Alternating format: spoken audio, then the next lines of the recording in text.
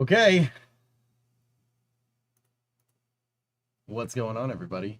Welcome to part 37 of the Crew Cab Charger, where we work on more trunk alignment, and more trunk alignment, and more trunk alignment, and more trunk alignment. Yeah. Isn't that great? Are you awake now? What? That is so loud? Huh?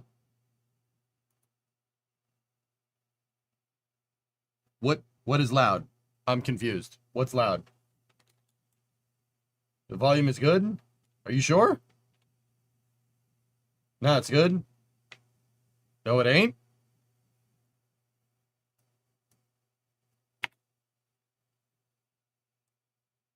Bananas, bananas, bananas, bananas. The Pocasonic propulsion. Oh.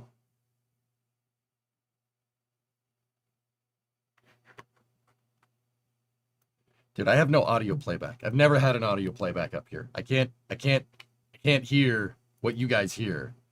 You know how hard it is to try and diagnose an audio issue when you have no audio playback? I have to look at the levels in OBS to make sure I'm not overdriving the sound. Anyway. That song? Oh, okay. Satisfactory is a year older today. Yeah. Cool. All right. So, are we ready? We're ready to go out there. NASA is doing their announcement too. They're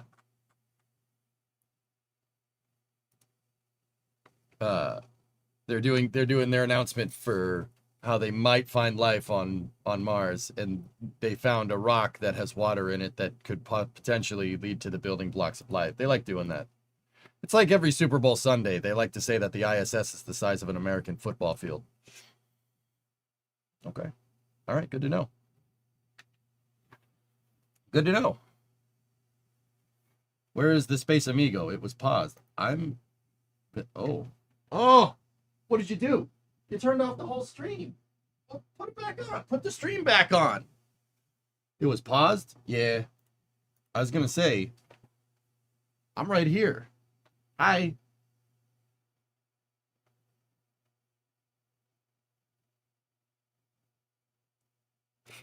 You had the video paused, Squall. I was just talking about that.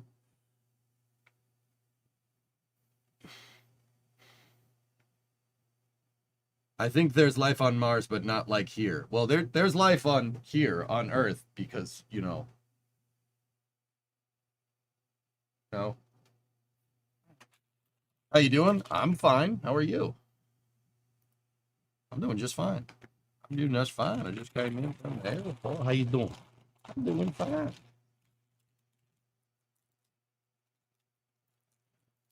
All right. Dude, I want to show you guys something out in the automotive out of the automotive area. We will put the Mars finding stuff on in the background. Yeah, let's go over here, put the music on.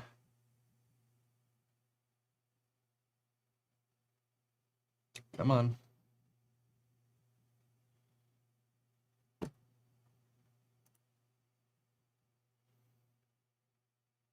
There we go. Yeah, you know what, Dean? That was a little bit loud. Should be fine now. Did we fix the auto setup? Yes. Well, yes, and I haven't changed anything. I added to it, though, but that shouldn't mess with the setup. So let's go to the garage split and see. Ha! Hey. All right. Let's go. Trunk pan alignment and trunk pan alignment. If we, if that NASA announcement is a big deal, we'll switch. We could just pivot to coverage out there. But yeah, if not, we'll just cover it for space news. Okie dokie. All right. Stand by for loss of signal from here, from the office, as expected.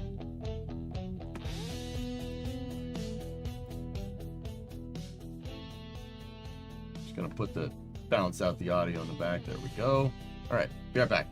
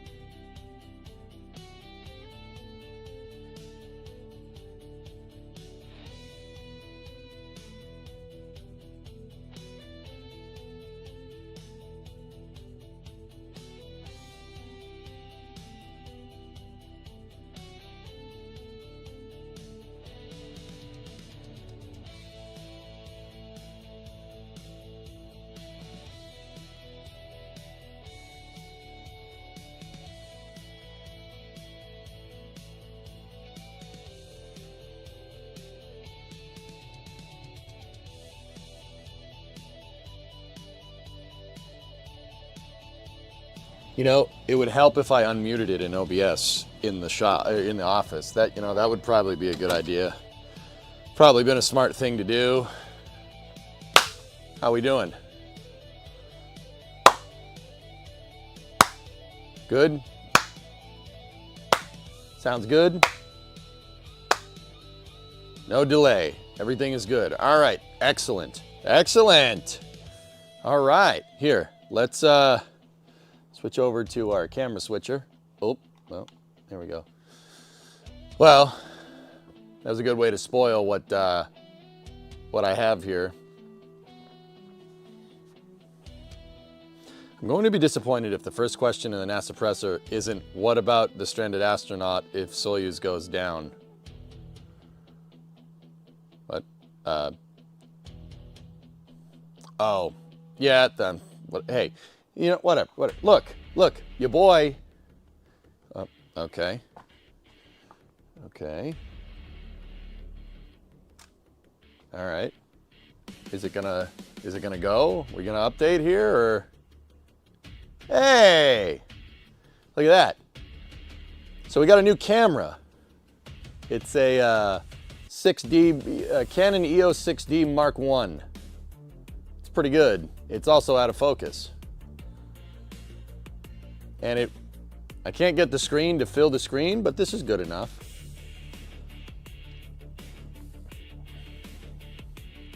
And it is delayed. Look at that. It's definitely delayed.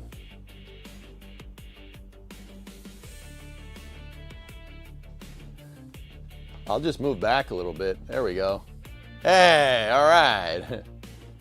It's got some real tilt shift going. It's got a 50mm lens attached to it, and it doesn't, the delay is just on the new camera. I know. There's probably a delay. Oh, why did it stop? Why'd you stop?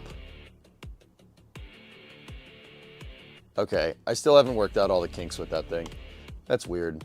The reason why there's probably a delay is because this is entirely wireless. See? No wires. You can just take it wherever we want. But this thing really likes to just it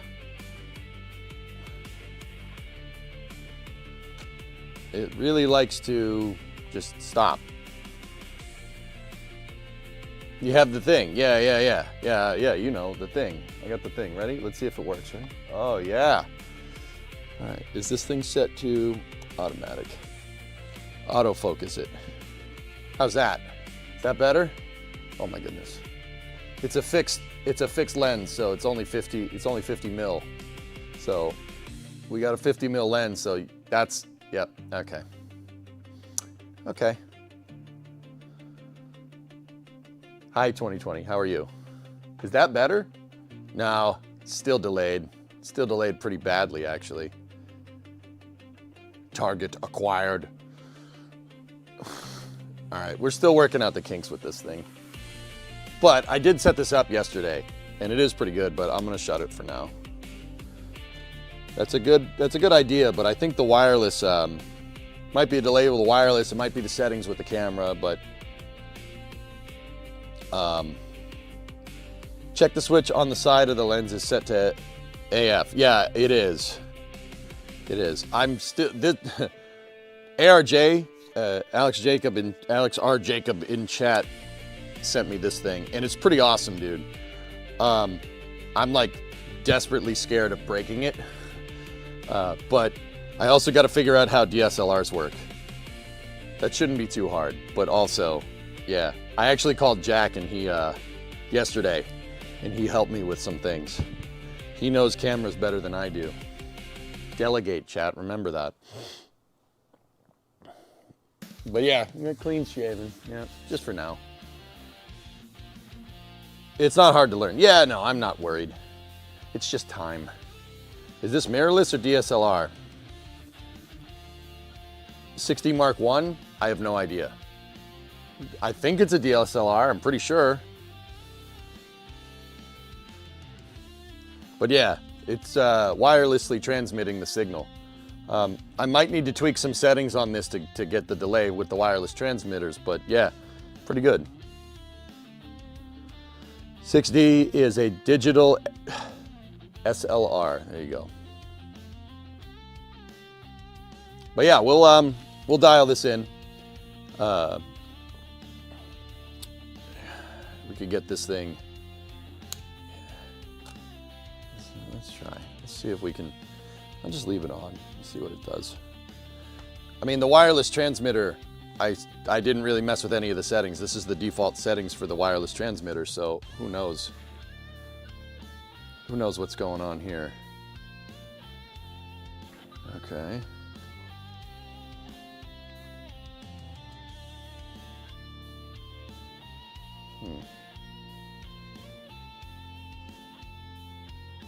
Discovery, go at throttle up. Still like a 50 millisecond delay on the wall bench cameras, but it's not too distracting. Yeah. I don't know.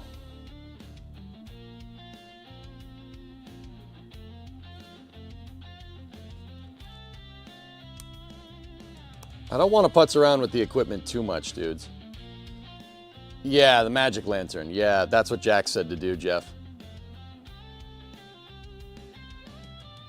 The Mark 1 doesn't have continuous autofocus during video.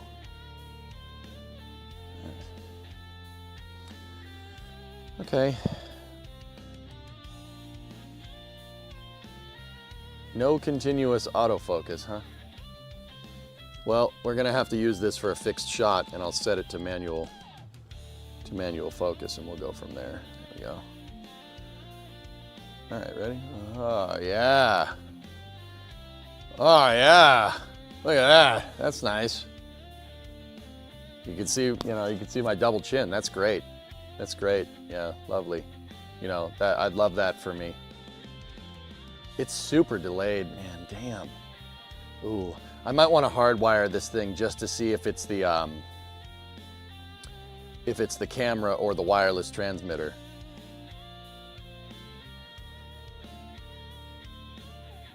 Enhance.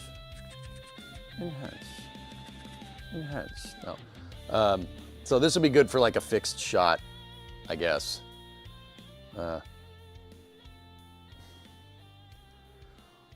Okay. Well, we'll just put this over here. Put this over here, and yeah, we'll go from there. Let me just make sure it's adjusted so you can see the car. Nope, that's the camera. There we go. It's fine. Yeah, I love that bumper. It's a nice bumper. That basically is what we're going to be messing with today. Oh yeah, that's nice though. Look at that.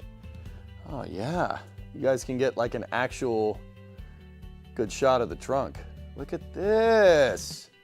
I don't hate this. This is nice. Yeah, I figured out where it's riding high right here, dudes. On the pan. I figured it out. It's the leaf spring perch. Just one part of it. I may have burned that perch in just a little bit too high. And I'm talking like maybe 2 to 3 millimeter too high, which is well within tolerances for the car. But I still want the trunk pan to stay, I still want that trunk pan to stay flush, if you understand what I mean. Here, let me, we still got to get the right clearances down here, Clarence.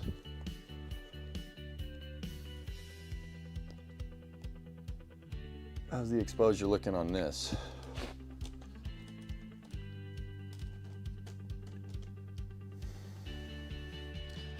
Well, let's have you guys look down the dang peephole. You should be able to tell the clearance is a lot better here with this. Here, let me just... You see what I'm talking about here? This is what I've been trying to tell you. Should be able to see that with that camera a lot better.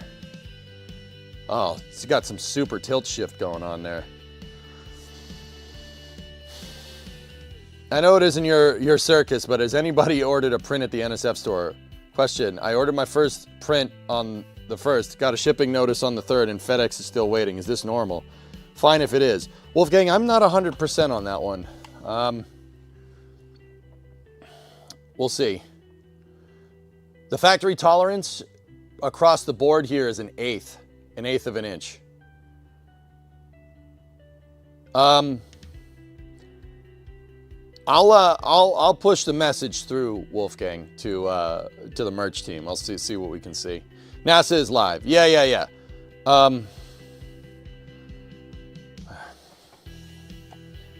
am in a quandary because I need to do work on this thing. We basically missed the entire month of August. We were down the entire month of August because of the setup. We gotta make some forward progress on this, man. Picture in picture. I'm not sure how the audio being piped through the speakers to the microphone to you guys is gonna be a good thing, but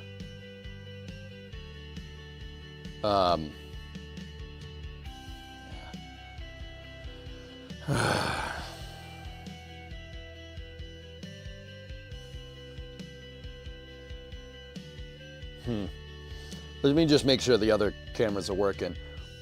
You know, you can say what you want about that Vivitar. The picture is terrible, but it never doesn't work. Like, you know, it's not bad. I put the Vivitar up there to give you guys a better camera shot, like of overall. I used to have it over there on the shelf, but I moved it over there. And let me just make sure that the Sony AX1 is working as well. Oh, ew, it's a little blurry. Hold on. Hang on a minute, Chief. Why are you so blurry, mate? There we go. Much better. Perfect. Cool. Killer. Killer. Drop the check tomorrow. Nice. And there you can see how messy my shop is. It's great. There you go. All right. Couldn't you wear earbuds to listen while we get streamed audio? I don't think you guys want to do that. All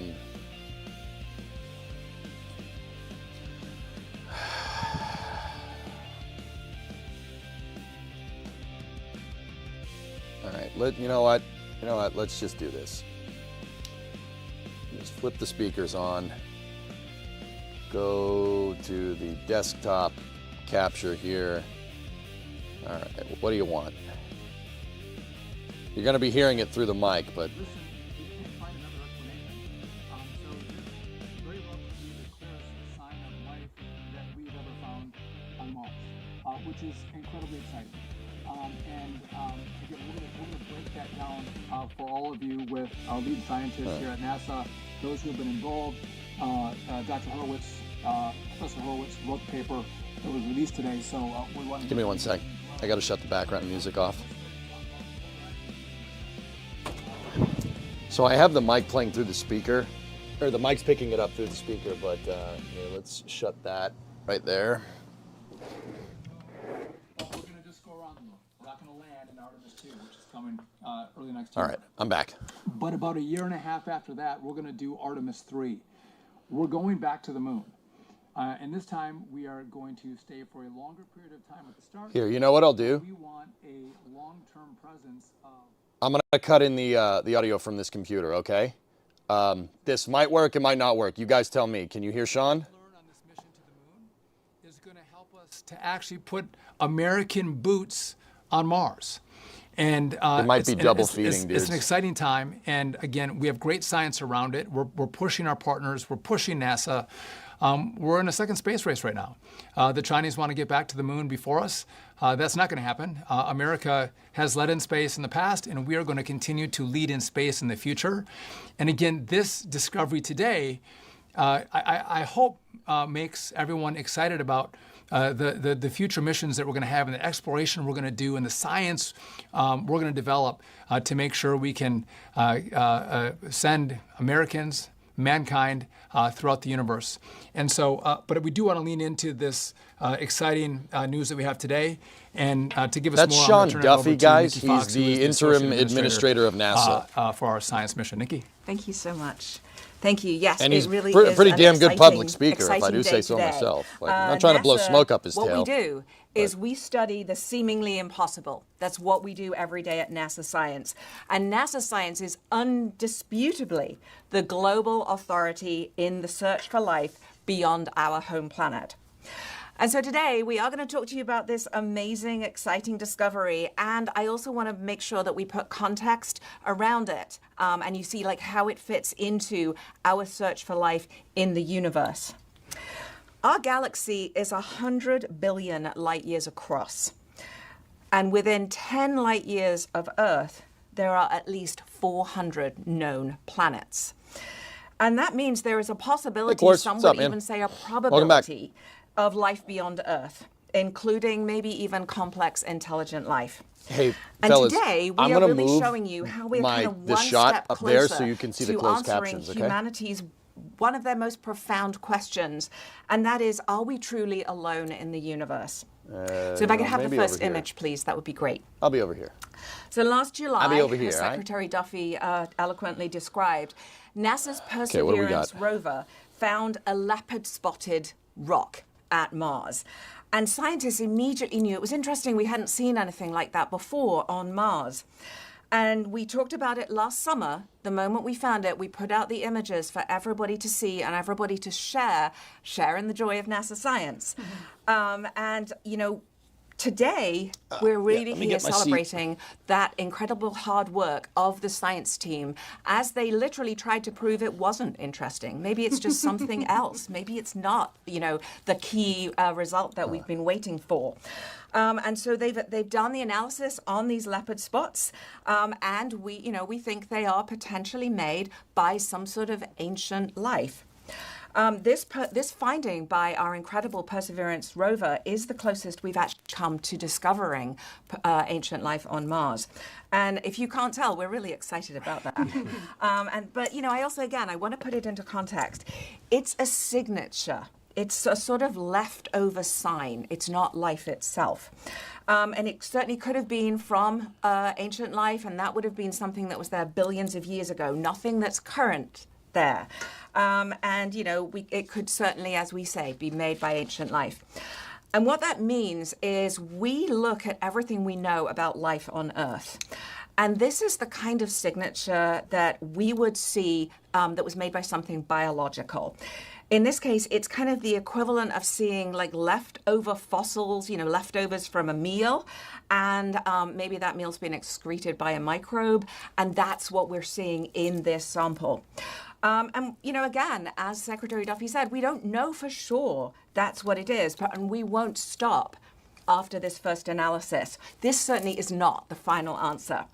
But we have this first result, and we're sharing it with you, the world, and we are asking you to look and give you our analyses also. And that's what we do in NASA science. This is, you know, how we find our information. It's part of that long journey. We ask a question, we design a mission that can actually go and address that question. We develop the technology, we build the hardware, we launch it into space. It takes the data, it brings back the information that we need here. We analyze it, and we come up with answers to those really, really tough questions. We've actually been studying Mars with, even as early as 60 years ago when we sent our first missions there to take pictures of Mars and tell us really that's quite an interesting place and we really do want to send humans there. And so we've been doing this so we can understand the planet so we are ready to send our humans there. We certainly, as we look forward, we plan to send more missions to Mars in support of the Artemis program, which we're really proud of. And it will open the door for humans to study and better understand the red planet, and perhaps even one day bring back Martian samples home for us to actually study here on Earth. And I want to underscore the point that NASA science discoveries do not just happen at random. They are the rewarding results from meticulous, long-term strategic planning. We send these missions to really address these incredible questions. And each new discovery helps us just, kind of drive what research is coming next. What missions do we want to design next so we can kind of take that full bench of tools with us to solve the problems of how best to support, to explore our solar system. First with robotic missions and then with humans.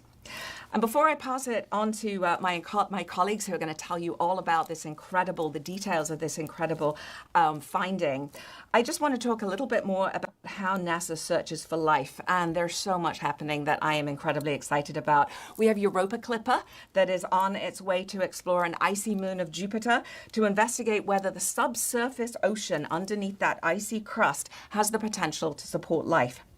After that, we'll launch Dragonfly, which has been deemed the most exciting science mission. I'll fill you guys in when space she's mission done, of dudes. your lifetime. Give me a second. And it's a drone. It's the size of an SUV, and it's going to be humanity's first airborne science mission to another world. Dragonfly will explore the amazing world of Saturn's moon Titan, which is the only place in our solar system where that have lakes of liquid on the surface. And with Dragonfly, it's going to let us understand the prebiotic chemistry that predominated Earth here before the origin of life. And the other thing we're looking for all over the universe is potentially habitable worlds. Maybe. 30 years ago, we first discovered an exoplanet around another star system, and today we know of thousands of them. This has changed the very way that we look at our night sky. We know that there is, on average, a planet for every star in the sky. And as I've been saying, each new mission is specifically designed based on all of the knowledge that we've gained so far. And in this case, the knowledge is allowing us to lean forward to study a concept mission that is supported in the president's budget called Habitable Worlds Observatory. And that will allow us to search for habitable worlds and for signs of life around 100 of our nearest stars. Super, super exciting. From its vantage point in deep space, it will observe a variety of critical targets for us to go and explore, for us to sort of put our fleet of telescopes staring at those, including our amazing James Webb Space Telescope, and of course our upcoming flagship mission that we launched in 2027, the Nancy Grace Roman Space Telescope. Super excited. Yay, Roman. The Habitable Worlds Observatory insights could help keep astronauts and human infrastructure safe in space. The science stuff is coming later. It will be the most David. powerful telescope NASA and the, has ever launched. Amit is the lady maintaining behind her Americans' with the leadership beard. in space, which is so And then the important. other lady, But for now, Amit is the second back in to the charge at present NASA. and back to Mars. And then the lady on the so left I'm is the principal delighted to turn it investigator. over She's to the one Dr. that's going to Katie have the Stack science, Morgan the woman to with tell the us more curly hair about on the left. Perseverance's work on Mars, and she's joining us by phone. Take it away, Katie. Or the phone person is. Thank you so much, Nikki. The discovery of a potential biosignature or a feature or signature that could be consistent with biological processes, but that requires further work and study to confirm a biological origin is something that we're sharing with you all today that grows from years of hard work, dedication, and collaboration between over 1,000 scientists and engineers here at the Jet Propulsion Laboratory and our partner institutions around the country and internationally. A discovery like this comes from years of strategic planning and science analysis from both the rover team as well as the Mars community as we went from the development of the Mars 2020 mission as a concept in response to the priorities of the Planetary Decadal Survey, to the landing site selection, and now to the daily operations of the rover that provide us such a fantastic data set that we're going to share with you today. If we could bring up the first image here, I'll be providing some overall geologic context for the discovery of these Jezero crater. leopard spot features. The Perseverance rover landed in Jezero crater in 2021. And this site was selected as the result of a multi-year community effort because we decided that this site was truly the best place to accomplish the Mars 2020 mission goals of seeking signs of ancient life on Mars and putting together a collection of rocks for possible return to Earth in the future. See where it says Chepyava Falls? That's where Perseverance it's in a is. location amongst the most ancient terrains on Mars, exposing some of the oldest rocks anywhere in the solar system. And these really ancient rocks provide us a window into a period of time that's not particularly well represented on our own planet Earth, but it's a time when life was emergent on Earth and could have been on Mars as well. Jezero is also indisputably the site of an ancient lake, which we know because we have two river valleys entering into the crater and a river valley exiting the crater through which water flowed out of the crater. During the first 4 years of the mission, Perseverance explored three main geological terrains within the crater. The rover landed on the crater floor, which was a sequence of igneous rocks, including lava flows and igneous cumulus, that had a number of interactions with water and preserved probably micro environments that were likely habitable. The rover then transitioned to the western fan. It's a sequence of sedimentary rocks whose sediments were transported from ancient terrains out of the crater into the crater in a relatively long-lived and stable lake, delta, and river setting. The rover then transitioned to what we call the margin unit. This was a thick sequence of igneous rocks that really distinguished themselves by strong orbiter spectroscopic signals of the minerals olivine and carbonate. Everybody got this? After the margin unit exploration, the rover had a chance to traverse into the Retva Vallis, which is the main feeder river valley that once fed the ancient lake that was present in Jezero. And this river valley, more than 3.5 billion years ago, this valley would have been filled with rushing rivers carrying mud, sand, and gravel from outside the crater into the lake inside the crater.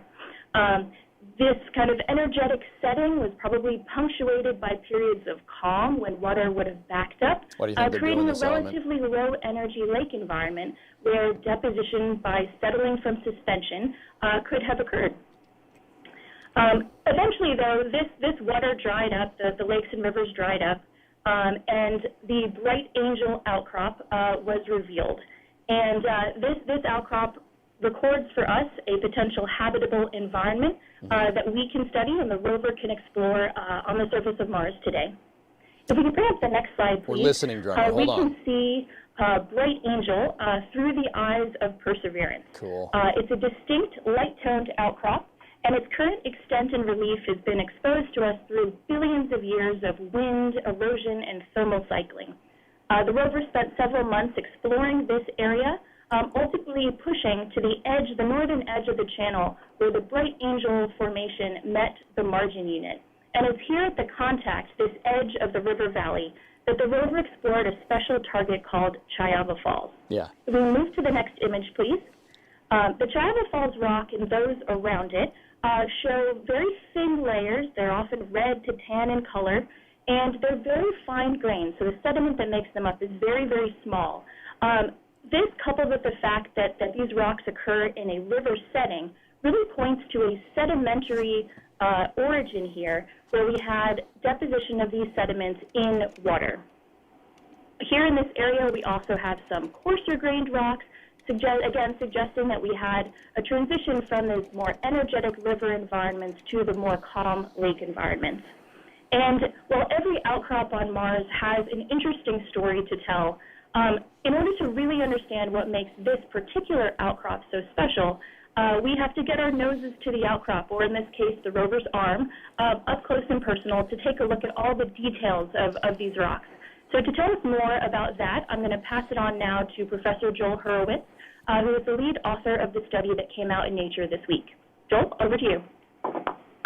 Thank you so much, Katie. If I can What's up, bring Joel? up the first view graph. He's the principal investigator, not the other what lady. What you're looking at here is a selfie that Perseverance took of itself in front of the Chayava Falls workspace in the Bright Angel Formation. And I show this image, one, to kind of provide a little bit of additional context and show that we collected a sample from this rock. You can see a hole in the rock where that sample core was collected.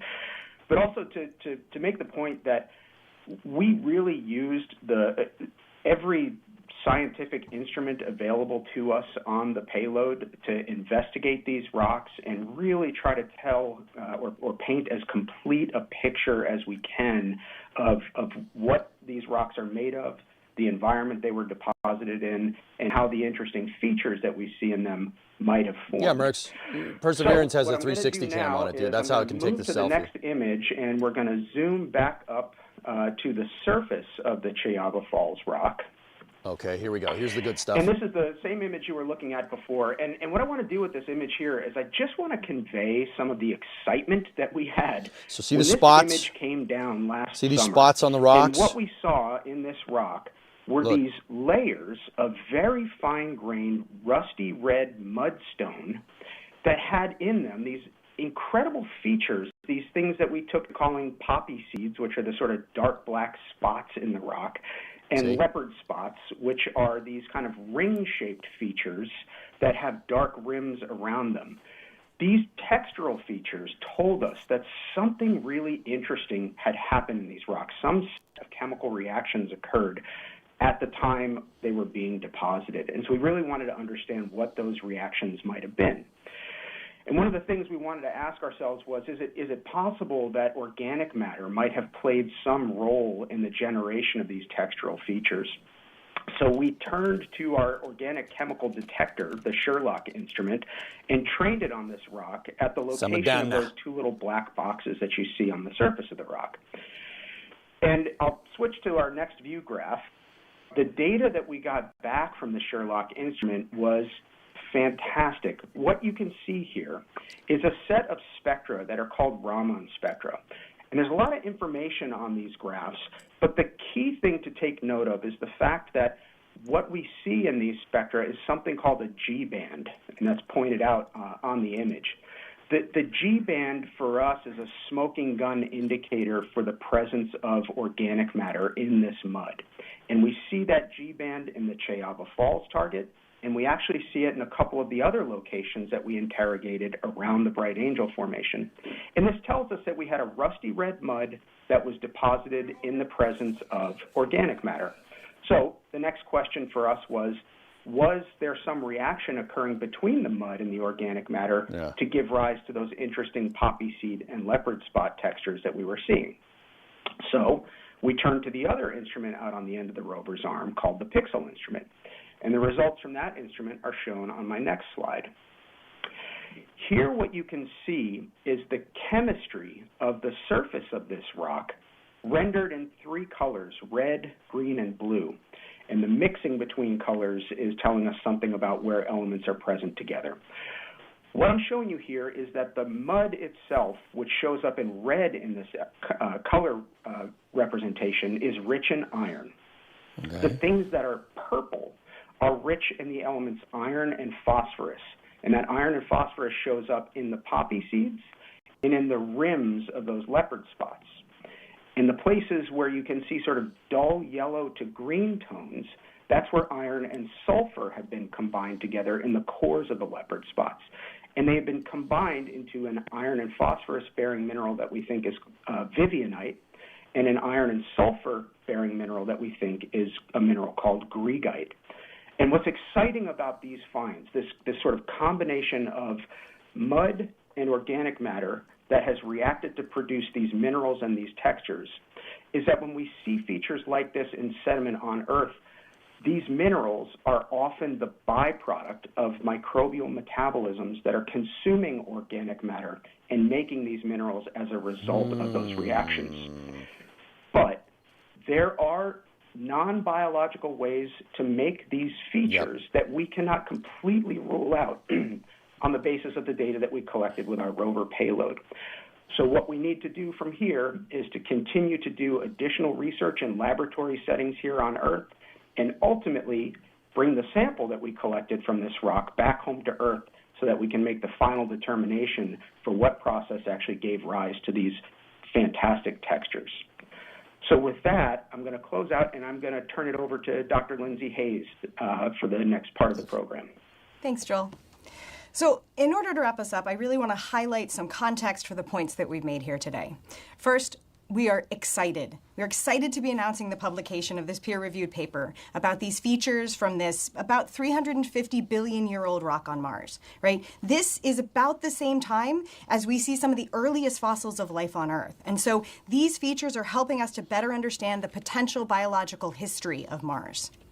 After our announcement last year, the peer-reviewed publication is the next step in the scientific process, and it allows NASA to make the data that we collected from this mission and the science team's interpretation of that data sort of available to the broader science community for further and wider study.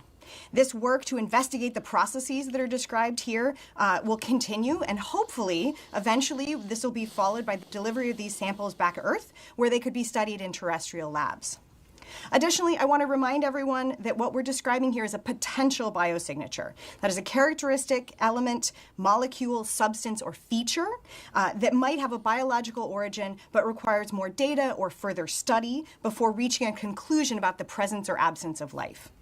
And then finally, as we have explored Mars, one of our main goals has been to determine if Mars was habitable in the past and whether or not life was ever present. This was part of the reason that we sent Perseverance to Jezero Crater. And the findings that we talked about here, they weren't an inevitable result from this mission, right? They're the direct result of more than decades of work by tens of thousands of people with many different missions that were meticulously and strategically planned, payloads that were developed and missions that were executed capable to lead us to achieving this discovery. Our exploration themes, and I think there's a slide here, have guided the Mars exploration program as it has evolved over time. And these are the reasons why we explore. These missions have expanded expanded our understanding of Mars to more than we know about any other planet other than our Earth. And it's, examples of our combined ability to look at things that allows us to look at things like this Martian meteorite here, which is EETA 79001. This is a Martian meteorite that was found in Antarctica, but combine these kinds of work, the curation of these meteorites, the study of these meteorites in NASA labs, with data from our missions like Viking, allowed us to characterize this meteorite and a whole host of other meteorites as coming from Mars, which allows us to do some additional context with our missions. So all of that combined work, right, there's no other space agency that has conducted such a long-term coordinated campaign in planetary exploration. And this demonstrates American leadership in space and in science, and data from these robotic explorers are now feeding forward to our plans to prepare humans to return to the moon and to go onto Mars as part of the Artemis mission. And so thank you very much, and I'm going to send it back to the moderator for time for questions, I believe. Thank you very much. Thank you so much to all of our speakers today. We are going to move on to the question and answer portion this should be fun. of today. As a reminder to the media, you can hit *1 to get into the queue. We were planning to take one question per person. I also want to make sure you know we do have imagery available, the imagery we showed, as well as some animations that we did not. If you go to nasa.gov, you'll be able to see our press release, and you will have access to imagery there. With that, we will go to our first question, which is from Marcia Dunn with the Associated Press. Yes, hello, good morning. For someone at NASA, what's the latest on NASA's plans to retrieve the samples from Perseverance? Has NASA made any decisions yet on the options put forth by former administration Nelson before he stepped down? Is there any kind of tentative timeline? Thank you very much. So, listen, we're looking at how we get this sample back or other samples back. What I said at the start was this is 30 plus years of exploring Mars, and that is going to continue into the future. This is exciting news. What we're going to do is look at our budgets. We're going to look at our timing, and how do we spend money better, and what technology do we have to get samples back more quickly. And so that's a current analysis that's happening right now. Again, what is the best way to do it, which is what we're looking at and thinking through at the moment. Thank you so much. Our next question is from Bill Harwood with CBS News. Solid mid answer. Yes, hi. I'm curious. One of my colleagues, Miles Doran, found a YouTube video from back in April that basically highlighted this very formation and talked about it being a possible biosignature. I'm just wondering what's changed since then to warrant raising this to the level of a news conference. Was it simply the peer review process running its course? Because it really sounds very similar to what you guys reported back then. Thanks. Does Joel want to take it? I think Joel should talk about it since he's the author of the amazing paper. Yeah, I'd be happy to, Bill. Thanks for the question. What has happened in the interim between last summer and now is a variety of things. One, the continued exploration of Neret Vivalis so that we could collect more data from this locality and better understand the environment that these rocks were deposited in and really sort of firm up our understanding of what type of setting they were formed in. Allowed us to gather more data on these features that we have called potential biosignatures so that we can better understand the nature of the reactions that might give rise to them. And then, of course, after a few more months since that last press conference of collecting data, there's a long period of sort of aggregating and interrogating that data and writing it up and putting it together into a comprehensive publication that then has to go through the peer review process. And so that has all been going on sort of in the background between last summer and now. So that is what has happened between then and now. And I would highlight that the peer review process is a really important component of being able to present these results here to you today. And Bill, that's part of the process, right? So again, we find the sample. We can have a lot of commentary that agrees with what NASA has found. Some may disagree, but to interrogate the data, as Joel just mentioned, and to have it peer reviewed. What's exciting is in the past, what we thought it was, our peer reviewers would say it was not. our peer reviewers are saying, well, this actually could be what NASA thinks it is. And that's why this is so exciting. And that's why we want to have this press conference to share it with the world, to share it with you. And also, we are ultra transparent, right? If we had this exciting news about the peer reviewers and what we think we found at NASA, and I didn't bring it to you, if we didn't have everyone here together, you might go, you're trying to hide stuff from us. Why didn't you tell us that a year ago? So we are here to say this is exciting, and we want to share that news with, again, the data that's been pressure tested with other scientists who are like, this could be very real. Mm-hmm. Anyone else want to? Okay, that's fair. Yeah. Great answer. Thank you so much. That's fair. Next, we have Ken Chang with the New York Times. Hi, thank you. So this is for Secretary Duffy.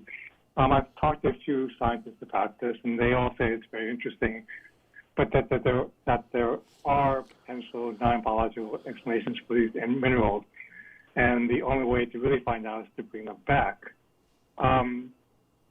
But the Trump administration is, in its budget request, here we go, called for the cancellation of the Mars sample return mission. No, it doesn't. Based on what Mr. Duffy said earlier, is that that's not the right. case anymore? That you are still looking to possibly conduct that?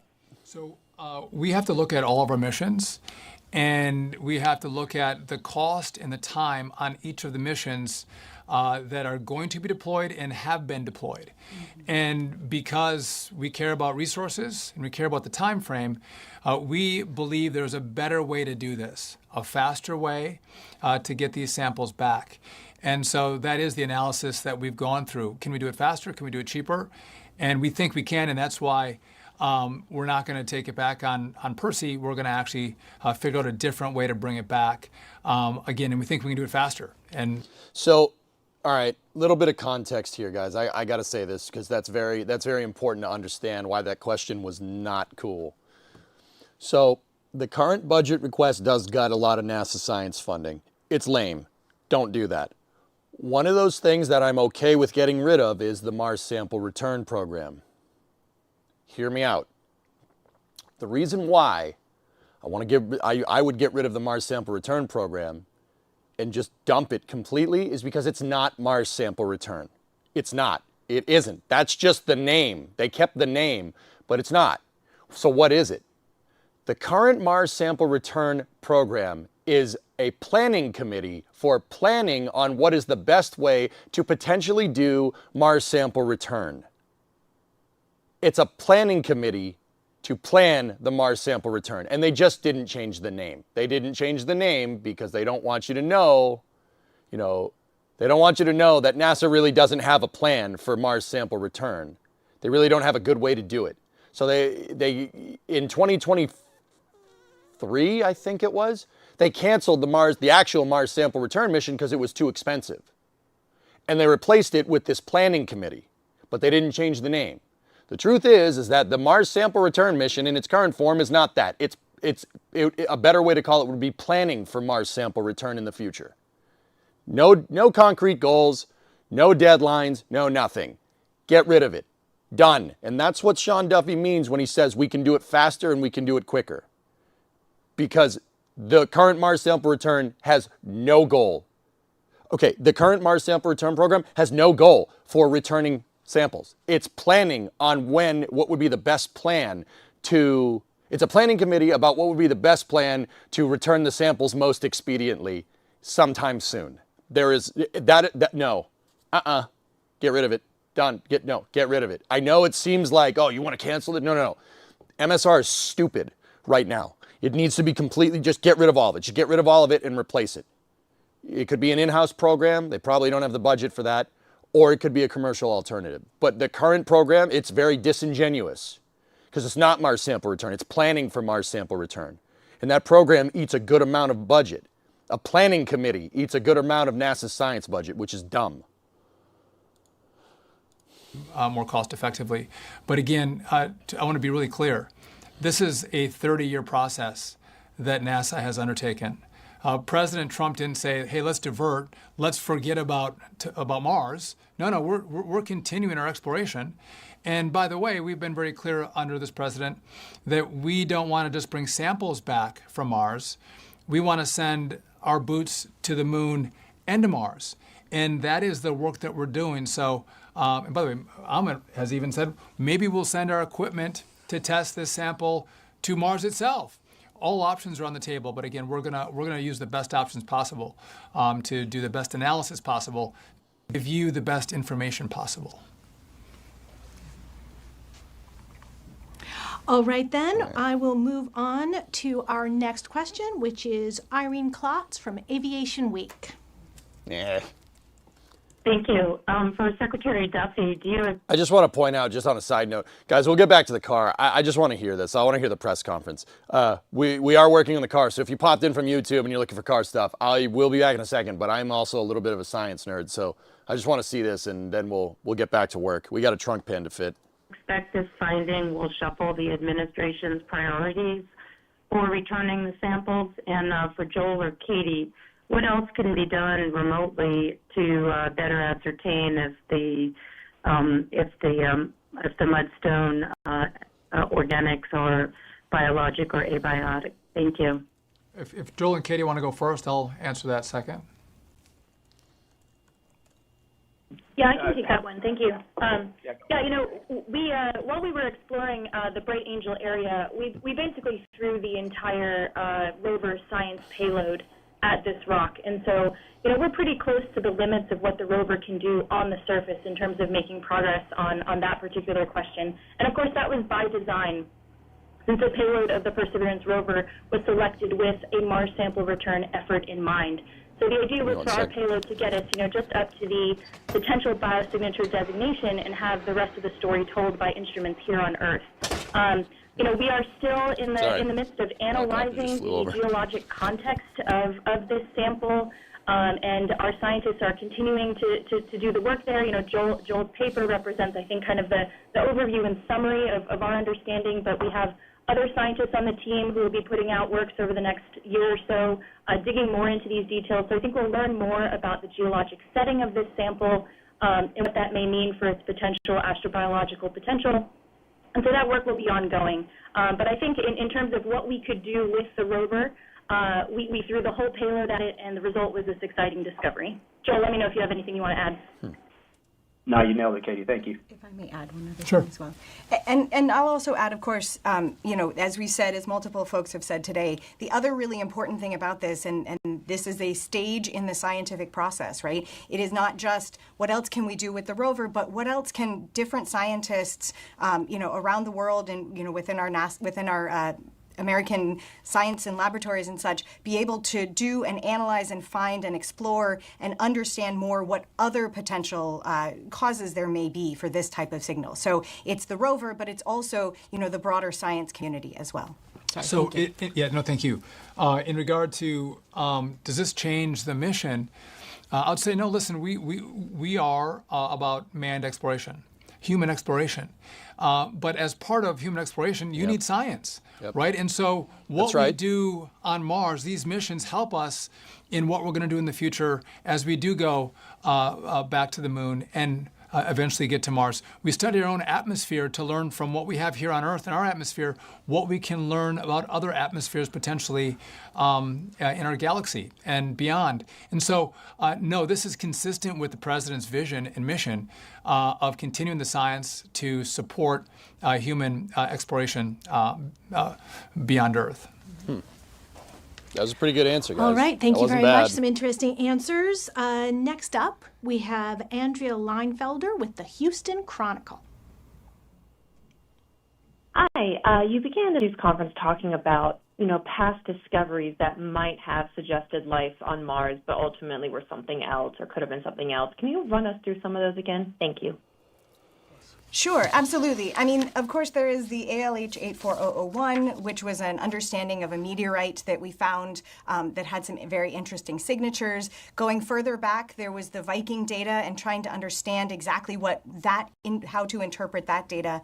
But what I want to highlight, and this is something we've talked about a few times here, we think about these things and we try and frame these things in a way to communicate different ways of what each of these detections are, right? So the first first thing that happens, right, is that you detect a signal that you know can result from biological activity. You want to make sure that it's not contamination. And then you try and understand that signal in the context of the area, the context of the environment where you found that signal. And so one of the things that we're doing here is, as Secretary Duffy said, we're trying to be very transparent, right? What we did is originally we announced that we had found a signal. This paper is showing that, we understand the context of the environment around it. And, we sort of, as we think about these things, we want to be clear what we are communicating here, and that the next stage is to communicate and to see what the rest of the science community, right? These discoveries may become more significant as more data comes in from other research.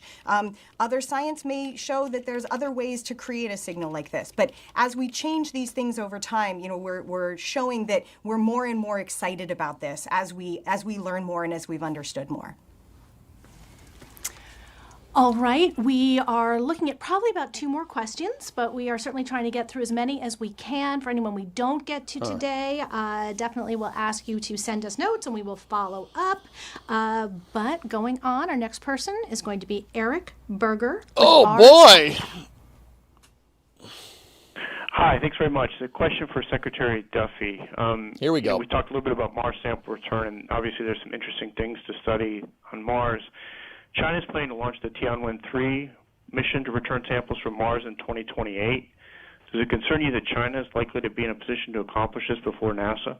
It's not a bad question. So first, Eric, I love you guys are all asking me questions. We got some of the brightest people at NASA with us. I'll take them. I was hoping your questions were going to be more on this exciting news that we have today. But listen, we're running our plan, right?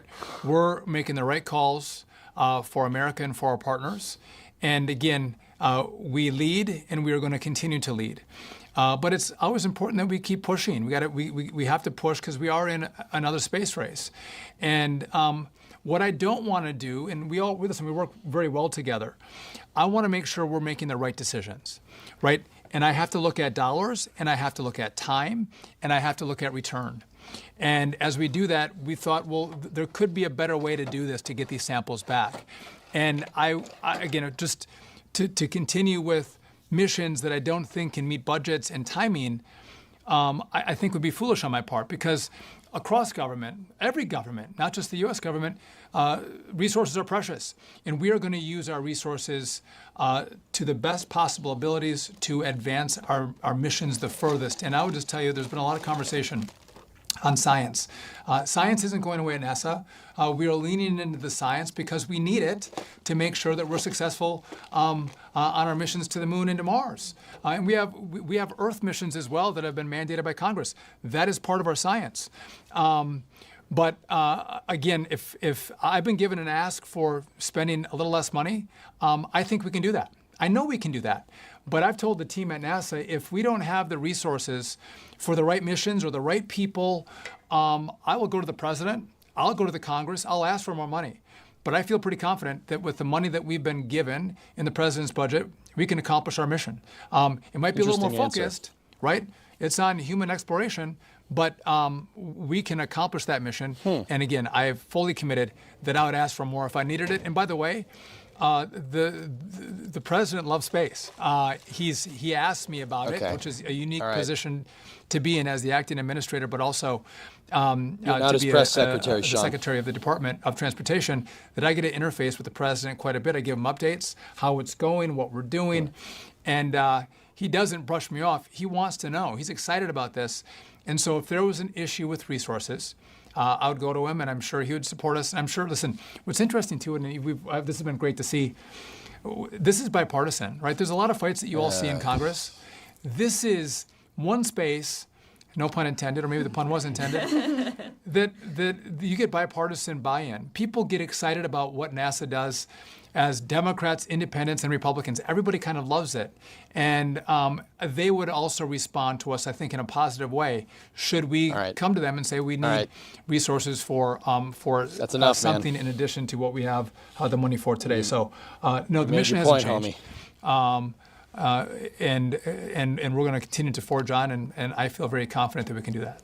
May I add? Yes. I want to pull on the thread that is, At no point has this administration said we don't care about samples. You know, we brought back samples from the OSIRIS-REx mission. We opened those recently, and we found amazing things from that asteroid Bennu. Look at what we've done with the samples from Apollo. We recently opened samples that hadn't been opened. They were curated, and they were, we opened them, and we've been able to study them with unprecedented machinery and instrumentation that we have here on Earth that did not exist when we first took the samples from Apollo. So it shows the value of these samples, and these samples are carefully curated. These are not just going there and picking up a rock and bringing it home. These samples are precious. We want to make sure when we bring them home, we bring them home right. But just by the way, they're very cool samples, and they are precious. They're precious. We do have to work on the naming of these samples. There's I don't know what TTI. J21, I'm like, whatever it is. Leopard spots. Leopard spots. We can do a little better name on the naming front. All right, I said we'd do just one more question, so we're going to sneak that in again to the media online. Please do write us emails. We will follow up as needed. But our very last question for today will be Jeff Faust with Space News. Good morning. Probably a question best for Dr. Hurwitz. You mentioned that there may be possible non-biologic explanations for the features you're seeing. I wonder if you can elaborate on what those might be, and if you could be able to distinguish between them short of having the samples back in a lab on Earth. Best way to do it would be to get them back. Great question. So we actually go into this in some detail in the paper. Wrote it on the paper. What we think is possible is that the mix of ingredients that went into this mud, or into this rock, the mud and the organic matter, if combined under the right conditions, could result in chemical reactions that could produce the minerals that we see in the absence of biology. And really, I'll just highlight one of them. The iron sulfide mineral I described, called greigite. One of the ways that you could combine the organic matter and iron and sulfur from the rock together and form that mineral would be to heat the rock up and basically sort of cook those ingredients to produce that new mineral phase. One of the things we sort of struggled with, I don't know, maybe that's the right way to say it, but we looked in as much detail as we possibly could to try to understand whether these rocks actually showed any signs that they were cooked. And within the sort of capabilities of the rover, we weren't able to make that determination. They really don't look like they had been heated to the temperatures that might be appropriate to that type of reaction. But it is a pathway, and I think it's one that we hope that the research community will take these results and go off into laboratories and run experiments to try to recreate these features under a variety of conditions, both biological and non-biological, to see, what are the options here for making these things that we've observed. Thank you, Joel. I also want to thank Katie, Nikki, Lindsay, and Amit for being here. Amit had a lot to say. I want to thank you all for tuning in. I want to just reiterate, we are going to be transparent. If we have exciting news, we're going to share it.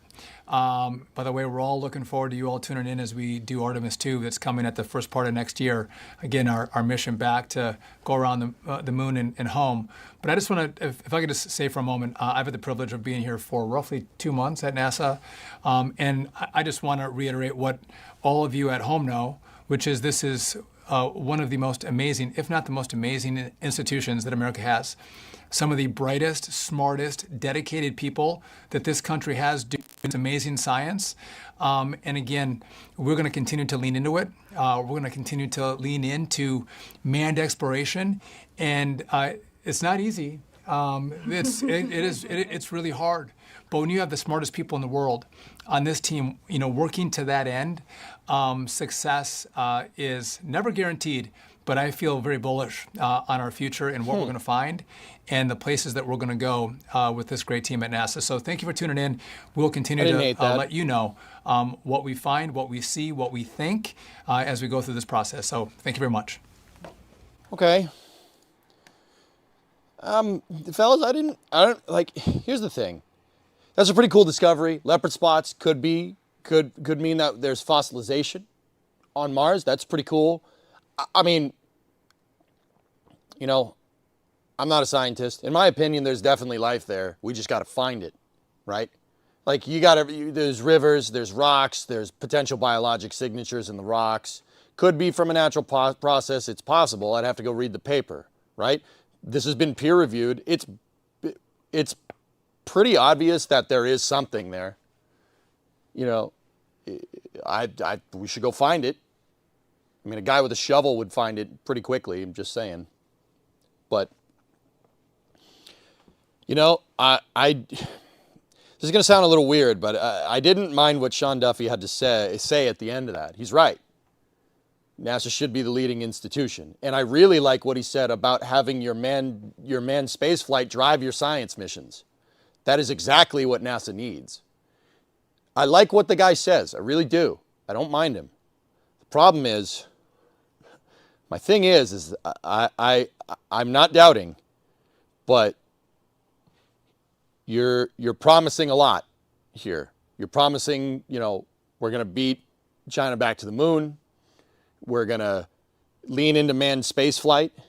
We're going to return Mars samples before they do, right? We're going to be the number one. We're going to be the forefront. That's great. Those are a lot of big promises, dude.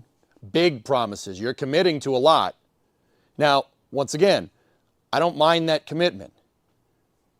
Where I'm kind of is that I'm not 100% sure whether you can follow through with any of that.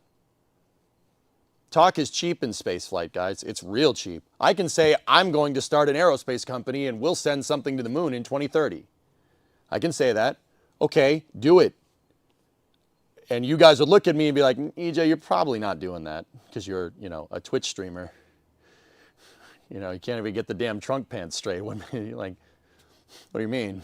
You know, talk is cheap. I like what he's saying. I really do. But in order to do all these goals that he says, you're going to need Congress to cooperate with you.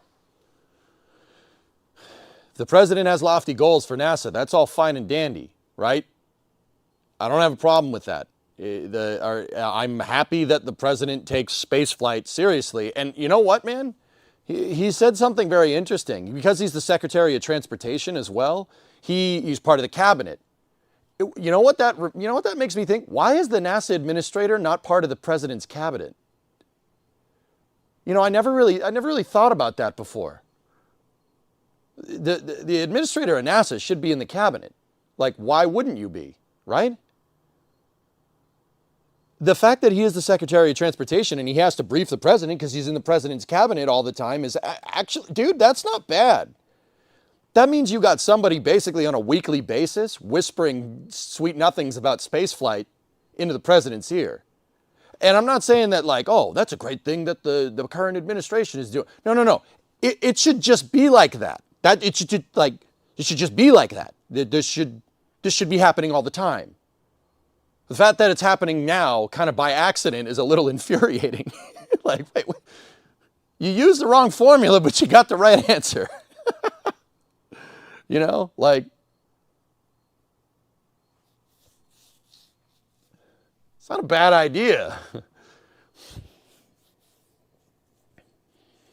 But yeah, Sean Duffy, I don't mind him. He's a good orator. He speaks with decorum.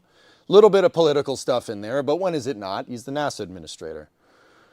I mean, that's why Jim was so damn good at this. He managed to kind of skirt that line between being like, well, this president's the best. My president's the best. He's the best. He's the best. You know, we're doing this because of the president. No. He managed to skirt that line of being, you know, like, look, president takes NASA seriously. President takes NASA seriously. I take NASA seriously. We got to do this, right? Like, and Sean's kind of getting there. I'll admit he's just, like I said, these are big promises, dude. Big promises. Getting back to the moon before China? Okay. How are we doing that? How are we going to do that? You want to return a Mars sample before them? How's that happening? You know, you're making some pretty big promises. You're writing checks that I'm not sure your tush can cash. You know what I mean? But we'll see. We'll see what happens. You know?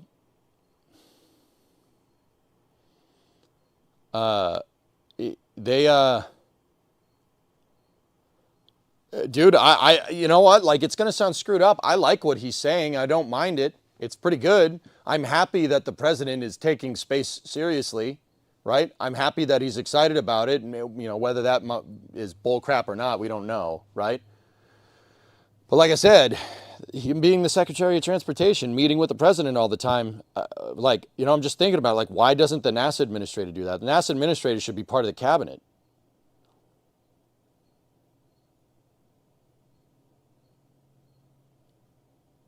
That's a good idea. We should make that a thing. But anyway, if Jim was serious, why wasn't Artemis already on Launch 3? There's only so much you can fix, man. There's only so much you can fix. You got to remember, Jim didn't get confirmed until basically halfway through President Trump's first term. He was a NASA administrator for pretty much the end of 2017, 2018, and 2019. That's it. Could he be trying to excite the public to hopefully have them push their Congress and senators to support NASA bills? Yes, of course.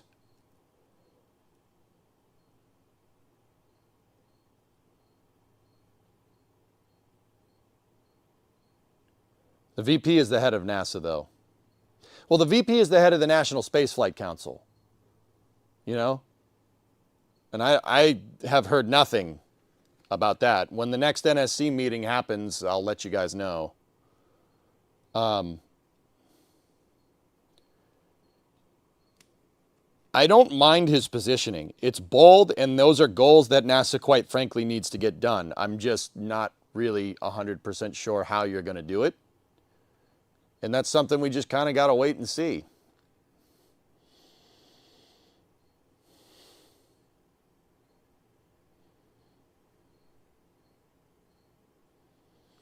Well, Turkey J, okay, if you really want to know, the biggest reason, all right, I don't want to get too much into this. We can talk more about it during Space News because I got to make some forward progress on the car. The biggest reason why NASA is in the position that they're in is because we didn't do this. We didn't do what Sean Duffy is doing. Do you ever remember big announcements coming from Charlie Bolden when he was administrator? He was administrator for 8 years. You ever remember big announcements coming from him? Nothing. Did you remember? I can't recall in memory stuff like this, like maybe once in a while, but if the president doesn't take our space program seriously, it's not going to get taken seriously. And we basically had 8 years of stagnation. So the crazy thing is, from basically 2011 to 2016, right, through basically 1.5 presidential terms, Congress was basically propping up the space program. And that's where we get this whole, Congress they're ruining the space program. Well, they saved it, guys, because it almost died. Congress put our space program on life support. In 2013, they wanted to pull the plug entirely. And Congress said, the hell you're going to do that? I mean, you might not like that this panned out the way it is. I mean, basically what that did was force Congress into planning our space flight architecture, which is why we're in the position that we're in. Because what do politicians want? Well, politicians want the ship to be on a nice even keel, right? You want the ship to be on an even keel. You want to get good money for your constituents. You want to be representative of them, et cetera, right? The problem is that keeping the ship on an even keel is not really what NASA does. They need to be bold. And in that regards, Turkey, what happened is that SLS and the Artemis, what would become the Artemis program, was flat funded. Flat funding, meaning that they just gave them a fixed amount of money, right? SLS is cost plus, but it's the most firm fixed pricing cost plus program I've ever seen in my life. SLS funding has basically just been keeping up with inflation since it came on the books, like in 2013, 2014. If you look at its funding, it's just a line that basically trends directly with inflation. Sometimes inflation goes up and the budget stays the same, which means the funding has gone down, right? Now, here's the thing. I've always said that firm fixed pricing for development of technologies is an idiotic thing to do. Why? Why is that? It's an idiotic thing to do because you don't know how much this moon rocket is going to cost. You have no idea. Do you know why? We haven't made a moon rocket in a half century. How do you know how much it's going to cost? You have no idea. So funding it on a firm fixed rate because the politicians are running the show, because the presidency, the president 15 years ago basically abdicated his duty to take space as our national priority, right? And he went for commercial, basically inadvertently tanked our national space program. I mean, that's the truth, dude. It's like, I'm not trying, this isn't a spin. Like, it's a really crappy thing to do. And you know, Jim tried to fix things, right? He tried to fix things, but he was going boats against the current, right? And then Bill basically kicked the can down the road. So we're kind of in a weird spot here, you know? Because space programs can't be funded with flat funding. Flat funding happens when you're doing routine launches, right? Operational costs should be a slow increase with inflation and go from there. When you're funding a project, there's an initial upfront cost for development. Building a rocket, designing a manned rocket to go to the moon, not easy. Not an easy thing to do. And in the early days of the SLS program, right, when you start out, you don't need a lot of funding because you're coming up with stakeholder goals, you're planning on what you want to do, right? The funding was flat funded, so it was overfunded, right?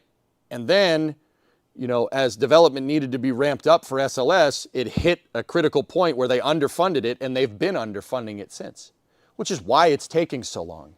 You can blame Boeing if you want. You can blame your legacy contractors. You can blame everybody. You can blame anyone. I don't see people blaming NASA and Congress. Like, I mean, yeah, I'm blaming Congress to an extent, but like I said, it's not Congress's job to come up with the goals. It's Congress's job to fund the goals. If you don't come up with the goals, Congress isn't going to let the gravy train stop. They're just going to make their own goals, and their own goals are just keeping on an even keel. It sucks, man. It sucks. It didn't need to be this way. If we just funded it correctly 15 years ago and given SLS the development it needed, right? Because you can't look at me in the straight face and say building something like the core stage was going to be something easy. It's not.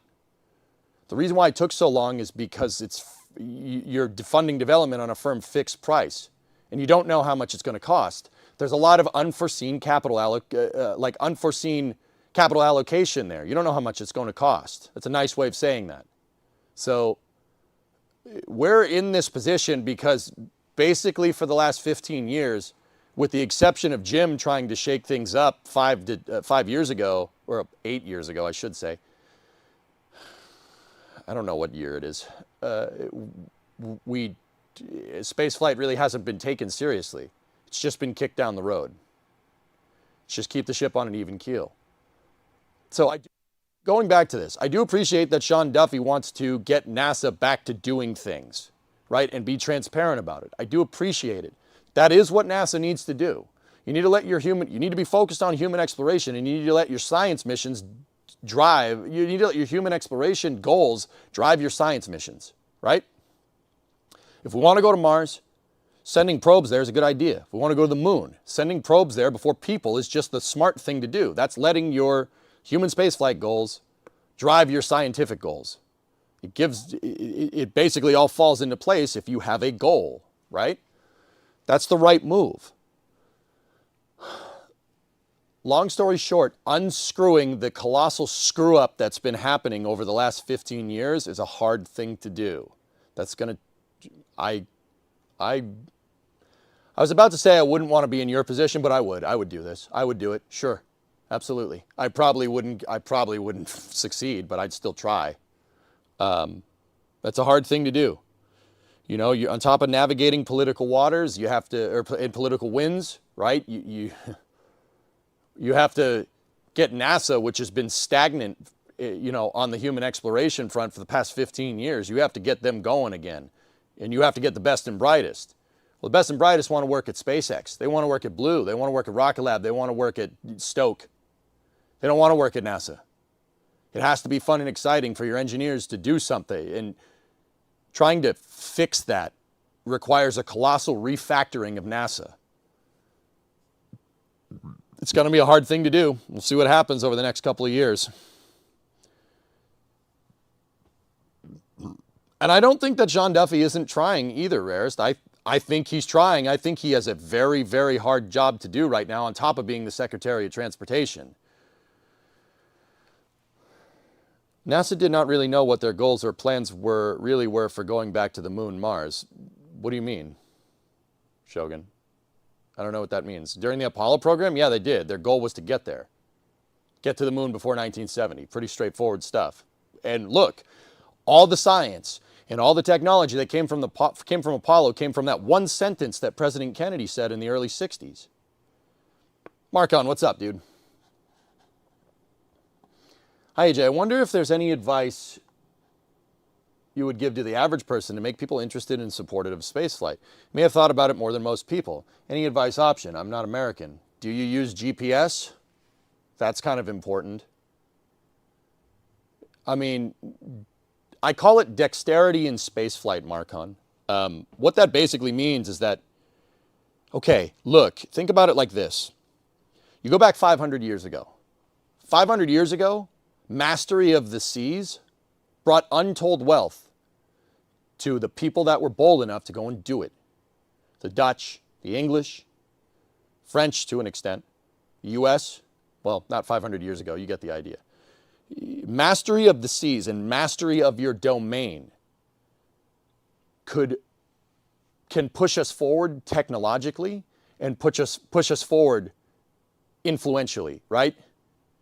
You know, the sun never sets on the British Empire. Rule Britannia, right? You know, you might not like the British Empire, and they did exploit a lot of people, for sure. Like, that obviously is a thing, but those things, those goals in mastery of the seas basically set us up for the modern world. You might not like it. It's obviously painted in blood, which I don't really like. And exploitation, which is also bad, right? But also at the same time, mastery of the seas is what taught us to be bold.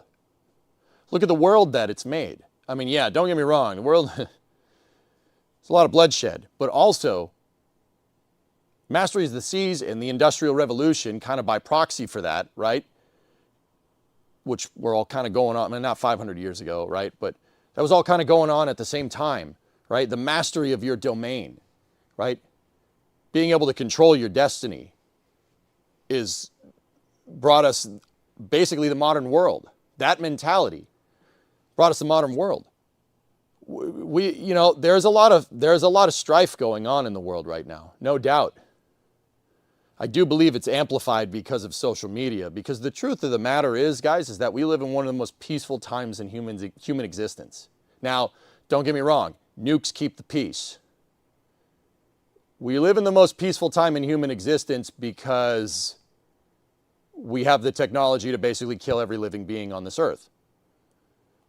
Weird dichotomy, right? Strange. However, the mastery of the seas and the subsequent Industrial Revolution by, Europeans 500 years ago basically paved the way for the world that we have now. Right? We could have untold wealth, untold prosperity by mastering spaceflight and sending people out there.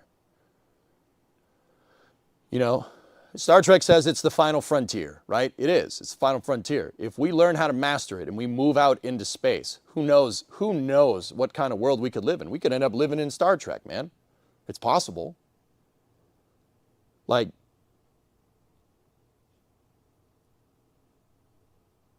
setting sail on this new voyage into the wild, dark yonder, so to speak, is quintessential for human existence. We have to do that. We have to grow. We have to be bold. We have to go further. If we don't, that will lead to strife. It will lead to war. Stagnation leads to war every time. Roll it, throttle up. Sorry, it does. Some people might not like hearing that, but it does.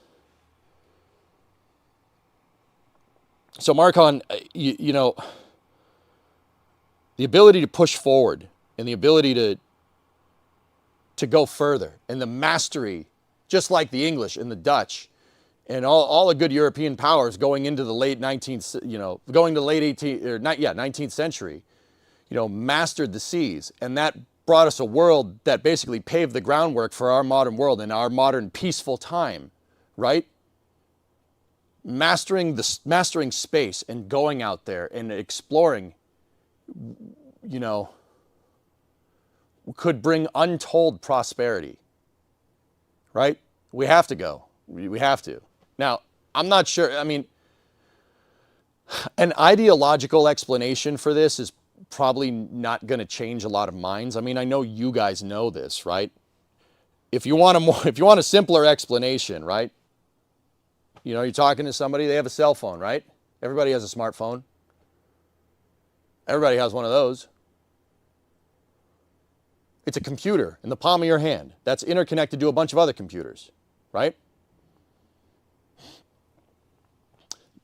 The Apollo program, that giant leap that we took in the 60s, pushed miniaturization of digital processing forward about 20 years, easily about 20 years. The necessity of taking a digital computer and trying to make it small enough and light enough during the Apollo program to fit onto a spacecraft, which needs to be low mass by definition, right? Fitting it onto a spacecraft basically drove the digital revolution going into the 70s and the 80s. Once again, being bold right there, trying to be a master of your domain, is partially the reason why everybody has a freaking tricoder in their freaking pocket. Excuse me. I get passionate about this and I start swearing when I get passionate. Don't get me wrong. It's not like the reason why I have a phone is because of the Apollo program, but the Apollo program certainly influenced us and kicked us in that right direction to drive miniaturization to the point where you have a computer in your pocket. That's a pretty big deal. Just saying.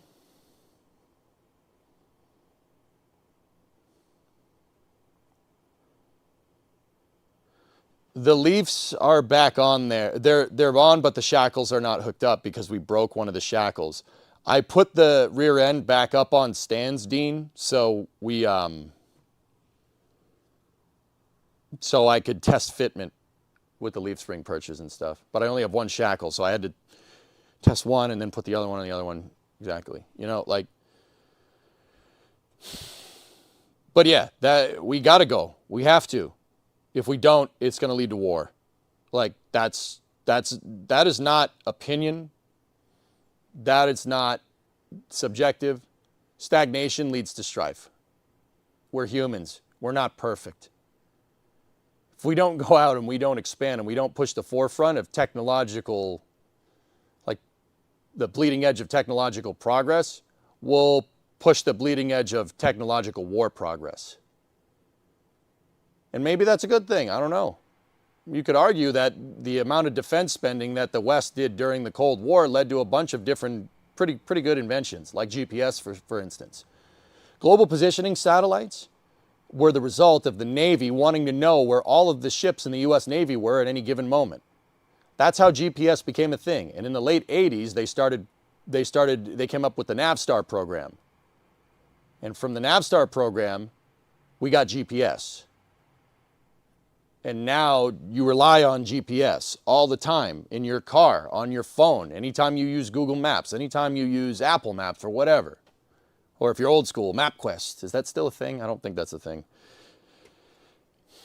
You could argue that defense spending is good too, but I would, if we want to do that, so be it. But I would argue that NASA can do things like that without the whole killing people thing. It's not PvP, it's PvE. You know what I mean? I don't know if that helps, Marcon. Maybe.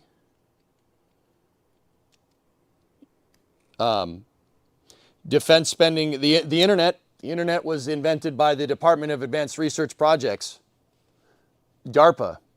The reason why DARPA wanted to make the internet is because they wanted to link together all the U.S.'s strategic nuclear arsenal. And in the event of a nuclear conflict, if you decentralize your communication, right, you can come up with a retaliatory plan, right? So what they did was basically they figured out a way using telephone lines to link all of the nuclear silos together and have avenues of communication between computers. The DARPANET led to the internet. That's kind of important. Yeah, I like that one. That one really helps me, right? Thanks a lot for the answer, man. It gave me chills. Now I feel like spreading human civilization through the solar system and then the galaxy. We have to, dude. We have to go. It's... like I said, it's not opinion. You look at any time in human history when an entity in history, even going back to like antiquity, when an entity gets stagnant and entropy sets in, you die. War happens. Every time. It's not like, that's not even, it's not even opinion. That happens, right? We have to go. We have to go further.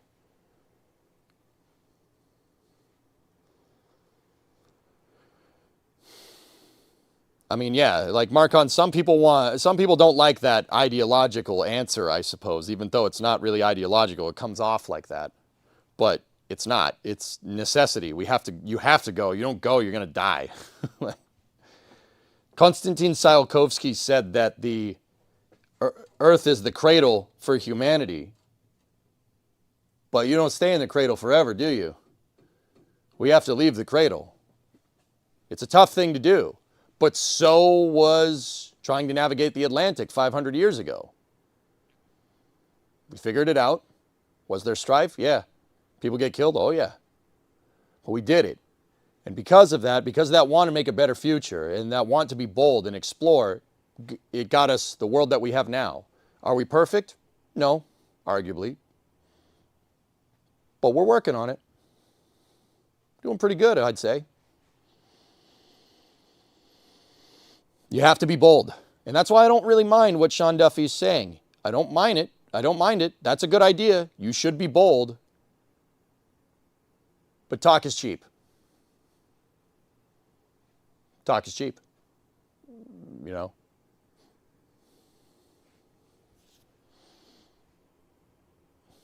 Anyway.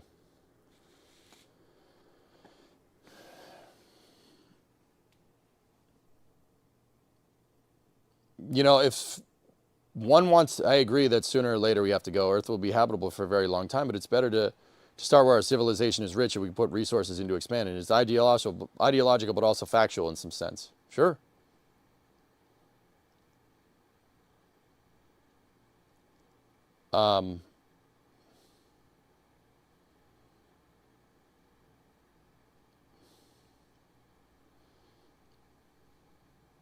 Tell Marcon for the Emperor. YouTube chat's talking to you, Marcon. They say for the Emperor. Got to be bold. Yeah, you got to. It's so important. Stagnation leads to war. All the time, every time. It's proven, going back to late antiquity, going back 4,000 years ago. And look, man, I do believe in human evolution. We certainly can get better, and we have. But human nature don't change. The hardwired stuff up here, that don't change. Everybody has that.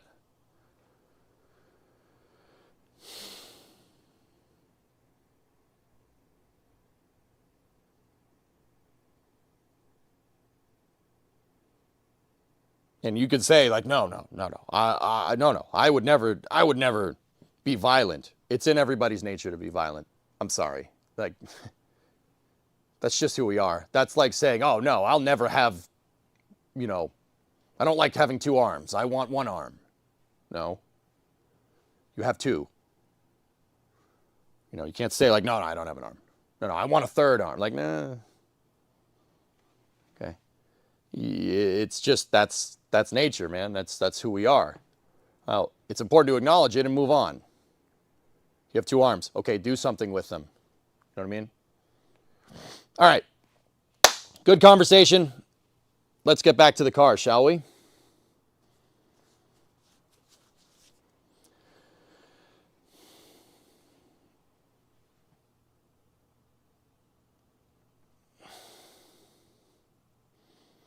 All right, so let's flip this up here. Let me just make sure I got all the cameras still working. Does that one work? Yes.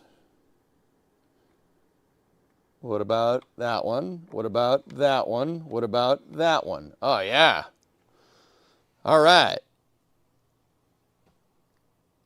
Mutation and accidents can cause you to be missing a limb.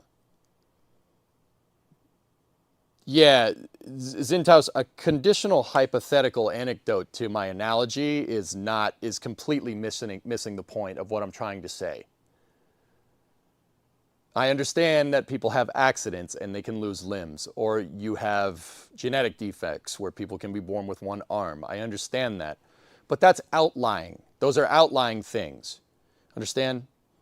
That makes no sense in the context of what I'm talking about, dude. I understand people can lose limbs. That's absolutely a thing. In the context of me right now, I have 2 arms. And to deny that is ridiculous. That's what I'm saying. Understand? That doesn't mean that people don't have 1 arm or no arms. Does that make more sense, dude? All right. Fitment on the trunk. See that gap there that's right in the focus with the tilt shift right there? We need to fix that gap, and that's what we're going to do today. That's my big one. So that camera is looking down this peephole right here. Right, see that little peephole? Right. So I finally figured out more or less what is what's causing. I'm just gonna put that camera over there. The camera seems to have timed out. That's good. I'm still learning how to use this DSLR, man. It's out of batteries. Okay. That camera ain't working today. Lovely. Okay, out of batteries. Lovely. So I got to charge the DSLR battery. It wasn't charged. That's okay. Let me shut all that off there. And we'll go back to the 3 camera setup. So, yeah, we gotta fix this. We still got some clearance issue. Where's the camera? What camera am I using? That one? No, that one. We still got to fix the clearance issues. This trunk pan is pretty much good. What I've been trying to do over the past couple of streams, and I've been working on it a little bit off stream too, what I've been trying to do here is get this thing centered. Get it centered and get it sitting perfectly on the structural components that are underneath it. The structural components that the trunk pan connects together on this style of car are frame rails. The frame rails are underneath it. So there's 2 kind of posts, or 2 kind of long bits of metal that go to the back of the car. That's the structure for the car. I mean, the whole car is structured because it's what's called a unibody, right? But we need to make sure, so we have two rails that come back, right?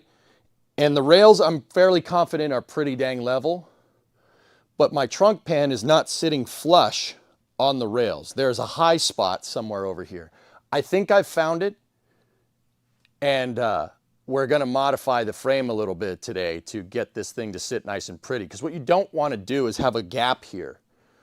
You don't want one of the rails, you don't want the trunk pan to be above the rail like this. That's no good, because when you go to weld it, it's going to stay like that, and you basically welded the thing bent. I don't want to do that. I have to make sure that that trunk is sitting perfectly on those frame rails. It has to be flush. It has to be sitting on the frame rails, or else you're compromising the structure of the car. Now, you do have frame rails underneath here, and the frame rails are primarily your structure. However, this car is a unibody style car, meaning that instead of having a gigantic structural piece here and then an aesthetic body on top of it, right? A unibody style car utilizes all of the metallic components of the car for structure.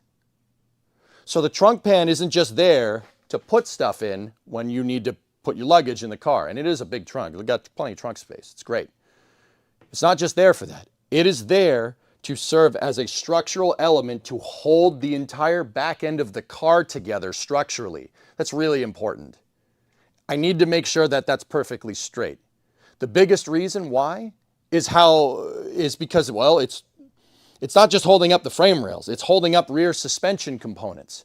The back of the suspension bolts to a leaf spring, what's called a leaf spring perch, on the back of the frame rails. I'll show them to you when I get the trunk pan out here in a second. Okay?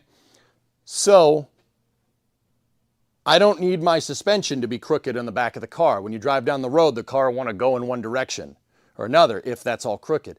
It is very important that this is perfectly straight. It has to be perfectly straight because it is the underlying structure. This is basically the foundation for the entire rest of the car. And how load gets transmitted through the trunk pan in the frame rails. So like when you're going down the road, the suspension is bumping up and down, right? And that's pushing up on the leaf springs and that's pushing on the back of the car. And when like the car is going around a corner, the unibody does flex a little bit. It's designed to have a little bit of flex to it. If the trunk pan isn't in there centered, that flex could potentially break something if it's not perfect. It has to be right. I know people think I'm being anal retentive with this, but look, man, I don't want to be driving this car 70 miles an hour down a highway and have the freaking suspension come off. Have it break, have the whole thing come apart. I don't want that. I don't want to be driving this down the highway and have it come apart. I've had vehicles that have done that in the past through no fault of my own. And that's not fun. You don't want that. This has to be straight. It has to be perfect. Well, within an eighth of an inch, 1/8 inch tolerance on the car. So with that all being said, I'm going to get the trunk pan out. Let me check chat. But the front fell off. No, the back fell off. You're getting confused. Should you say you are a handy person by nature? You said that you are a trained graphic designer or something like that. So how did you learn all this? The internet is a very powerful tool. How did I learn all this? Do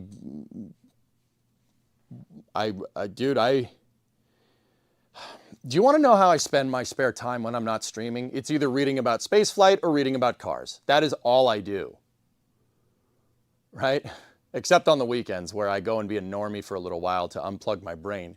During the week, spaceships, cars, factories. That's what I'm reading about. I'm reading about industrial design. I'm reading about structural design. I read papers from NASA for fun because I'm a nerd. I just kind of slow roll it a little bit, you know what I mean? Not here though. In real life, I'm just like, yeah, I like football and baseball. You know, I slow roll it. But doing something like this has been the result of years of learning. Years of learning about physics, years of learning about structure, how structure carries load. I've been playing a lot of Kerbal Space Program really helped too. That really helps you get the point across. Kerbal is a very good physics simulator. Not necessarily an aerodynamics simulator. It's a great physics simulator though. I read. I read a lot. I read and I watch a lot of videos about this stuff and I learn. And then I take that knowledge and I apply it. And what works and what doesn't work is a really good way to filter out what's good advice and what's bad advice and what's the right and wrong way to do things. I'll give you the context of this. I know about structure. I know about what's called stressed metal. We learned that from the aerospace program. Stressed metal is very, very important to understand, especially in the application of a unibody car. So once again, when this car is driving down the road, this quarter panel, this piece of metal being in the right spot, being perfectly aligned and true to this is quintessential to the structure of the car. That is really important. This is structural. Every bit of this car is here to carry the structure of the car down the road. To basically, the short answer is saying it makes it a nicer ride. But in order to get all this working is very important. Now, there's things called stressed metal. Once again, learned about that from the aerospace program. Stressed metal comes from the fact that metal, here, let me take a scrap piece over here. Metal is elastic in nature. See, I got a little piece of metal here. This is some scrap that I took off the car, right? It's a piece of steel. It's just, I mean, it looks like it's galvanized steel from the looks of this thing. I mean, you can see where I cut it off. This was a patch thing on one of the quarter panels, but look, it's bent, right? Pretty straightforward stuff. The metal is nice and bent. If I do this, right? Look, you got some play in the metal, right? So if I, for instance, welded this to something, and then there was another piece of the thing and I needed to weld it up there, metal is elastic. If you let it go, it'll spring back, okay? It'll spring back, right? But if I bent this up and I tacked it in place on some structure, right? It's loaded. There's potential energy there. And if you let it go, you're going to see the result of that potential energy, because metal is by nature elastic, like an elastic band. It does that. It's just different than an elastic band. It doesn't rebound as quick, right?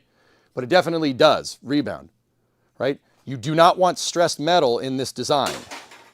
You don't want stressed metal. For instance, if that pan, right, we're not clear to the right frame rail. If I push down and welded it, and I welded the trunk pan in bent, right? If I wanted it to line up right now, I'd have to really push down on it to get it to weld. That's bending your trunk pan. You're putting potential energy into your trunk pan because it's elastic. It's basically a loaded elastic, like it pulling a rubber band all the way tight. Now, when your car's driving down the road, if there's stress in the metal, basically if your rubber band is proverbially stretched, right? If it's stretched, those forces will manifest themselves when the car is driving down the road, and it'll handle like dog crap. It really does affect the handling, because all the bits of metal on this car are integral to the structure. All right, the car, when it goes around the corner, so here's the thing. You want to hear something cool about engineering, particularly engineering cars. Chrysler came up with this idea. Well, it's not Chrysler. Unibodies had been around. It's called a unibody. It's where the entire structure of the car is integral to, or all the bits of metal on the car are integral to the design. First of all, it's a cheaper way to manufacture automobiles. The reason why is because everything is made out of what's called sheet metal. So it's very thin sheets of metal that they stamp, right? And they stamp and they weld it into a shape that's strong. So the car is cheaper to manufacture. 2, that same elasticity that I'm telling you guys about that I don't want built up in here, if everything is tried and true and everything is nice and straight, when the car is going around a corner, it's going to ride better because that metal is elastic. When you're going around a corner, you're going to see some flex in the entire car. The whole car will flex a little bit. It has a little bit of play in it. And it uses the metal elasticity in the entire car to basically, it'll bend a little bit, but then it'll spring back. It doesn't want to bend too far, right? So it uses elasticity to basically keep the chassis nice and rigid. The chassis won't bend out of shape too much in one direction or another. Now, it's probably not as good as having a dedicated frame and then a body on the frame. That's the ultimate form of rigidity, but having some flex in your chassis does make for a smoother ride. It really does. No car is made body on chassis anymore except a pickup truck or a semi-truck or something. Every car nowadays uses a unibody, does this. It does this exact thing, where the outer panels on the car are integral to the structure because it makes for a better handling automobile. That coupled with better suspension design, but that's another story. So that elasticity to the metal, I can't have stressed metal. You can't have bent metal in here because honestly, when you go around a corner, some of that metal might decompress or it might pop or it might sway a little bit, and that's adding forces into the chassis that the chassis is designed to dampen. It'll make the car drive like dog crap. That's the truth. This is why I'm so anal retentive about getting this right, because this is, like I said, this right here is the foundation for the entire back of the car. I don't want the back of the car swaying like crazy when I go around a corner. If there's bent metal, it could flex too far in one direction or flex too far in another direction, and it could break stuff. You could stress pop rivets up here. You could break welds in other spots. All right? How the load gets distributed by the car, Chrysler did tons of analysis on this in the early 1960s. And how the load gets dispersed through the car is it's quintessential to get this perfectly straight. Because if you don't, it'll break.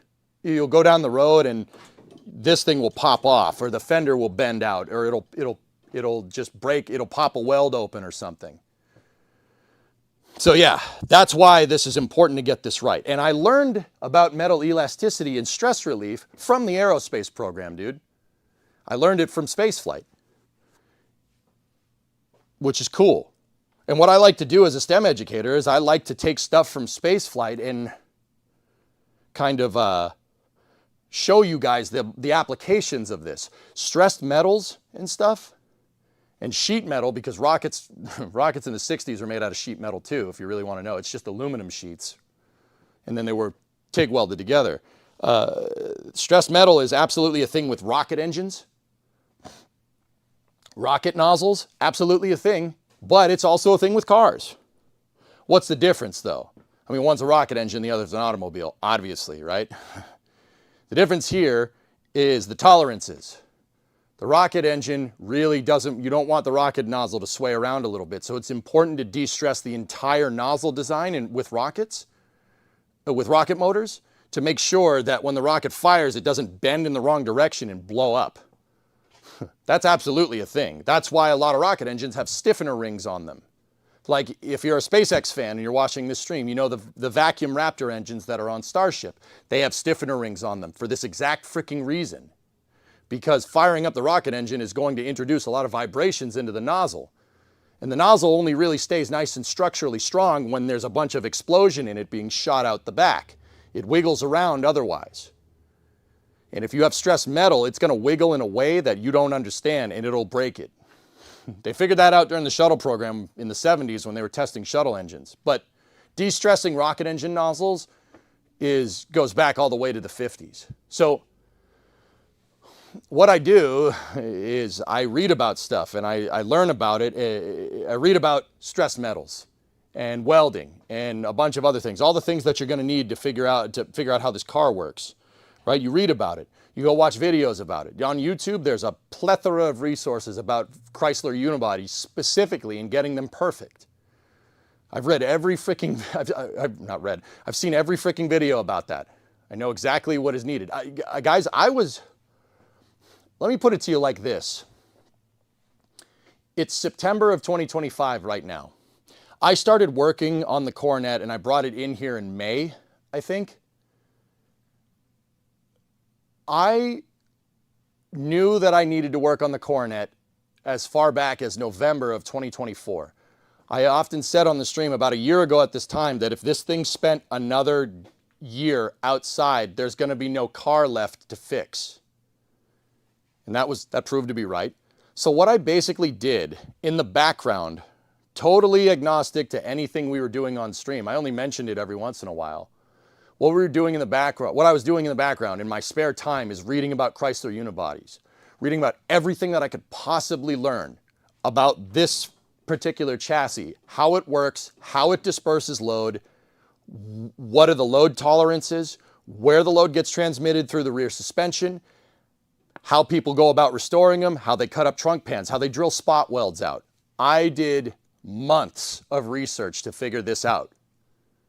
And then when I felt that I was at a point where I could be confident enough to explain this stuff to you guys while I'm working on it, even though I don't really know how to do this. I knew how to weld, but I had no hands-on application with welding. I'm pointing at my welder if it's out of frame, right? I put the practical knowledge that I learned to the test. And we eventually figured it out. It's good streaming content. People like it. People like watching the learning process. But in order to get yourself to a point where you're ready to do hands-on stuff, you have to learn theory. I mean, this is how they teach you in school. You know, if you want to be an auto mechanic, they're not going to put you underneath a car and say, hey, change the oil. I mean, they might, but you would have classes, right? You would have tons of classes learning everything you need to know about how to change the oil, what an oil filter does, what an oil pump does, what a pickup does, what a drain plug does, what a filler neck does. Like, you'd learn all of that stuff, and then you'd go put it to work. That's what I do. You guys often see that I'm late for streams, or I say I have another thing to do. I have another thing to read about. Guys, I'm inadvertently planning content out months in advance because that's what you got to do in this business. And that's what I like doing. It's the plus side is that that's what I enjoy. So, I mean,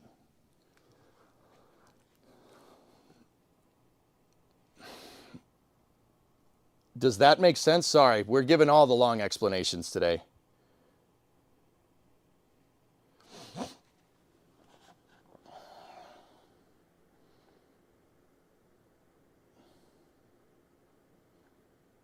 We need more streamers like this. Allie, I'm usually really good at reading chat. The problem is that camera was on and my chat's over here. I have YouTube and Twitch up over here, so I'm looking now. In terms of handling, that's why we use sway bars in a sense. Same concept, but improve handling. Yeah, exactly, Slackster. A sway bar or an anti-roll bar is what they call it overseas or other places. Those are they use metal elasticity to keep the chassis more rigid. Some chassis, some designs have more flex than others. Some designs you want to remove flex. But you still have to remember that even when you're driving this car, if you're going 60 miles an hour and you're going around a corner and you turn, the suspension is going to push up on the unibody. The unibody, it's going to push on the leaf spring perch. The leaf spring perch is connected to the frame rail is connected to the trunk pan's connected to the quarter panel's connected to the roof. Load will be transmitted up through the roof of the car, even when you're driving around a corner. That's super important to understand. And that's not just Chrysler's. That's every car nowadays. Every car does that. Every single car. That's why an insurance company, if a car gets hit on the rear quarter panel, if you get a big enough impact here on the rear quarter panel on a car, an insurance company will be like, nope, get rid of it, because the unibody is compromised. No point. No point in trying to fix that. You basically have to take the whole car apart. That's why if you get a hit on your rear quarter or a car gets rear-ended or something, nope, done, right off, junkyard. Chad, are the streams from 10 p.m. to 12 p.m. meaning, no, it's 10 a.m. Alley to 12. I start at noontime Eastern, and I stream till about 10 p.m. I stream for 10 hours a day, 5 days a week. You're still trying to get this out of the garage by late October, right? Yes and no. Even the glass is structural? No, the glass is not structural. The glass is on a rubber isolator. There's a big, well, not an O-ring, it's sealer in here, right? The glass is not structural. The glass can bend a little bit, but you don't want to bend the glass too much because then it'll shatter. That's why when a car gets hit, the glass shatters. No, the glass is not structural. There is a, behind this right here, there's a huge metal pillar. There's a huge metal structural lattice, so to speak, that goes up into the roof. And this thing, the outer skin of the car is kind of holding it in place, right? But yeah, it's all structure. Structural load gets moved up through the car. Every car does this. It doesn't matter if it's a Mercedes, BMW, Honda, Toyota, Ford, Chevy, anyone, Hyundai, Kia, every car is made on a unibody nowadays. Every single one of them, because it's cheaper. It's cheaper to make than putting a frame down, building a huge, strong structural frame, and then putting a car on top of that. That's how cars were made in the 50s.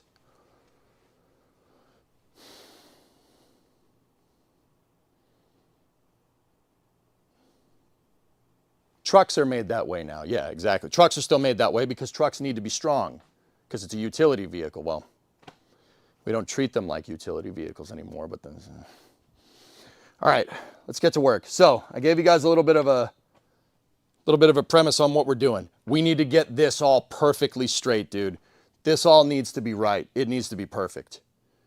Or at least within an 1/8 inch tolerance. That's 4 millimeter. It needs to be right. 4 millimeter is the tolerances that was called for from the factory.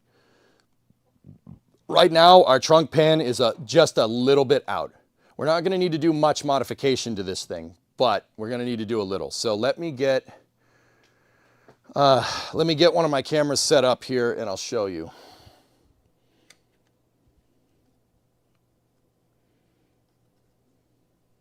Also, I got to figure out a way to charge that DSLR battery.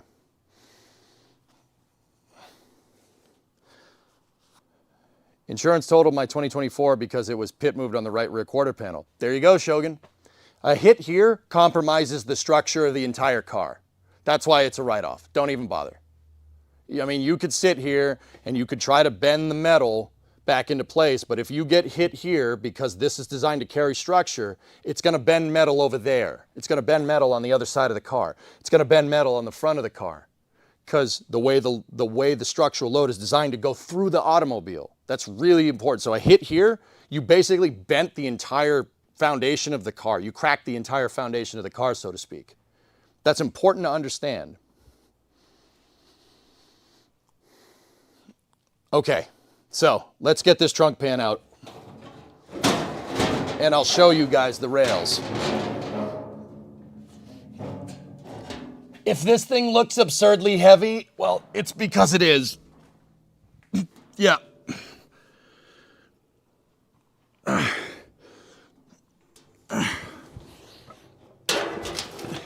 It's a gigantic piece of 16 gauge stamped steel. It's really freaking heavy. All right, so there's our frame rails. There's the rails, there's the perches. This is the rear cross member here. Now, I haven't welded in this dark piece, the black piece on the back. I haven't welded it in yet. It's just being held in with screws. But I have a theory on where this is, where we're hitting over here. There's a high point somewhere over here. The high point is preventing my trunk pan from sitting flush on this frame rail. There's about an 1/8 inch gap, which, once again, probably push it down there, it'd probably be fine, probably be okay. But I don't want to bend the trunk pan. Bending the trunk pan could, like I said, screw up the entire structure of the car. You don't want stress. You don't want a stressed piece of metal. That's bad. No stress here. We need to be nice and relaxed and loosey-goosey. You know what I mean?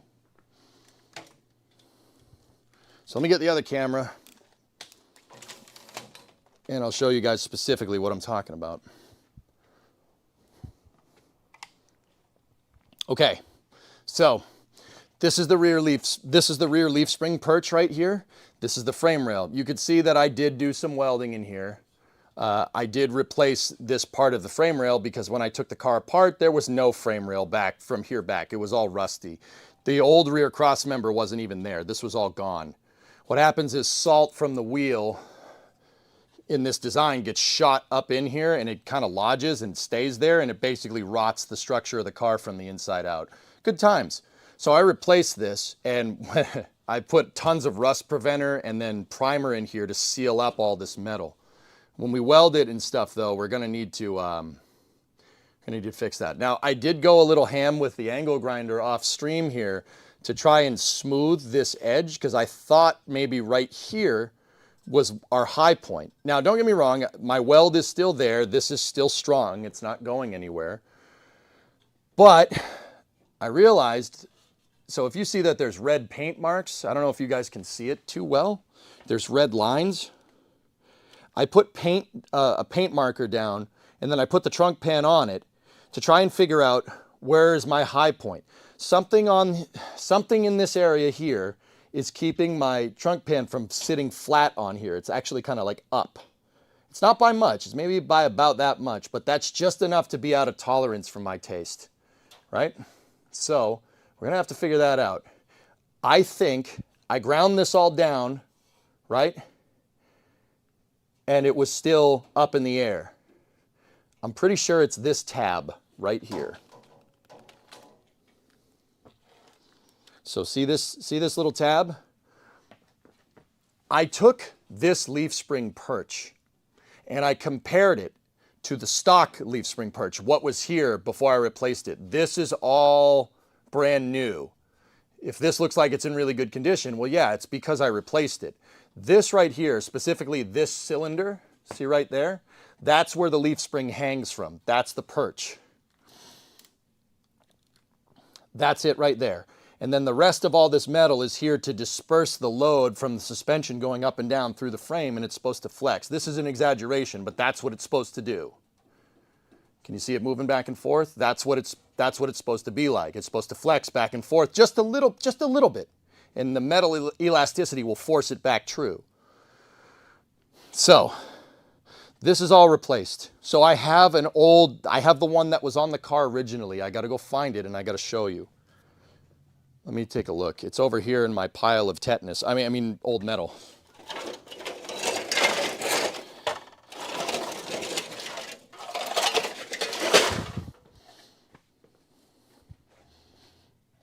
So, if you want to see what this looked like,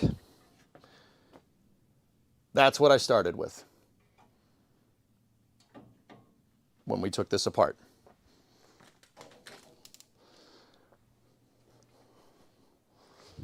It's not ideal.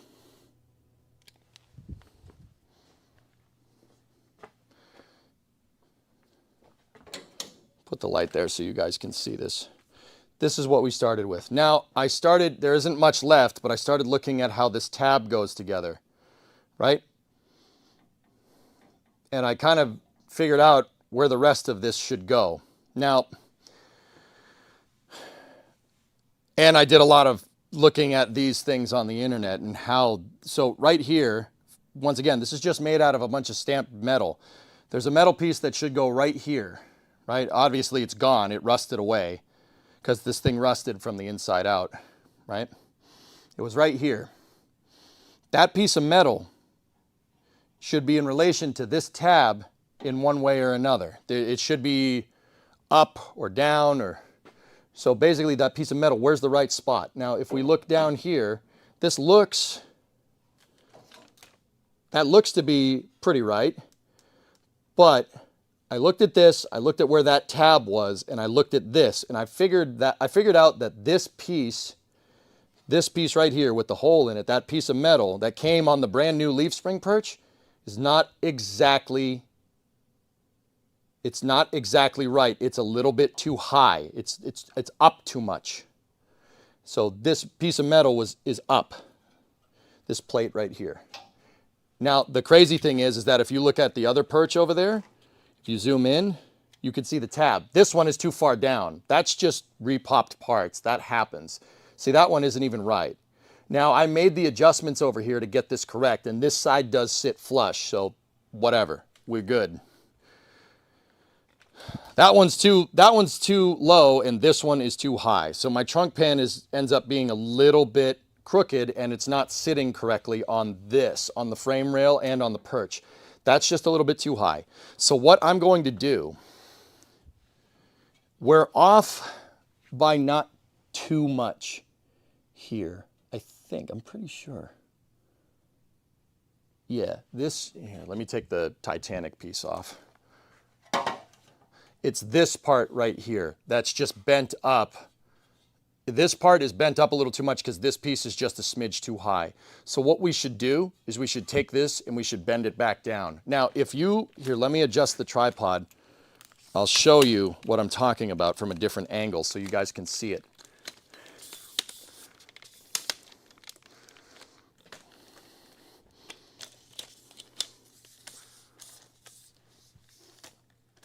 I mean, that's a really nice shot of the ground, by the way. I'm sure you guys appreciate that. So let me bring you up right here.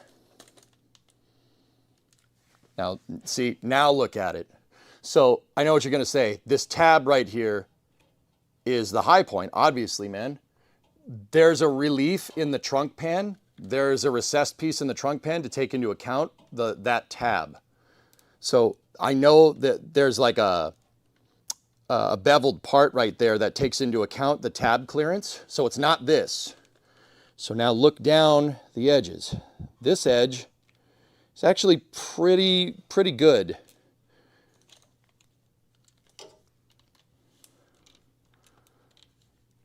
These are actually okay now that I'm really looking at it. But because this piece, it went in probably a little crooked and maybe just a little bit too high. This tab should be more or less, see that guy right there? That one should be more or less aligned with my finger. So you could see how far we're off here. And because this thing isn't in perfectly right, this side is this part right here is a little bit too high. And if we look, if you look down at it right there, you could see the scrape marks from the trunk pan. So when I'm moving the trunk pan around, see all the scrape marks right there? And particularly like right here, that's part of the grinder. This whole tab is up just a little bit too high, just a smidge. It's probably maybe like 2 to 3 mil. If you look at it from here, you look at it and it's nice and smooth. That part is too high. Now, once again, we could go over there, we compare it to the other side. You can see that the other side is flush from here. So you see what I'm getting at. We just have to basically, well, there's two things that we could do. I could cut this, section this off with the angle grinder, right? Bend this thing down and re-weld it into position. That's not going to compromise the structure too much. I mean, we'll weld it back. If anything, the weld would be stronger because it's just spot welded right there. But see how this piece kind of bends upward a little bit? It's bent up over here. We got to fix that. I mean, we could persuade it, we could persuade it to see our point of view if you want.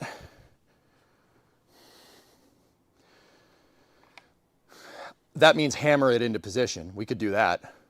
Just hammer it around. Because once again, these pieces that come, the reproduction pieces, they're not exact. You're never going to get factory spec because the reality is that these cars were made by hand on an assembly line, so they're not perfect. That's why they have such wide tolerances here. Heat it and then bend it. We could heat it and de-stress the metal and bend it with the hammer. That's probably what we're going to do, Strick. Hang on, I've been talking a lot. I'm going to get a bottle of water. Hydration low. Hydration critical. Hammer and dolly work. Basically, Tigris, yeah.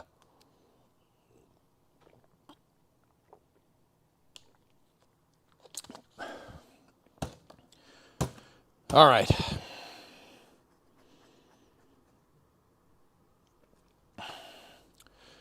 So, I'm going to get my hearing protection. And let's get to work. So, we're going to need a hammer and dolly. I have metalworking hammers. Let's get at those. That fridge gives nice, cool water. Oh, yeah.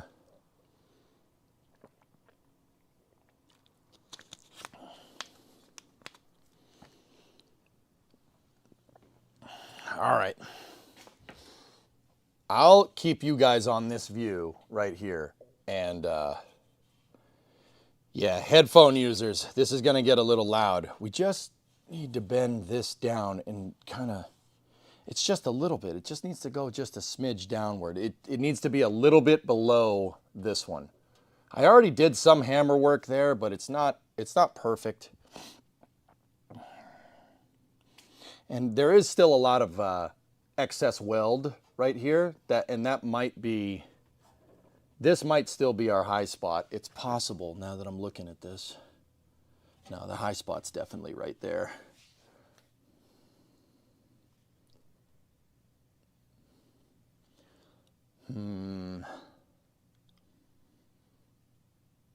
There's just, the problem is that there, when the trunk pin is on, I really have no good way to look up where my fingers are. I mean, except looking up there, but you have no depth perception when you're looking at it straight on. So it's kind of hard to see it. Let me look at the other side again, just to be sure.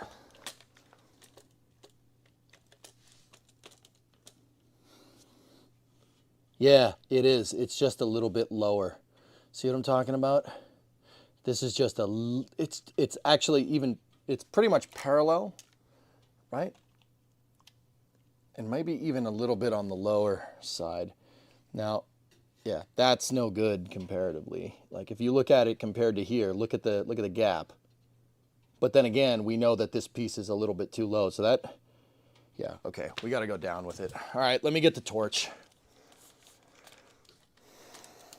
Let's start by heating up this area and then just hammering it down. I'm going to get my metal hammer. Yeah. So this right here is the red hammer is designed, it's metallic. So if we heat this up, get this area nice and warm, and then bang on it a couple of times, we could theoretically get it low. I'm pretty sure that that's the high spot. You can see it. It's right there and maybe even a little bit right there. So let me go get the torch and we'll go from there. Because once again, back to metal de-stressing. Heating this takes the elasticity out of it. So, fire!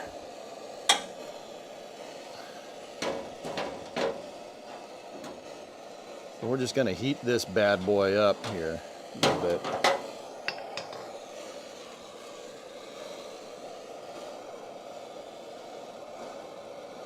If you bend metal without heat, it stresses it out. Once again, you're dealing with that elasticity. The way to de-stress metal is to heat it up and then bend it. You bend it. Heating removes the elasticity, which is why cars that catch on fire are never rebuilt. If it catches on fire, you've compromised the integrity of the metal, and the best course of action is to take what parts off of it that are salvageable and never ever talk about it ever again.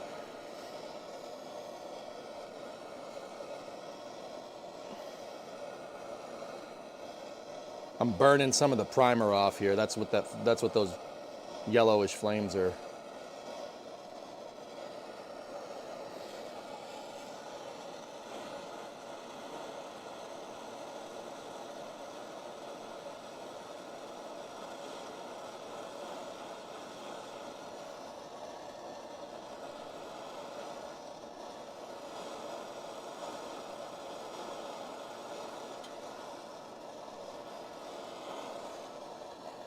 All right, let's try that.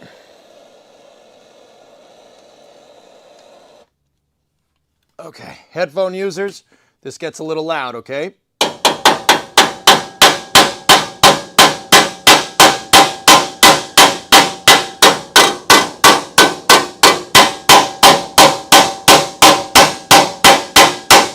And now I am holding this up with my hand so it doesn't bend.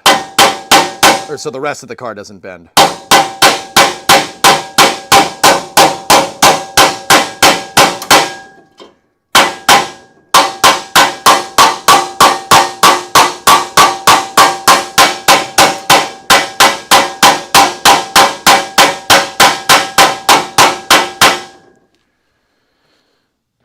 I don't know. What do you guys think? Did we get it to go down a little bit?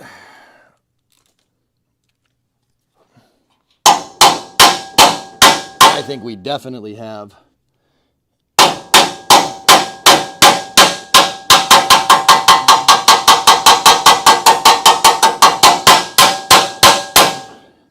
Oh yeah. Here, look at it from here. See? We definitely bent that down.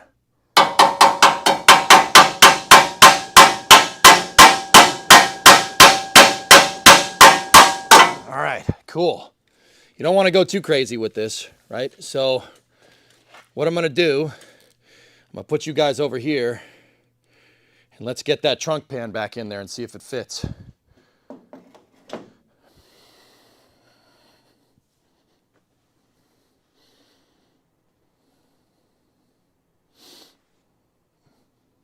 All right, I'm going to get the trunk pan.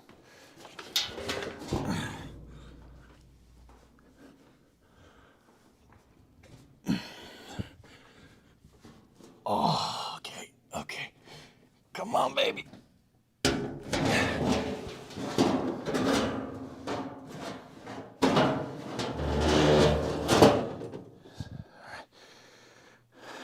Trunk pan always needs some fitment up at the front, so give me one moment.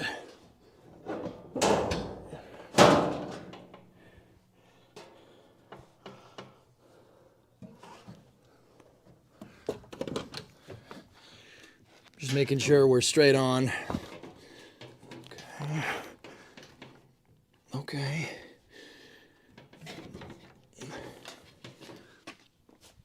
All right. So I need another persuading thing here. Just get the rubber mallet here because sometimes you gotta.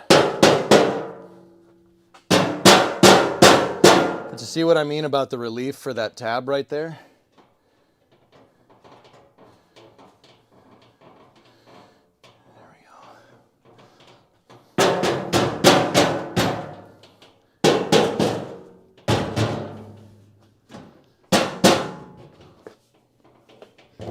Okay, I'm gonna check the left side. Left side is good. Right side. We're close. Come here.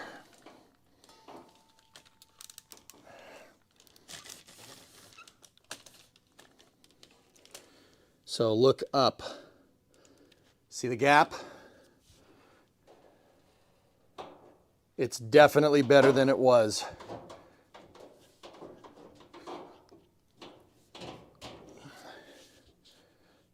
See what I'm talking about? There's just a smidge of a gap right there.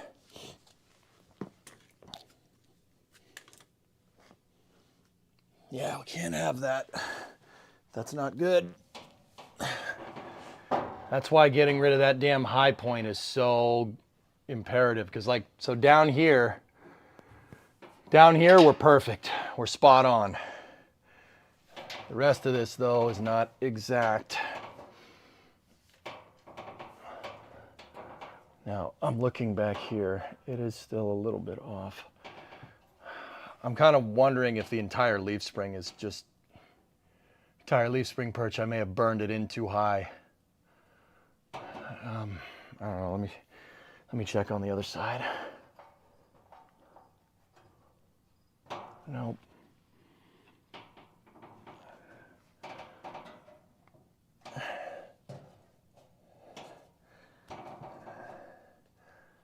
Okay. All right. So fellas, here's what I want to do. Here's what I'm going to do. I have the rear cross member screwed in. I'm going to undo the screws, and I want to just be absolutely sure that this thing, the rear cross, so that's this piece right here with the peepholes, I want to make sure that that is absolutely, I think we cleared it. I think now we're sitting on this thing. So I'm going to get this off. I'm going to double check its measurement. If it's not exact, we can undo these, and these are just temporary. They're just self-tappers. We just weld up the holes and make new ones. So I'm going to get a screwdriver. We're going to pull this thing off here, and see how it goes. It's kind of annoying because this took a long time to get this right. I did it off stream. Come on, baby. See how that doesn't want to come out.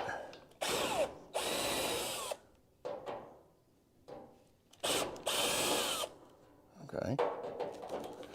All right. So if I undo this and this thing springs, that means it's stressed. Oh, yeah. Look. So see when I lift the trunk pan? Take a peek. When I lift the pan, the self-tappers move. See that? Which means that now the trunk is resting on this piece, which means we may have been a little bit too high with this piece. So let me take, oh yeah. Look, I took the screw out and I took the screws out and look. Yes! Yes!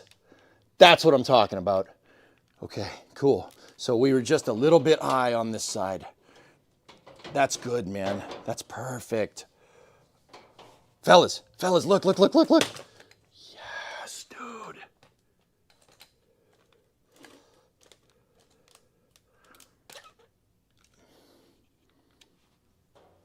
Oh, yeah.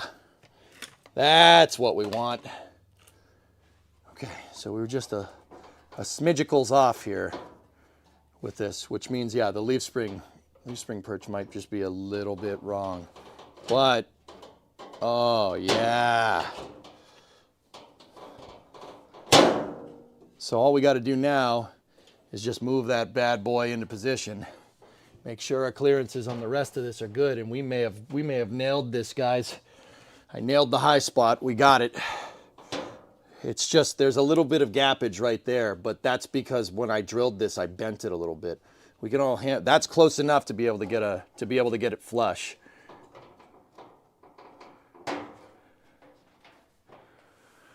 Oh, that's sick, dude.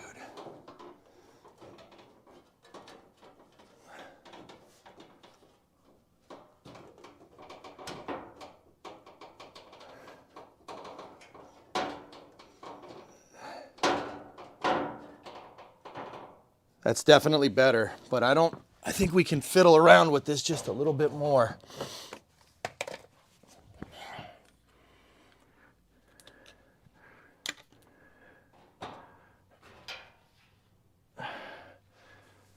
We're not perfectly flat. It's damn close though. There's still a high spot somewhere. But it is, see right there? That's what we're looking for. See how that casts no shadow? See the shadow right where my finger is? There's no shadow there, but there's shadow down there, and that's because there's a relief there for a cross member. That's why that's there. But see right where my fingertip is? That's what we want. I'll show you the other side just for comparison. See, when we turn this around, turn the light around, see, no shadow because those are nice and flush. That's what it needs to look like. So this is just from here on out, this is just fiddling with this until it's right.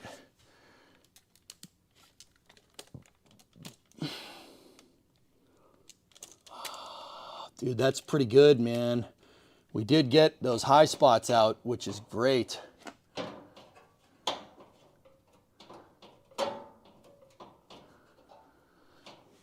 Let's take a look at the other side. Yeah, that closed up. Yeah, for sure, man. Let's take a look down the other side of the rail, like over here. Yeah, that's not great.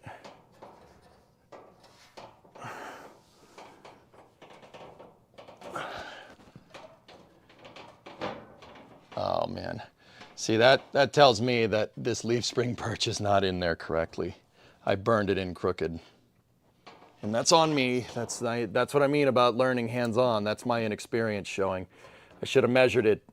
I should have measured the leaf spring perches to the trunk pan when we did this. But that's, once again, my inexperience. How about the rest of the rail? Here, hang on. I'm gonna send you guys a little bit further in.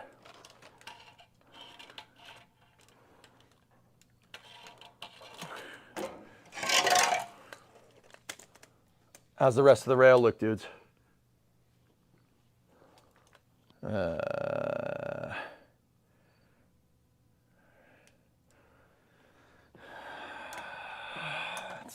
That's better, but it's still not flush. It's flush up there, but see, we're still dealing with a lot of clearance problems.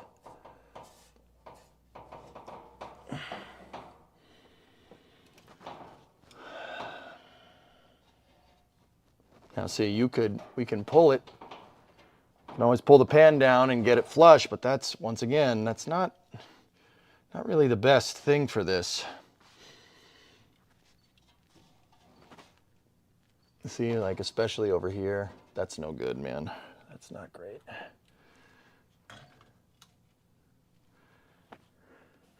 We're getting there, but we still have a high spot. It's not much. We're narrowing it down for sure.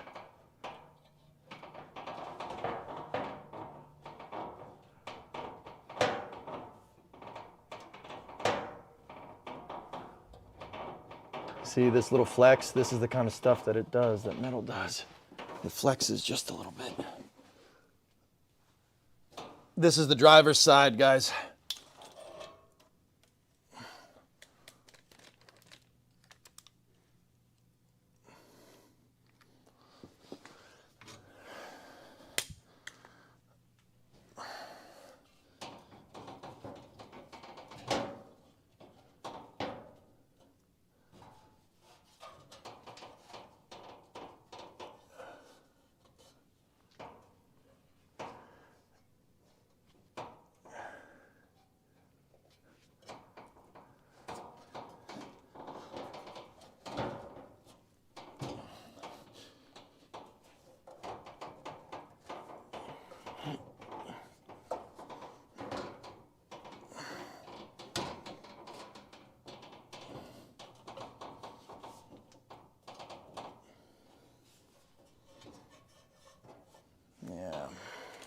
So, guys, from what I'm looking at here, I may have burned the leaf spring perch is a little high, like what I was talking about, but I may have burned it in crooked. It's not bad. It's just a little ways off. Because I noticed that if I let this whole thing relax, right, and we get everything to line, right, I get the frame rails to line up. See how that's not, if you look right there, see how there's that? That's the leaf spring perch, rear flange. See the gray? Those holes should line up. They should be like that, but it's not, yeah. The whole leaf spring perch is in that way, just a little bit. It's not much. And that could be, once again, that could be because there's different components of it that are too high. But, yeah. Whoa, what the hell? Oh, one of my clamps fell off the quarter panel, and that made a really loud noise in my ear. It was just hanging up there, guys, so yeah. Also, ghosts! Ghosts! Ghosts! Period, question mark.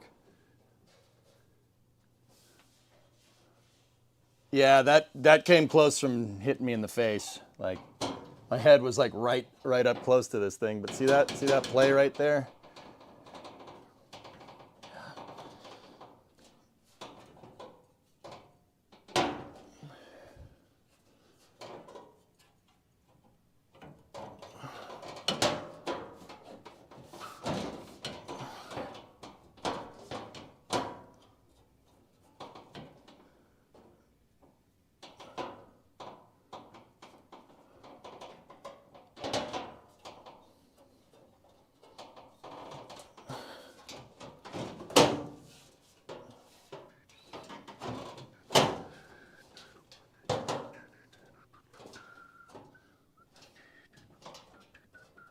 I got the accordion song stuck in my head again.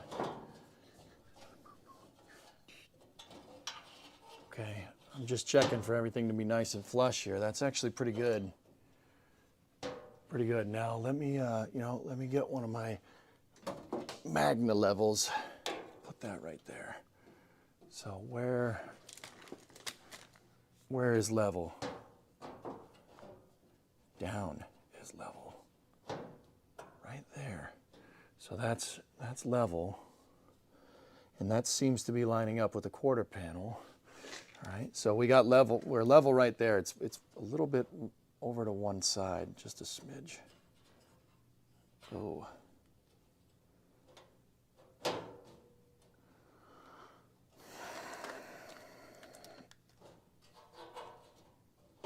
That's pretty good. That looks good, right? Double check me, fellas. Oh no, we're off to one side. Hold on. Right there is level. Huh. Oh man, that's way off. That woke you up? Sorry about that.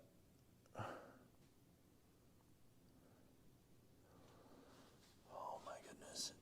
Now, what I'm going to do is when this is all level and everything is just kind of sitting here, I'm going to check. I'm going to put my hand up in there and we're going to check for clearances to the frame rail flange. I'm going to check on all sides.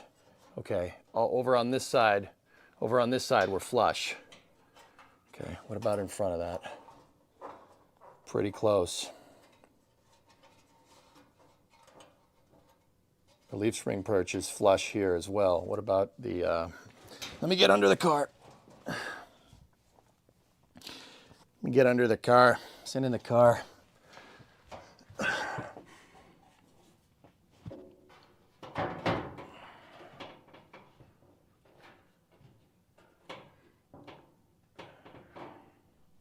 I need the light, dudes. Give me one moment.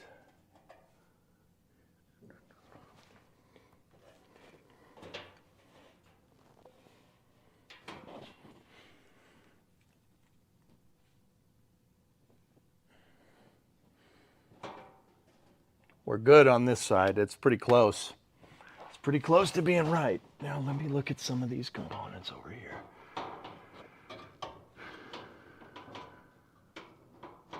Oh, look at that. Yeah, the spring.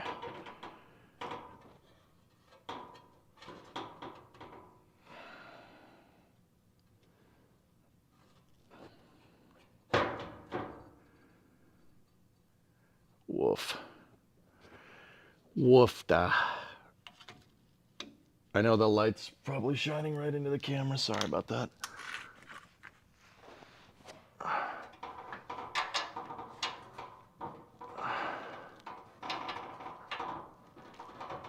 This small fiddling with this is fine. Like, once again, I just want to make sure it wasn't too much.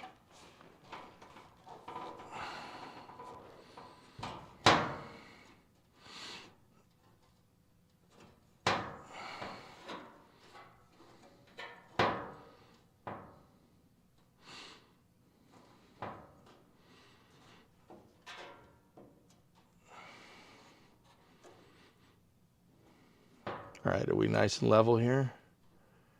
That's level right there. So what if we pull this down?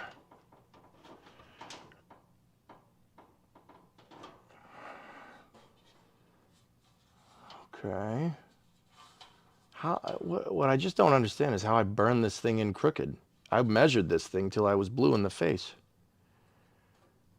I mean, the only thing I can really default to is that the spring perch is not straight. And we did see that on the other side, so.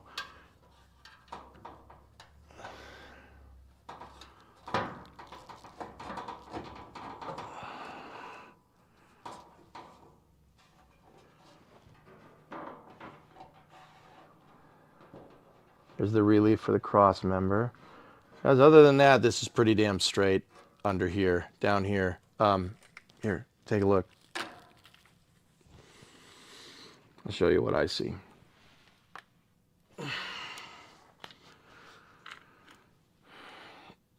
See, that's all pretty good. The gray needs to be flush to the black right there, and it's pretty good, man. Oh, we may have lost signal. Hold on.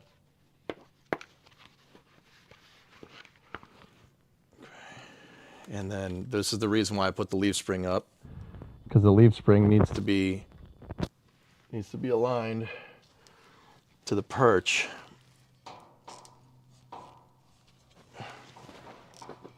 Yep, not aligned up and down, just aligned on this axis, and yeah, that's pretty much right. Now the only place where we have play is right there, but if I bend that up, I mean, that's, once again, I think this piece might be bent, but we can always hammer this piece up. Everything else seems to be pretty flush, dudes. Can you guys see up in there? That's good enough. That's real close. I mean, it's not exact like the other one. I got the other one bang on, which I'm really happy about, but let's see, like up in here, we got a little bit of play up in there. There's a little bit of a gap. I can feel it. It's hard to see though, but the shadow is a good way to indicate it.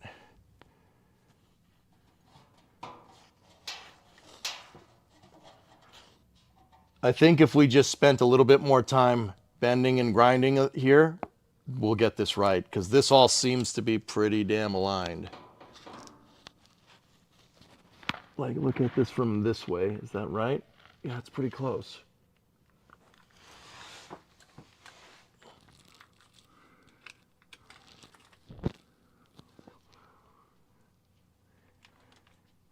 That's perfect. There's a relief here for the cross member. There's a cross beam that goes in this channel right here. So there's supposed to be a gap right there. There's supposed to be no gap basically right there. Yeah, that's pretty good, man. Cool. All right. You may have lost the camera for a second. Sorry. It should be back now, though.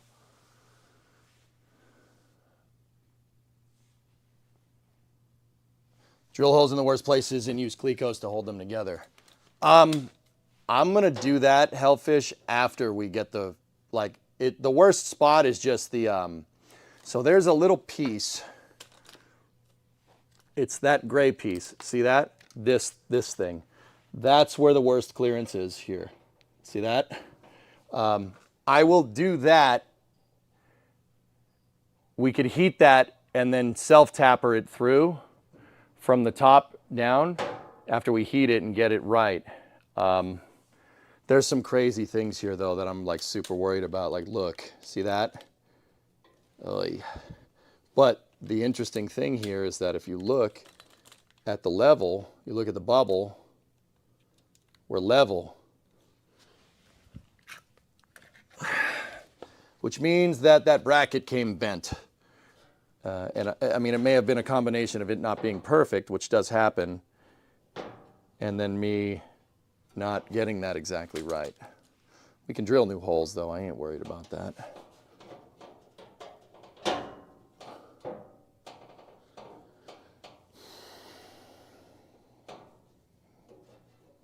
Another thing I can do is the tab. I can just bend the tab down for now and make sure that the tab isn't what's hitting this, because the tab is a high point. You know what? Let's get the Metal Bender 5000 out.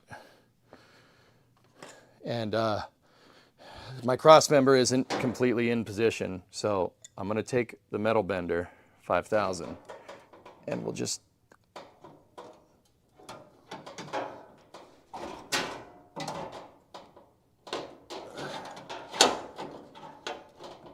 bend that sucker down so it's not the high point anymore.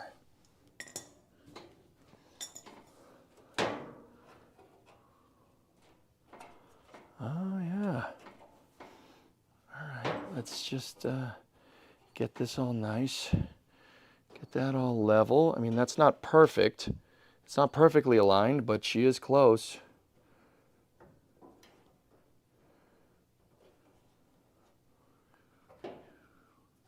And she is level. You guys look, see it? That's good, man. And we're flush. Yeah, we're pretty damn flush. We might need to just take down a little bit more of the high points here.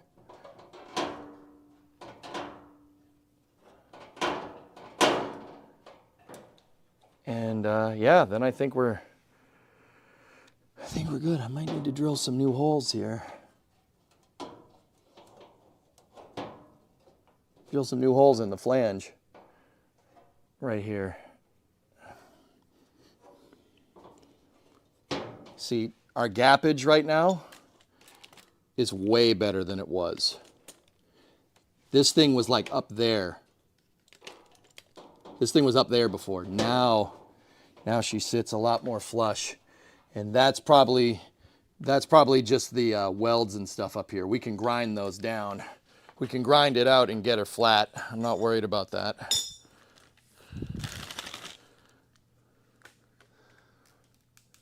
That's good. Good. Good.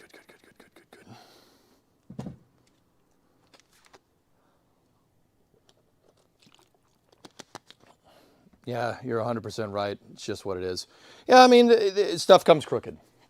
It's the tolerances on the cars. This isn't and that's what I mean about the difference between de-stressing metal here and de-stressing metal on like a rocket engine. On a rocket engine, it matters down to the freaking micron.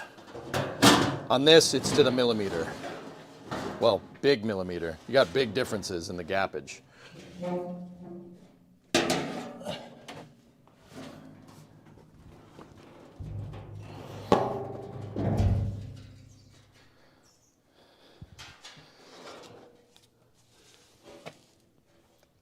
Excuse me.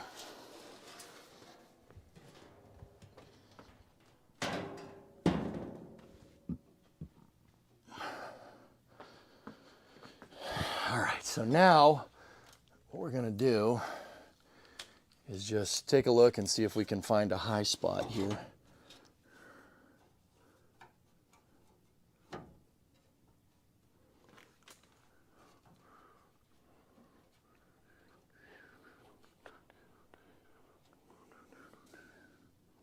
Yeah, there's a couple of high spots here.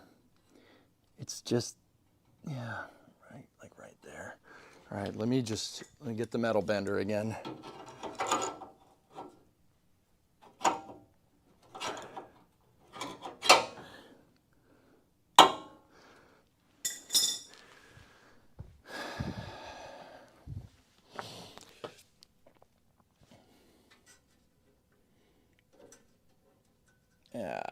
I went a little bit too hard on the metal right there, but that's okay.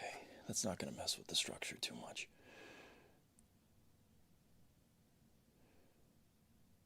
All right, where's the high spot? Where are you?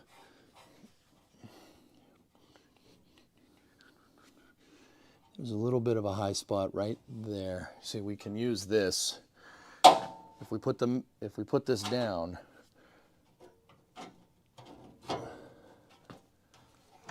put the bubble level down there. Oh, look at you. Okay.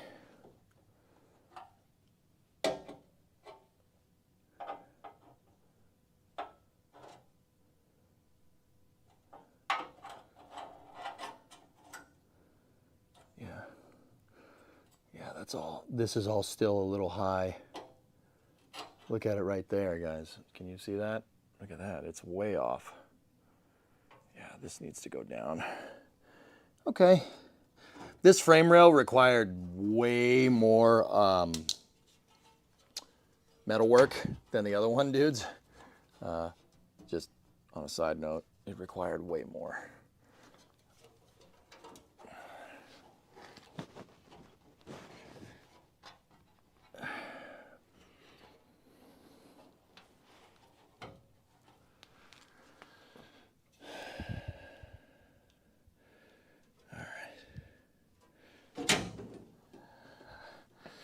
Sweet. We're honing in on it, guys. I'm actually pretty happy. Big differences on big machines. Yep. We're taking bets on how many times the trunk fans comes in and out. Oh, geez. Yeah, you guys are going to be here for a while doing that.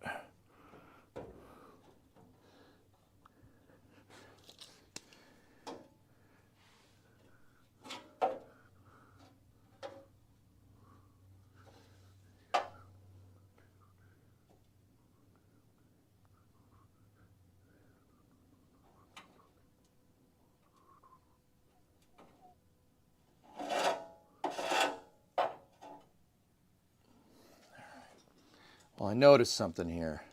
I noticed something that it looks like when I drilled these flanges, when I drilled the spot welds, that this wasn't exactly flat. It looks like I bent it a little bit.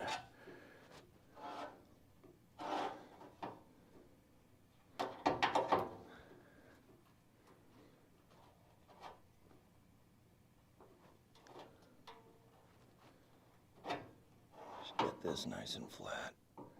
Should be good. That's got to go up just a little bit.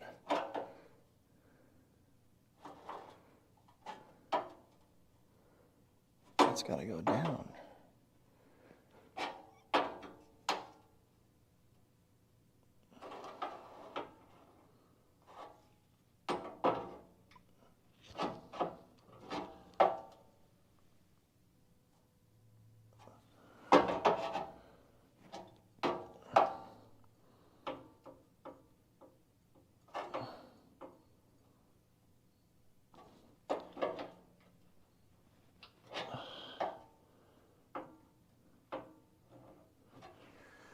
Just making sure that's all nice and flat. Hammer and dolly should be able to help us there. So yeah, let me get the hammer and dolly, get a flat edge, and then just make sure this is nice and smooth. So fellas, you're gonna get a lot of loud noises here in a moment, okay?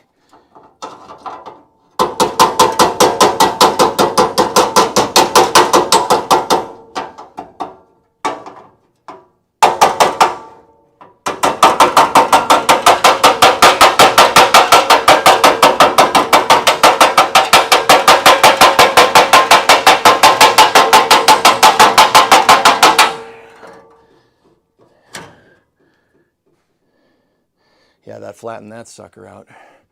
Now the thing is, I can't really get the dolly piece in there to flatten that flange. Let me heat it. We got to heat that. Give me 1 second.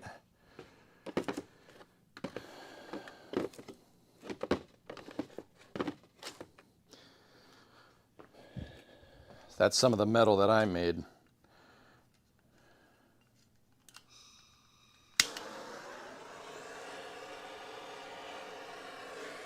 Just tap it in. Just tap it in. Just give it a little tappy. Tap, tap, tap, tap-a-roo.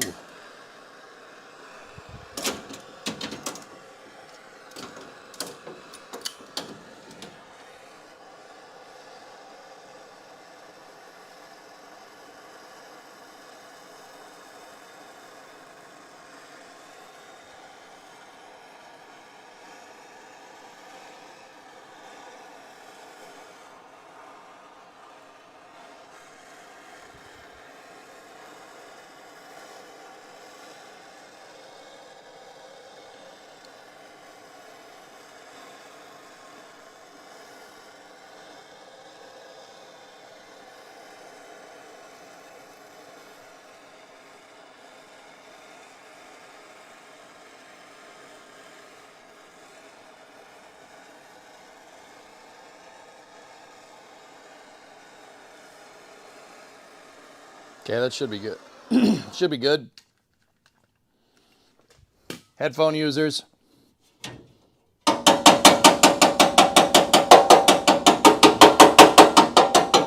Oh yeah, that needed to go way down.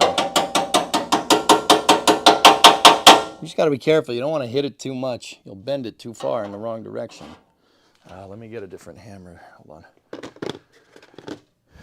This one should be able to get this nice.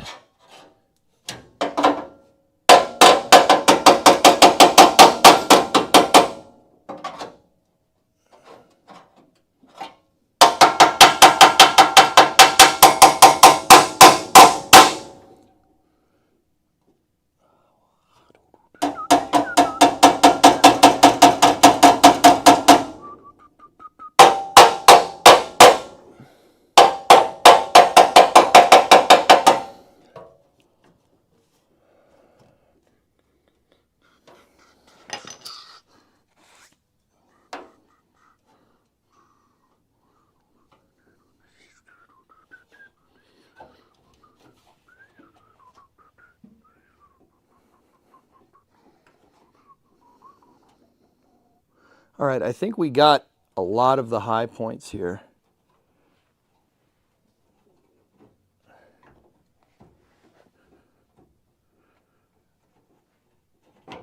It's just, once again, getting this thing. There's a lot of play here. We got to get that all aligned. We're close, dude. We're close to getting this correct.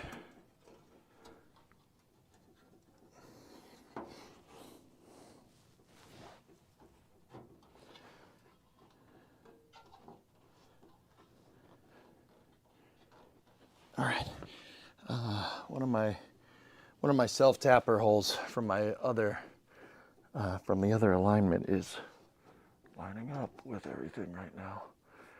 Where did I put the self-tapper screws? Where's the self-tappers, guys? Where'd you put them? Oh, stepping on it. Nice.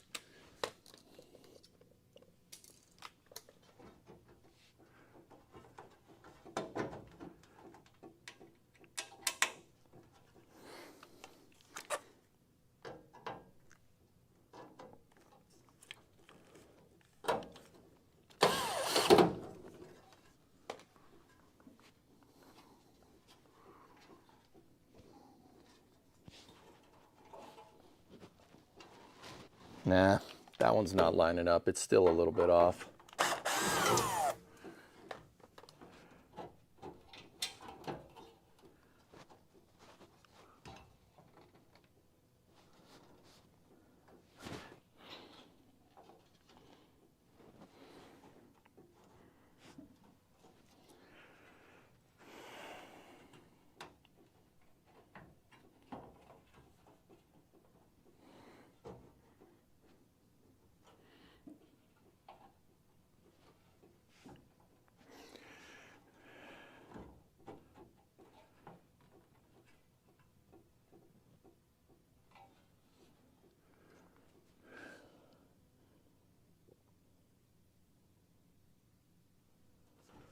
Okay, all right. We're aligned with one hole right here, and I have a level that's in the center of this. That's over here. It's on the center of the cross member. What I'm trying to do is use the level on the cross member to figure out the final home for this damn thing. But I'm worried that, it's hard to see this without the trunk being here,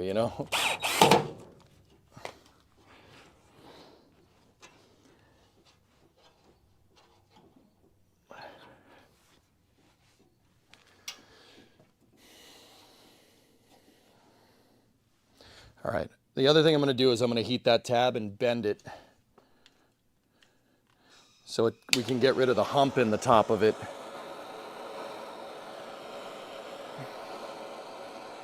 But this is it, man. This is what it takes to rebuild one of these things. That's what I wanted to figure out. And I see why not everybody does this. This is not easy. You have to be very, very patient. Fire!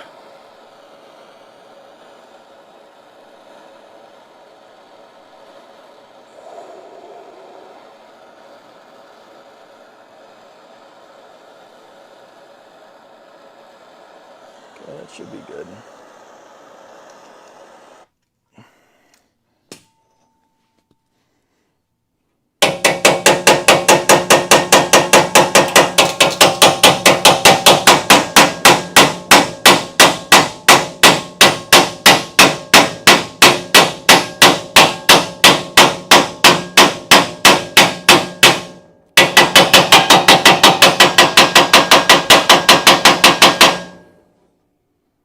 Good. I got the little waviness out of there. All right, let's get the pan.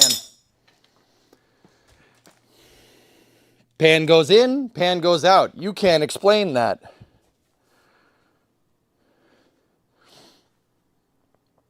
Does the trunk pan get welded in or bolted in? Welded. I'm gonna have to plug weld it. That's the reason why I'm worried about clearances to the frame rails, dudes. Because if it's too far, the weld won't take. And if the weld doesn't take, if the weld doesn't do, we got a problem.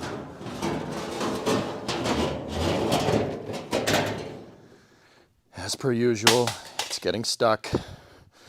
It gets stuck over here on just a little bit of the rusty wheelhouse. There we go. There we go. That's the noise we wanted.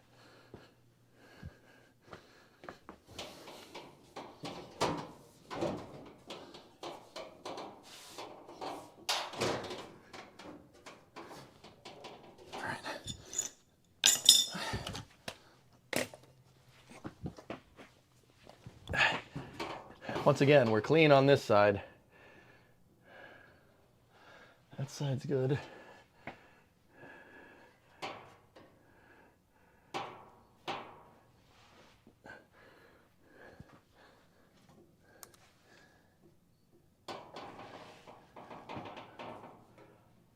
yeah. Yeah, baby. Pretty solid over here, dudes.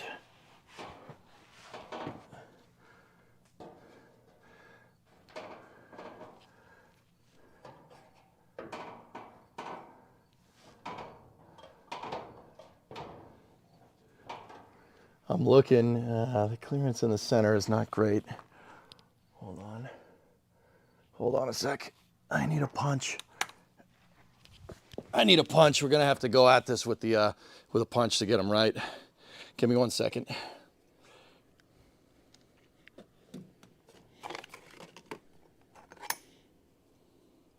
Element, this is definitely a pain in the butt, dude, but like the thing is, man, this is easy, and then this is hard, and then when we get to other stuff, the other stuff is gonna seemingly be way easier than this. Get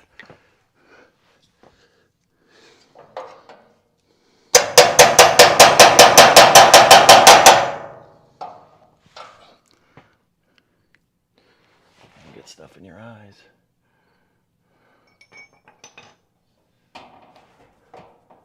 Okay. I just wanted to see if I could bend that. Let's take the alignment screw out again. And just make sure we have play right here and just set this sucker down without that, to make sure that this isn't clearance, this isn't causing the clearance issues. Clearance.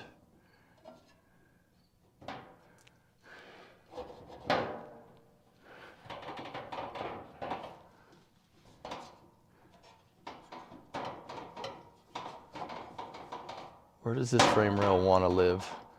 Frame rail really wants to live right, like where is it most flush?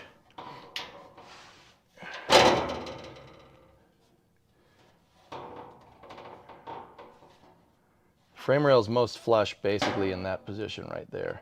But if I move this, all right, so there's a flange right here for attaching other components. I'm gonna bend it down just for now so I have a little bit more clearance.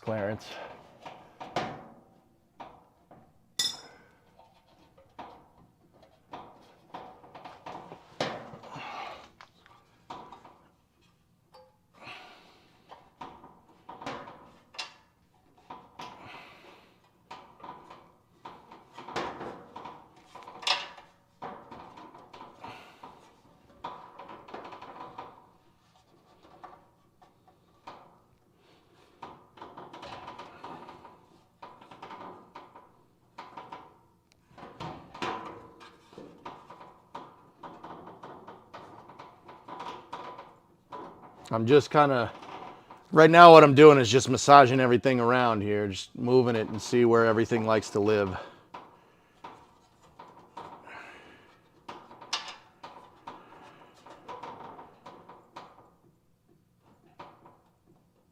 Right around there seems to be this frame rail's happy place.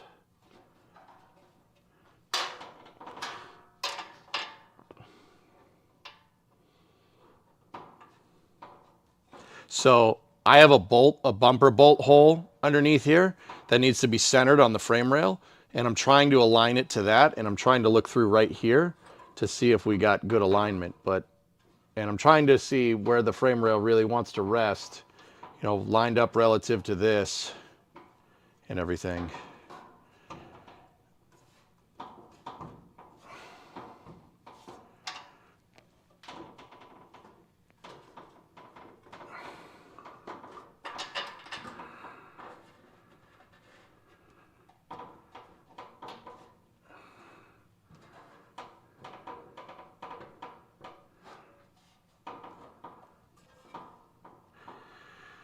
We also got to take into account that this frame rail was very damaged. I repaired a lot of it, so it wasn't even connected to the back of the car when we started, dudes. It wasn't even connected. It wasn't even close. The frame rail was gone basically from about come on, microphone. It was gone about 5 inches away from the back of the car, and I patched and repaired a lot of it. And that's fine, that's okay. But what I'm saying is, because this really wasn't connected to anything, if it was driven around like that, and it was, right? It was driven around like that from me. You know, when this thing went to disperse the load through the rest, it wasn't connected to anything, it may have bent.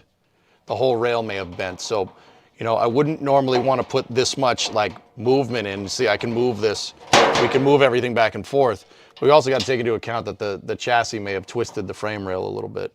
It may have, the frame rail may have been subjected to torsional forces from the rear suspension, which is okay, that's fine. That happens. That's getting there, that's, see, it wants, if I bend this in, if I take the whole frame rail and kind of bend it up and in, that's really where it wants to end up. And that gets us pretty dang flush.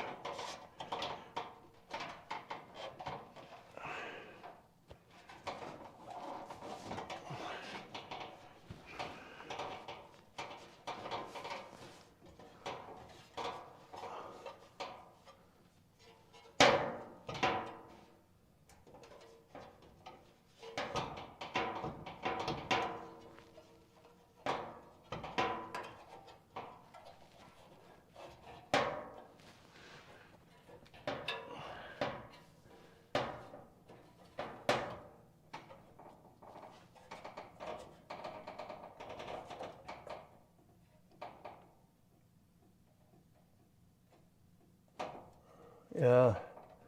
Okay. I mean, look, we're not even aligned. We're not even close there.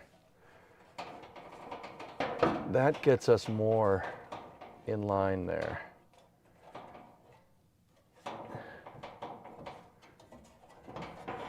But when we get aligned, it bends, the whole frame rail bends out of shape.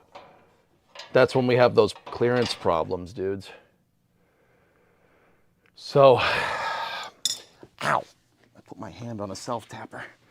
So here's the thing, what do we do here? Do we align the frame rail because it might be crooked, or do we get the frame rail sitting pretty on the trunk pan, level the damn trunk pan, which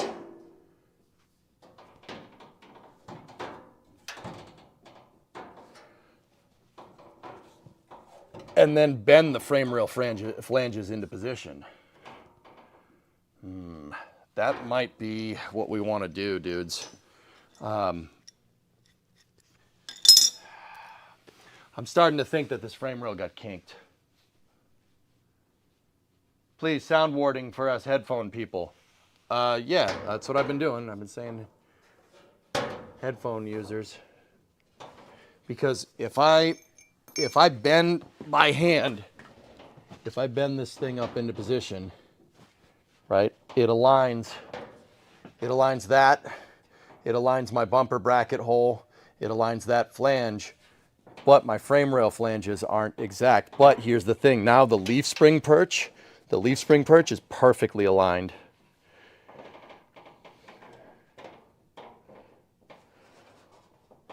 You know what? Give me some of my clamps. Hold on. Let's try this.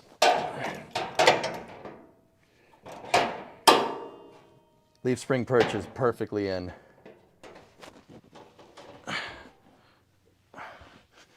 So that little front gray piece, guys, I used a clamp to hold it in position. And now let's take a look.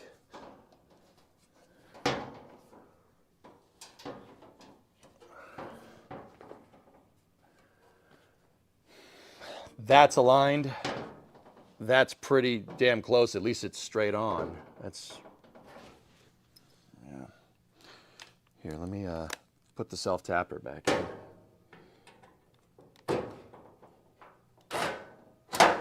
Or I could just, drop it. That works too. Dropping it is nice.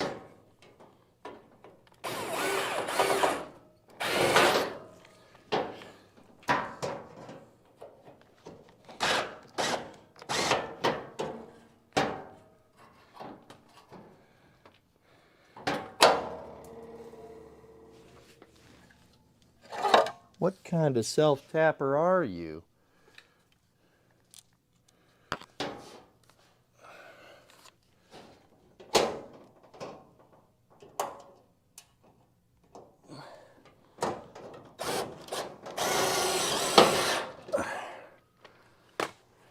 Well, that's not right at all.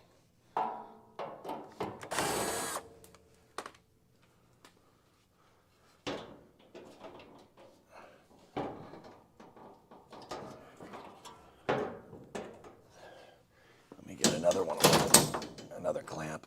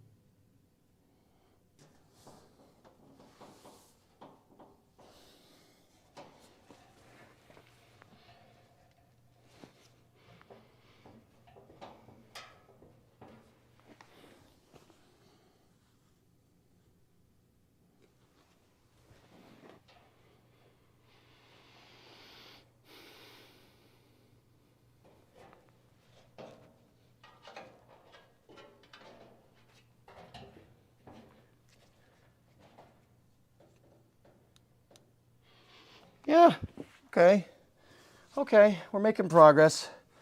Once again, this is, it's close. now once again, it leads me to believe that we might be chasing a high point on the frame rail. So but then again, I did bend the entire leaf spring perch up into position. Where's the worst clearances? So right now, guys, the whole leaf spring perch is flush, all of it. It's perfect. It's perfectly flush to the trunk pan. Discovery. It's perfectly flush to the trunk pan, and it lines up on the rear cross member, and it lines up on the frame rail with the bumper bolt, like perfect. That's good. That's good enough. We can bend that metal into position. That tab's in the right spot. The other tabs on the other side are in the right spot, and we're level. We're level as well. The only thing now is the frame rail flanges. So the little lips of metal that go down here, they aren't exact. They're damn close though. We're right back to kind of where we were with square one. Now, see, the repop pieces aren't perfect, dudes, but I know they're, hold on, headphone users. Headphone users again. Sorry, I'm just using my Metal Bender 5000. Thank you for the resub, whoever that was. I appreciate it. That tab is a little crooked from placing this on the ground. All this tells me is that, so all the repop parts are fitting like perfectly to each other. The only place where it's not fitting exact is actually the spots where we hammered it down. So that tells me that the frame rail was kinked a little bit. We can bend it back into position. Over time, driving around with the car being as rusty as it is, bent some of this stuff. And that's, yeah, that happens. So the frame rail flanges on this side are close. The trunk pan is reading level in the center, and I'm pretty sure we're level over here too.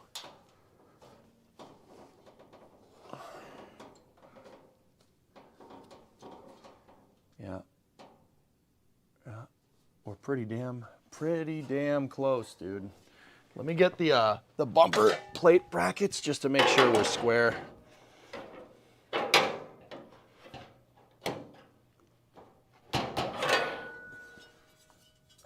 I need the other one.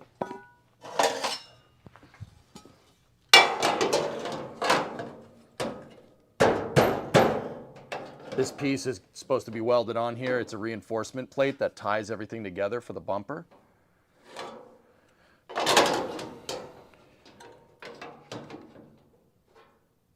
And it also kind of denotes where the frame rail is going to end up.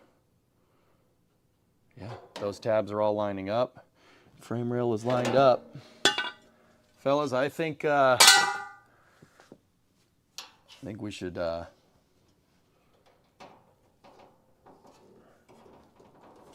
mean, this is pretty close. Actually bending, like I said, at this point, either my leaf spring perch is welded in a little bit wrong, just a smidge. It's like enough to be within tolerances and stuff. And yeah, judging by where the leaf spring is, it looks like it might be a little bit out, but that's okay. The rubber bushings will make up for it. Yeah.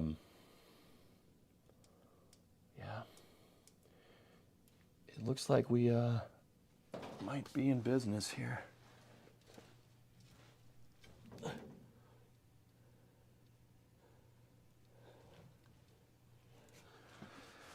So what we would do is just nail this frame rail, not nail it, we heat it up a little bit and we de-stress it and then we get it flush to the trunk pan.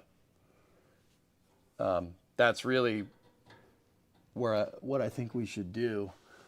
Let me get another one of these clamps that was so generously tipped to the stream. Thank you, fellas, by the way.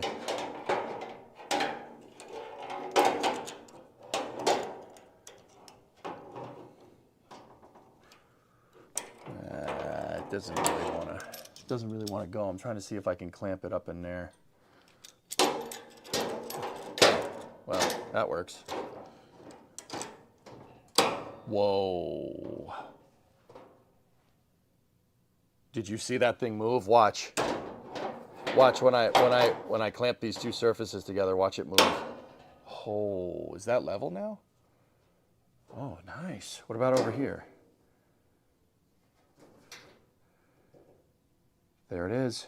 That's it. That's it, dudes. We got it. We got it. Ladies and gentlemen, we got it. That's it. Are we flush? Oh, hell yeah, we're flush. Look at this.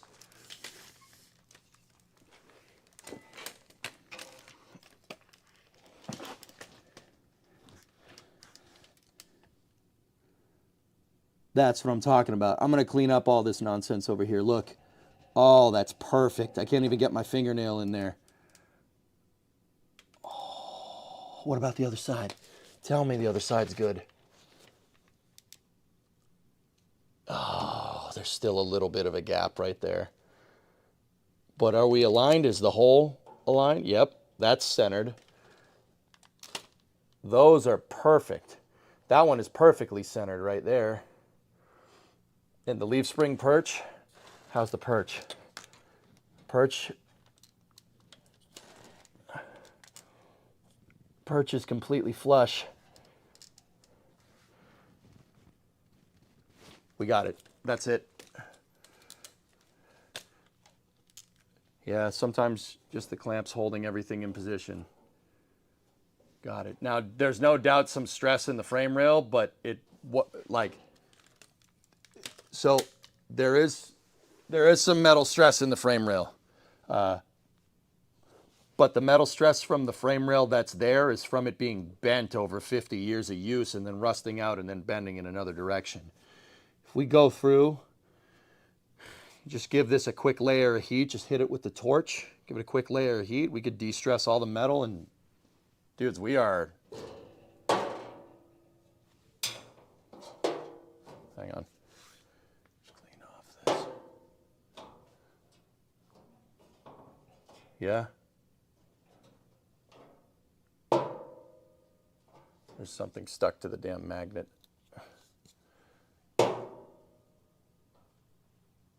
That's good.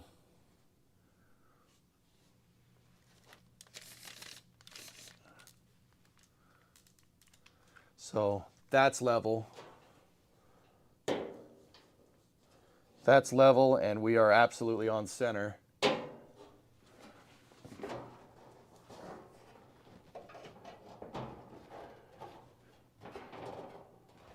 Now, if we just do the same kind of deal over here.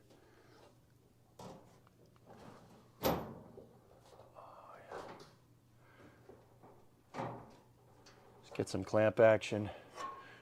Clamp action in the same spot over here.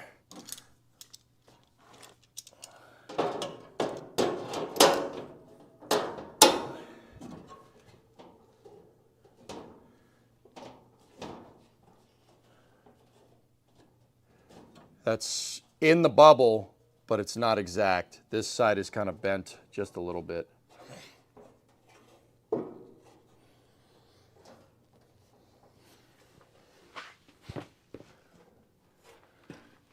But these flanges are perfect. Everything is flush over here. I don't even need the clamp. If we... Okay, I see. It's raising up the front of the trunk pan.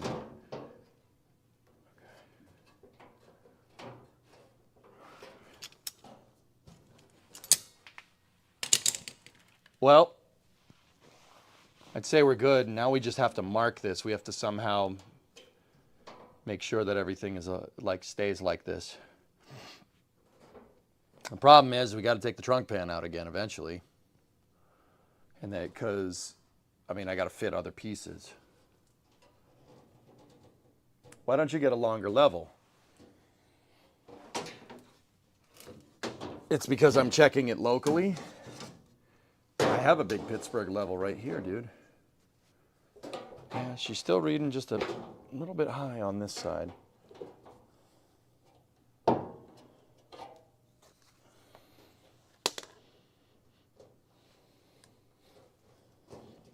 Let me undo the self-tappers over here.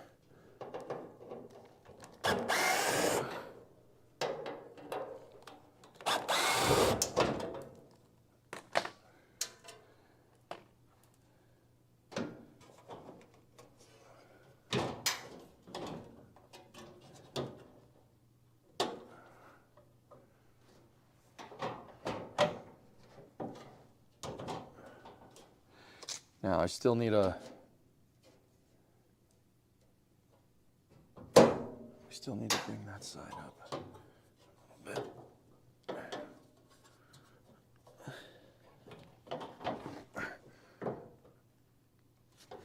Yeah, that's these ones are pretty damn close, dudes. They're pretty damn close to being in the right spot.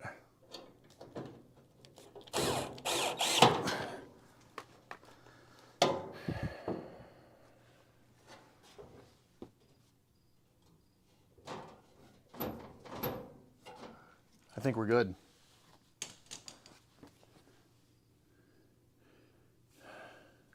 Yeah, these ones are right. These self-tappers are in the correct spot.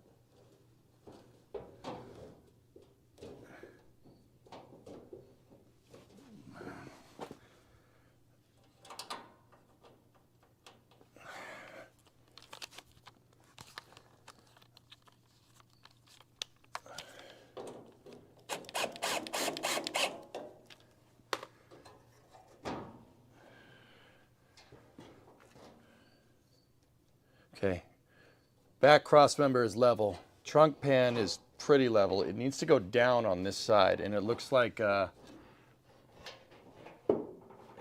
we stressed it a little too much. Are we centered on the cross member? We're not. It's not centered. That hurts. All right, let me undo this one. The trunk isn't centered on the cross member, so I have to get this centered side to side. There. Now she's centered. First thing I'll do is give them the clamps over here. And then we'll put the give them the clamps here on the edge of the frame rail. Give them the clamps. And now we gotta pick that, we gotta pick the,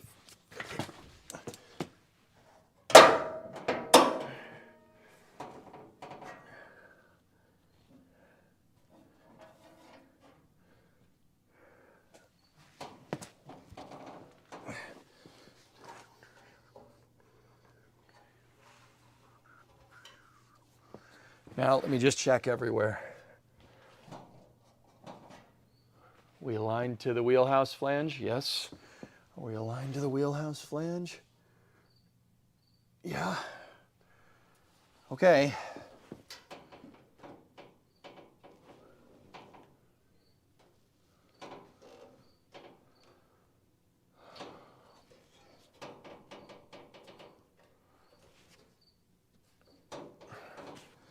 All right. Let me get my other self-tappers. Put that self-tapper back in here because that hole is lining up. Oh, I just hit my finger on that. That's good for your knuckles. Don't worry, I've had a tetanus shot. All right.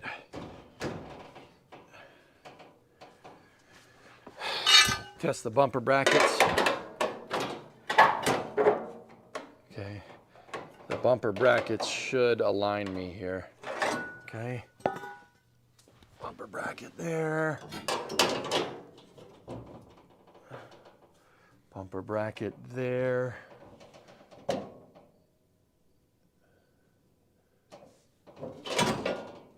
Still level. Let me make sure we're centered. Still level, still level. Good. Let me just put more levels. I'm going to put them on where the leaf spring perches mount.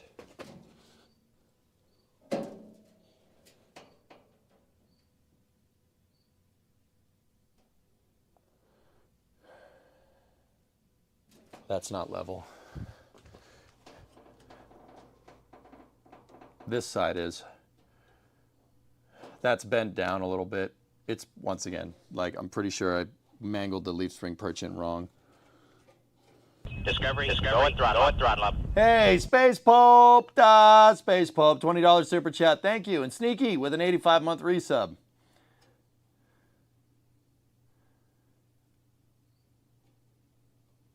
Raiden, what's going on, buddy? Is this car numbers matching, Kuro? Yeah, it has the numbers matching engine in it as far as I can tell.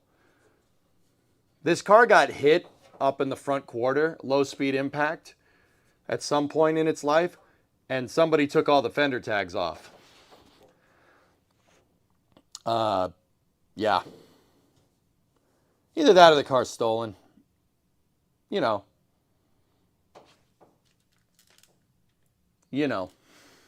I don't think it is. It did get hit, but it is missing its fender tags, which somebody did go through the trouble of taking off all the, I mean, the VIN is still there and stuff. I mean, if it was really stolen, they'd take the VIN off the car.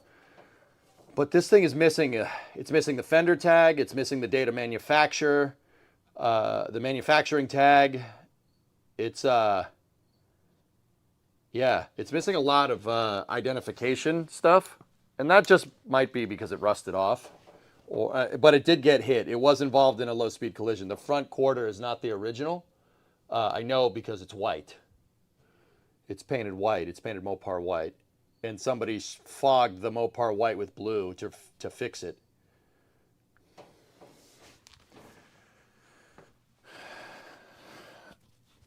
Like, I can show you guys that if you want to see it, but...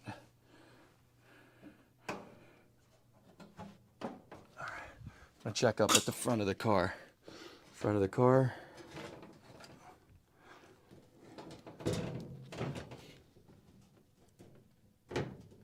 Yeah, the pan up here is pretty much lining up, dudes. It's pretty close. Good.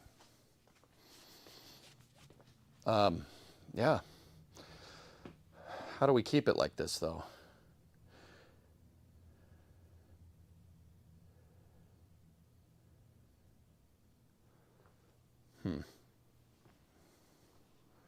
What happened to the safety glasses? They're right there. Yeah, the fender tags, Couchy. Cars have these old cars have a have an identification tag on the left front fender. Old Chryslers do, and it tells you everything about the car. It tells you when it was made, where it was made, what options it has.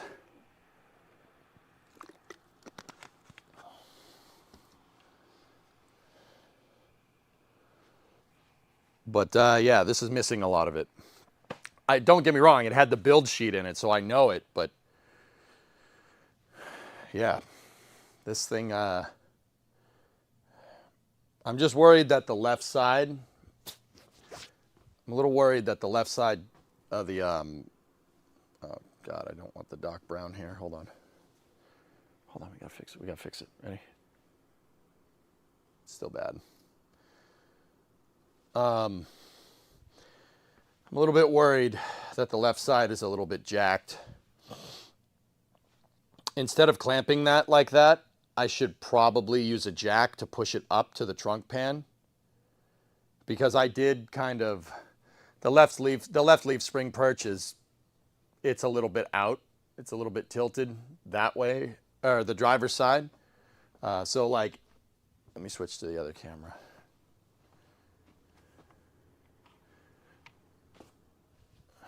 So if I take this clamp off over here,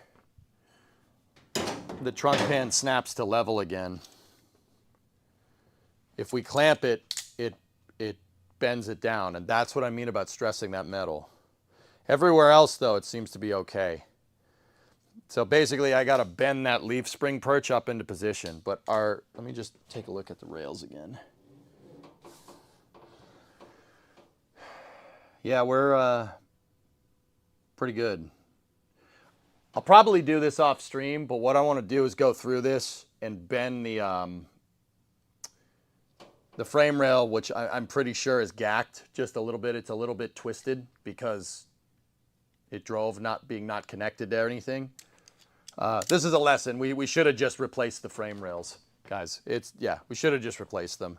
That's a novice mistake on my part. I was like, oh yeah, we could just patch them. No.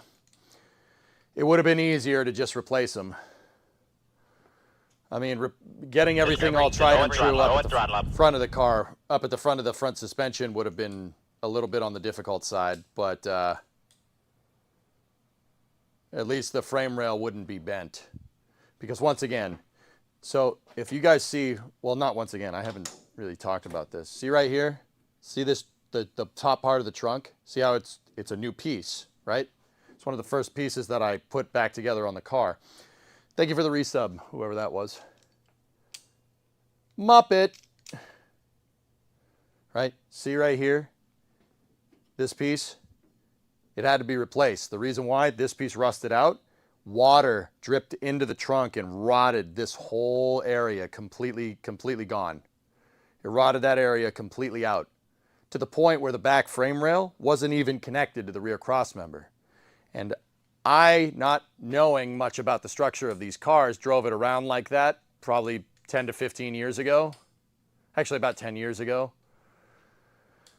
I drove the car around, I took it to shows and stuff, and who knows what that did to that frame rail not being connected to anything. It definitely bent it. I'm pretty confident that that's what happened here.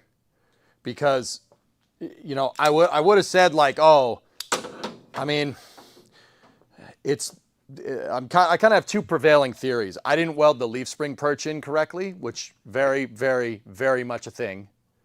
But here's the thing. The other prevailing theory is that the frame rail was bent from just floating in 3D space and driving the car around, right? And if that's the case, well, how would it have bent? Let me think. The suspension's pushing up on it, so it would be tilted this way, right? And we'd have to knock it back. And if I welded the leaf spring to it when it was bent this way, right, and we knocked it back, the leaf spring perch is going to be down, which is what it is. That makes more sense. Okay, so the second theory is that, yeah, it's bent.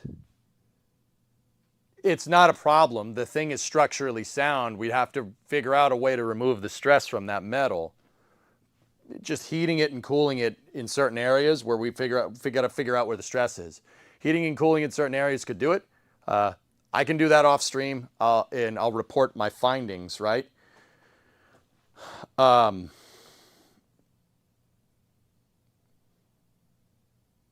Yeah, I'll do that off stream and report my findings. But yeah, this thing, words. I'm inclined to think that the frame rail is bent because all of the new parts that I have, the new left leaf spring, the new driver's side leaf spring perch, the cross member, and the trunk pan, those are all fitting together like a puzzle, right? The only thing at this point that's a little misaligned, and it's just a little bit. When I say that frame rail bent, I mean it bent just a tiny, tiny bit, maybe like 1 or 2 degrees bent this way, but it did bend it. It's not a lot. The frame rail is the only thing that doesn't line. That's the only thing that's not lining up. And actually, particularly the frame rail flanges aren't the pieces that are lining up, and those are the pieces that would have been bent. Because once again, remember, the trunk pan carries your structure here. The trunk pan serves as a gigantic strut that triangulates and connects your rear suspension together. Right? And the trunk pan from the center of this car was gone. There was nothing there. Here, you want to see it? I'll show you. I still have it over here. You guys sit and tell me, do you think that's structural?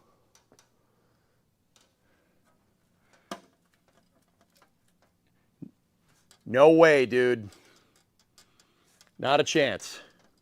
There's no way that that's structural. I mean, this was the good part of the trunk, by the way.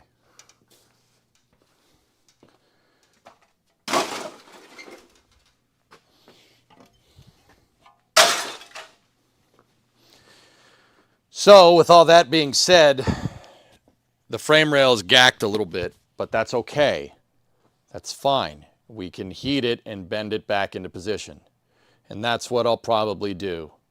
Right now, she's aligned. The other thing we got to do is just we got to get that leaf spring, the leaf spring perch. It's pretty dang flush except for one part here. But if if we clamp and bend that up into position, it pretty much aligns.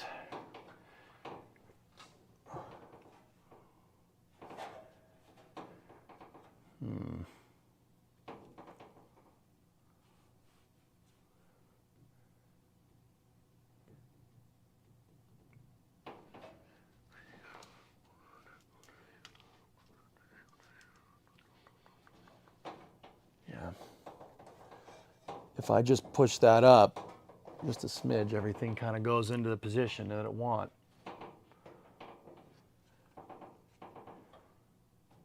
I don't know, dudes.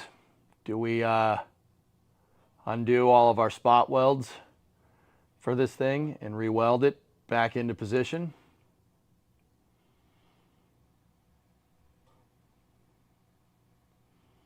I could grind off all of my plug welds. It ain't no thing.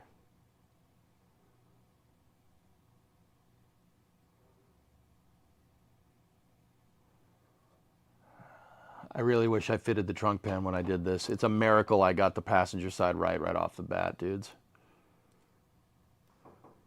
Or do we clamp it and just de-stress the metal and heat it in the right spot to get it right? I mean, that's the two kind of choices that we have here. What do you think I should do?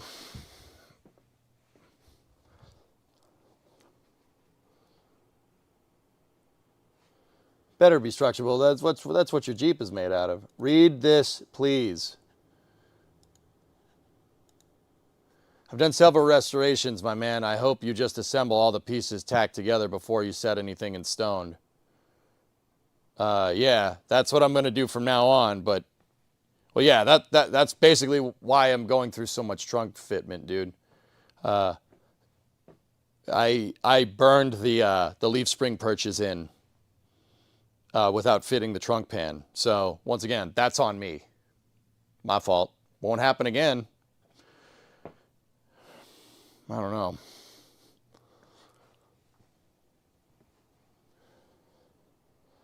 Are you thinking you might need to re-weld? Yeah, I mean, it's an option. It's an option, dude. That's a thing that we could do. Yeah, I can re-weld it, or if we want to live with heating and de-stressing the metal and bending it into the right spot, I can live with that. This is pretty close. It's pretty close, guys. It's just a little bit off on the left side. Just a little bit. Like, once again, I'm making a mountain out of a molehill, kind of inadvertently. We're about 1/8 of an inch off, but that's intolerance. The factory probably would have sent it. Do we want it to be like the factory, though, or do we want it to be better? I don't know.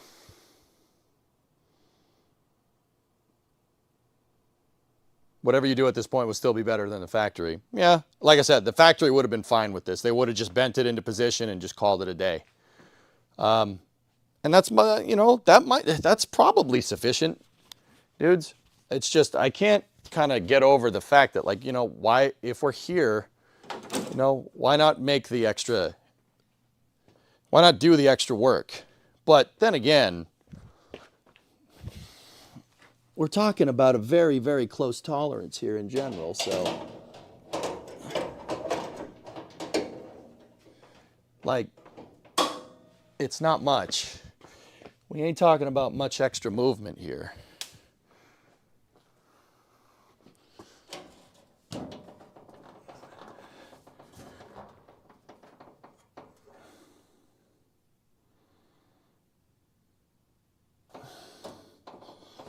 Give me one sec. I know I got to switch the camera. I'll switch it back to the Vivitar. Sure, cars. It doesn't want to keep you up at night. I mean,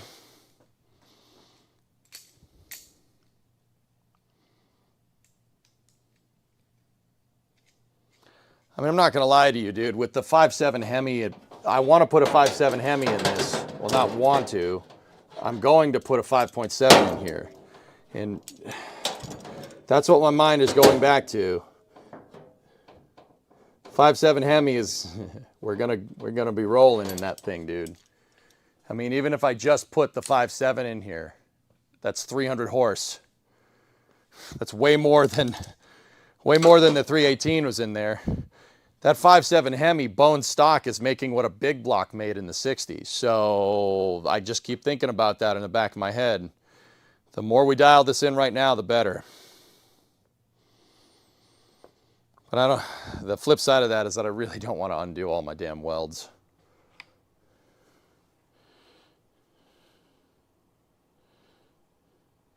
Clamp it, screw it, tack it. Yep.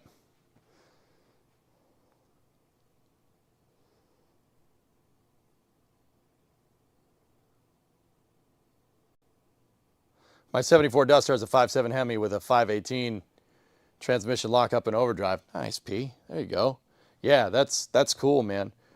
I have an 04 Dodge Ram sitting outside in my shop over there, and I will take the 5.7 out, and I want to put the 904 that's in here.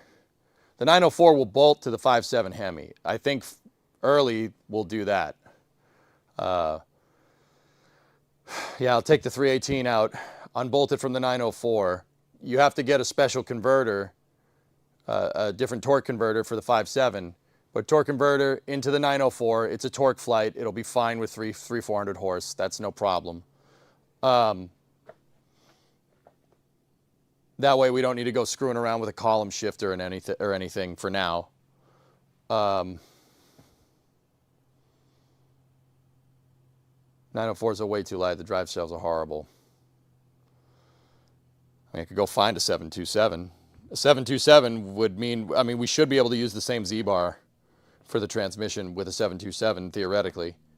Or we could just go bananas and put an A833 in it, but then I'd need to go find clutch components, which, not a big deal. Could do that. That ain't no thing. Wide angle kit and a K-swap. Get out of here. T56? Could do it. I don't know, man. Do I want a T56 in this car? Do we need a T56 in this car? I mean, that'd be kind of cool. But if we put a T56 in, we'd have to go messing around with the trans tunnel.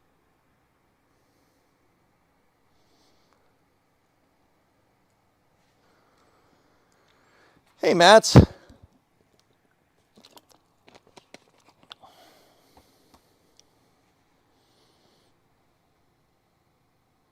What is a 518 transmission, Petey? You guys are lucky to have talents with these muscle cars. I was good at turning wrenches in the 90s on your Toyota. Now you have a 2018 Camaro 6-speed 6.2. She's a smoke show. Nice, Ryo.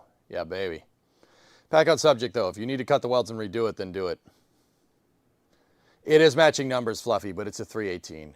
No one cares. No one cares about 318 cars matching numbers. It's the big blocks and stuff that people care about. So like if this had a factory 383 in it, if it was a factory 383 Coronet 500, that's cool. I'd keep that in there. But it doesn't. The biggest engine that came in a four-door in '69 is a 383. And Hellfish, I'm not avoiding the subject just for what it's worth. I'm just thinking about what I want here. I mean, dude, like I said, this... Well, let's think about this for a second. We know that the factory would have sent this, right? 518 equals a 727, though 727 did not have overdrive or a lockup converter. Wait a minute, Petey. That's a thing? I mean, dude, forgive me for not being the biggest expert. Mopar 518 transmission.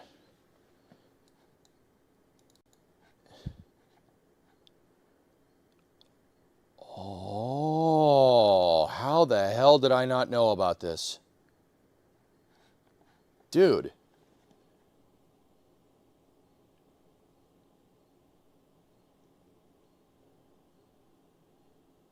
How did I not know about this? Why didn't you guys tell me? So, Okay, all right, Petey, hold up. I got a question.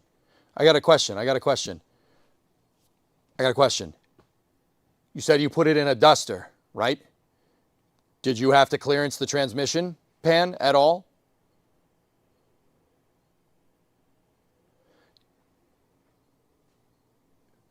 Did you have to like make provisions, like put stuff in there, or will it fit? No, it fits.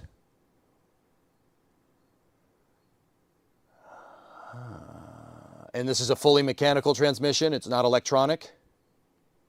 It's a 4-speed mechanical transmission with overdrive.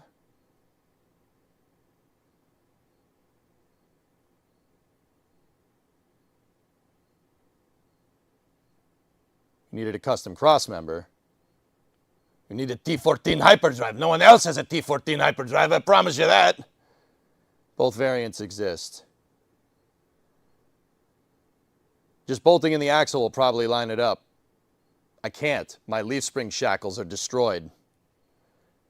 The 518 96 and older.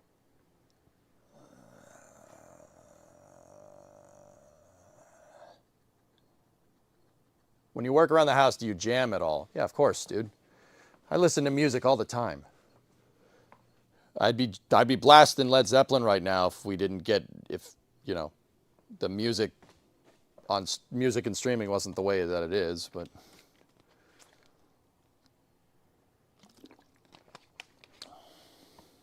Yeah, Merckx, that was my question. 94 to 96 is a manual governor. That's awesome, Trevor. Growing up on family vacations in a 318 powered mini Ram van. 3 pedals, silver over light blue two-tone, and some very 80s pink pinstriping. I'm a sucker for the Wheezy Slant 6. Hey, man, I see people turbo those things all the time. Turbo Slant 6s can make a good amount of power, and that's super cool, and it sounds ridiculous. I mean, you're not going to make as much power as like a Hemi or a Big Block or something, but also, that's pretty cool, you know? Like,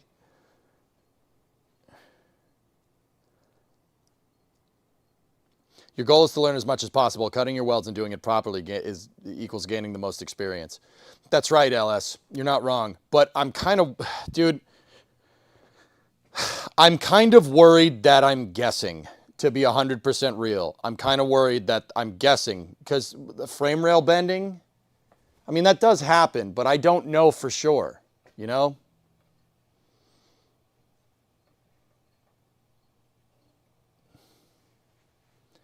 I'm worried that I still might be guessing just a little bit. I have no reference point here. That's what's been the hardest thing about doing this with this car. I have no point of reference. There was nothing to reference back there. It was gone. There's nothing there, you know? So I don't know what's perfectly straight and what's not. I'm using what I've been doing is putting the trunk pan in, making sure the trunk pan's level, and seeing how the frame rails kind of jive next to it, you know?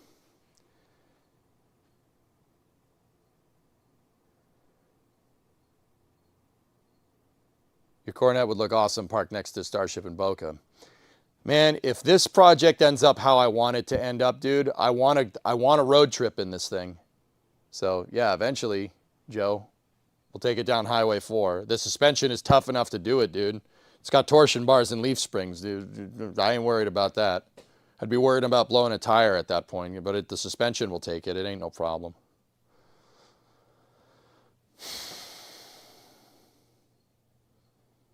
Nothing to it but to buy another one.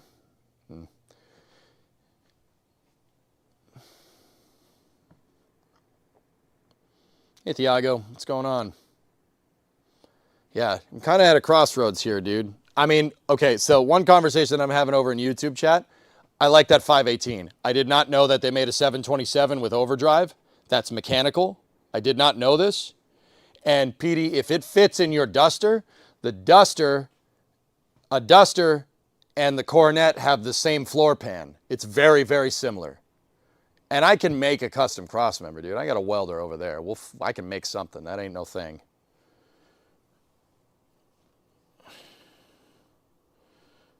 Just driving the shoulder highway for like everybody else. Yep. It fits, you promise. Dude, I believe you. Petey, my biggest thing, so I have build rules for this car. My biggest thing was that I don't want to cut it up any more than it needs to be cut up. And I want the shell to be stock-ish, right? does it really matter? No. You could put a T56 in there. You'd have to cut up the trans tunnel. You could do it though. That's no one's gonna be like, oh my God, you cut up this '69 Coronet that's basically gonna be 80% new car when you're done. Oh no, right? No one's gonna care about that. It kind of matters to me though. I like setting rules and having fun with my builds. What I want to do with this car is I want to keep the shell close to factory as possible, and then figure out upgrades that we can do from there. So like a 5.7, easy peasy, right? But finding a good transmission option is weird because, yeah, the 904, only torque flights fit in this damn thing. The torque flights are very, very distinct shape. Like, here, I'll show you guys a picture. This is a 518 with overdrive here. It's on bigblockmopar.com. Here, let me switch over to desktop. See that? It's a very, very long, kind of skinny transmission, and that's the only thing that'll fit under here. The 46RH is the designation for the 518. Just redo the perch. Oh. So yeah, so my thing is with this is that I want it to be reversible, just in case I want to go back to stock. I like building like that. I like doing my builds like this. You can always put it back if you really want to. It's the closest thing you're going to get to an undo button with the car. And personally, from a content creation standpoint, I think it allows us to do more with this if we keep the shell stock. Think about it for a second. If I clearance that pan if I clearance the trans tunnel for a T56, and then I want to go put a 904 back in there, say I want to, just for the heck of it. Maybe we want to do a different engine build. Maybe we want to change it. Maybe I don't like the 5.7. I mean, I don't really think that that's what's going to happen, but maybe I don't. Maybe I want to go back. Maybe I want to put a 440 in there. Now the trans tunnel is all screwed up, and if I put a torque flight back in it, it's going to look ridiculous. I mean, I could weld it back up, but then it'll look like Dookie, right? I mean, we can make it work, but that's just more work. I'd prefer to keep the shell stock, and I like building around that. Like, how cool would it be if we put like the bolt-on 4-link that Hotchkiss makes for this car? You could put a bolt-on 4-link in it. You could do a bolt-on IRS in the front, and just make it so you could take it off. I want to put the torsion springs back in. We put the torsion springs back in. I think doing stuff like that is cool. 47RE is the electric governor. 47RH is weights. The RH will be 4 inches longer for said weights.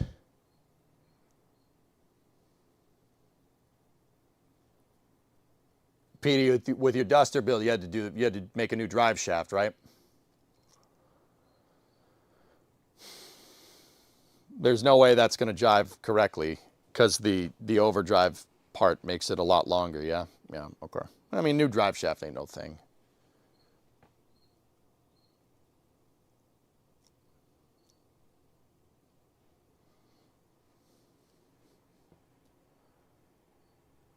Here's the thing. Everybody, including me, keeps the old parts to go back to original. It never happens.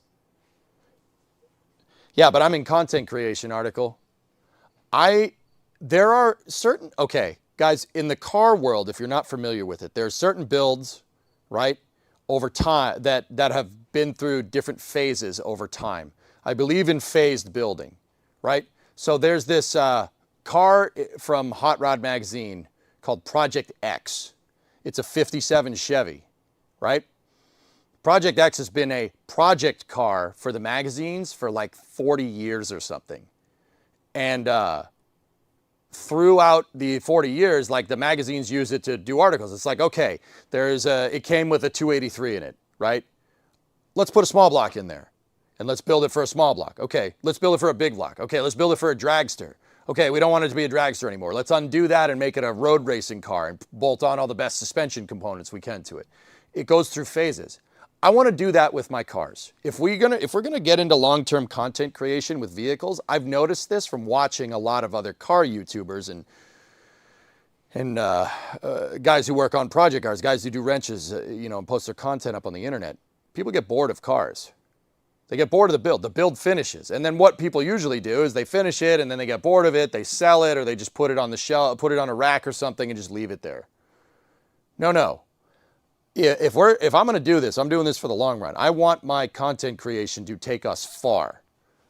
Like, you know, we'll finish phase 1 of this build, right? And then maybe we want to turn this into a dragster or something. What can we do to make this thing go down the track better, you know, without modifying the shell? You know what I mean? I want my projects to evolve over time. I think that's cool.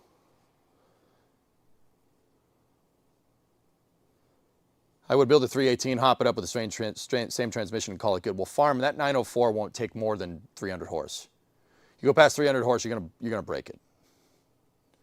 Building a 47 RH would be a very good trends to build. It's literally Lego blocks of transmissions.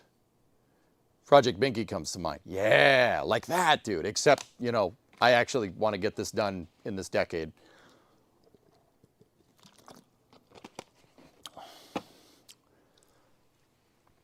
So yeah, I'm going to go look around for a 47 RH or a Mopar 518. Those things, I'm going to start reading up about these.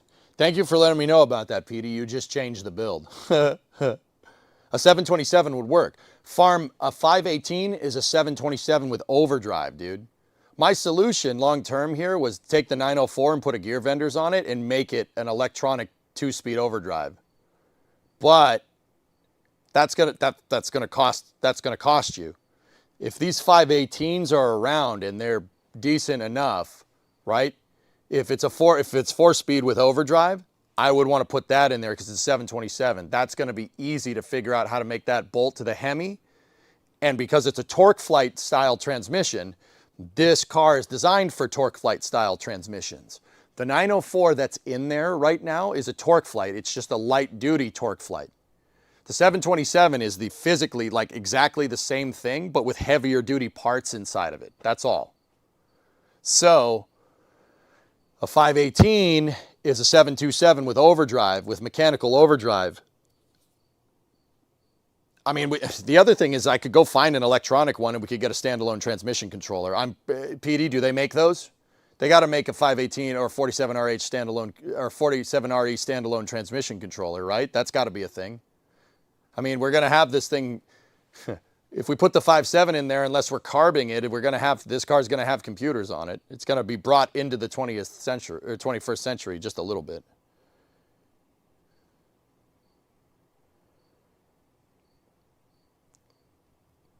In the Governor Report, it uses a pressure switch that is adjustable. When it hits 50 psi or 50 mile an hour, we'll turn the switch on to engage lockup. I've made a computer with an Arduino. Yep. Mm-hmm. What transmission is in that Dodge truck? I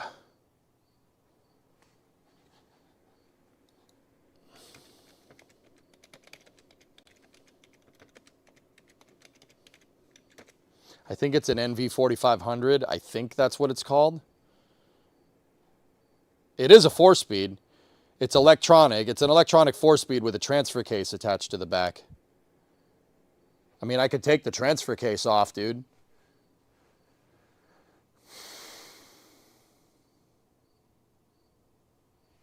It's not an NV4500. That's completely wrong.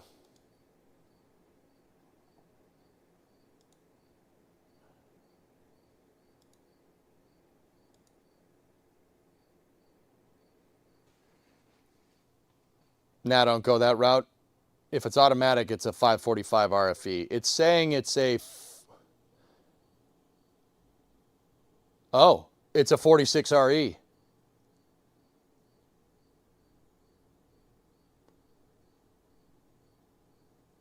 Does that thing have the transmission that I'm looking for in it? There's no way.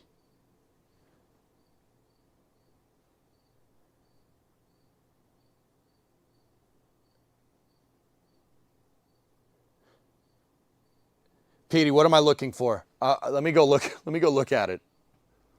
Hold on. Let me get my phone. Let's go look at this thing. I'll take a picture of it. The truck's right outside. I can go look.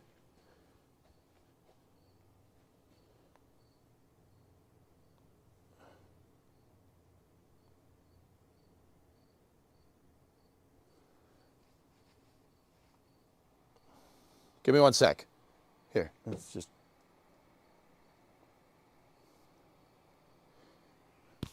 Give me 1 moment.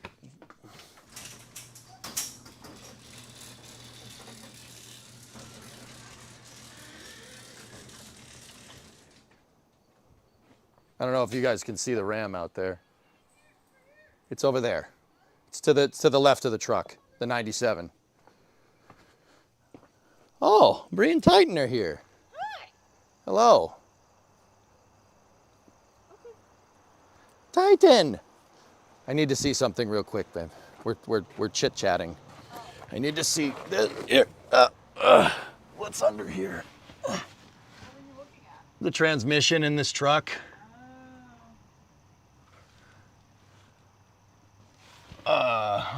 Okay. Definitely got a transfer case on it, dudes. Here, you know what? It's probably gonna be better to look at this from the other side. Because the drive shaft is in the way on this side.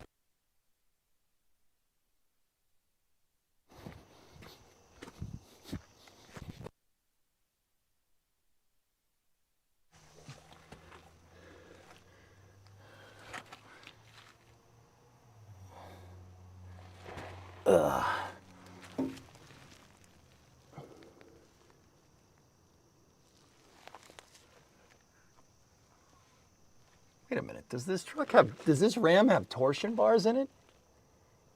It friggin' does. It's got torsion bars in it. I didn't know that. I don't know anything about frickin' Dodge Ram trucks, dude, to be honest. I'm a Ford truck guy. Huh.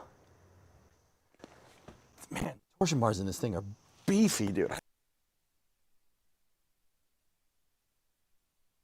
That's super cool. It's the same suspension as the Coronet, only way different design because that's a truck.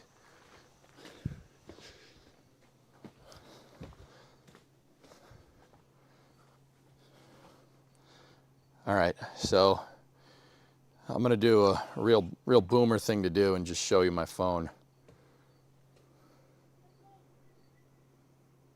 So the transfer case is on the left.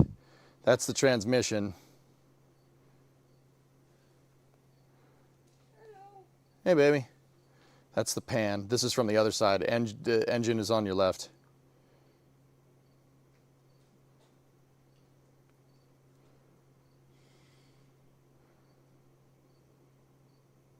I mean, I can't really see it up in there, but hey, Bree. Hi, Titan. Titan. Hello, my buddy. How you doing? How you doing? Is he still scared of the door? Yeah, but I got him to go through it. Oh. I just had to put the leash, he like runs away, and then I put the leash on him, and basically I'm like, we're going outside, you dope. Yeah, he's just a fraidy cat of the loud door that made the loud noise. Yeah. Hey, Popeyes. All right, buddy, inside.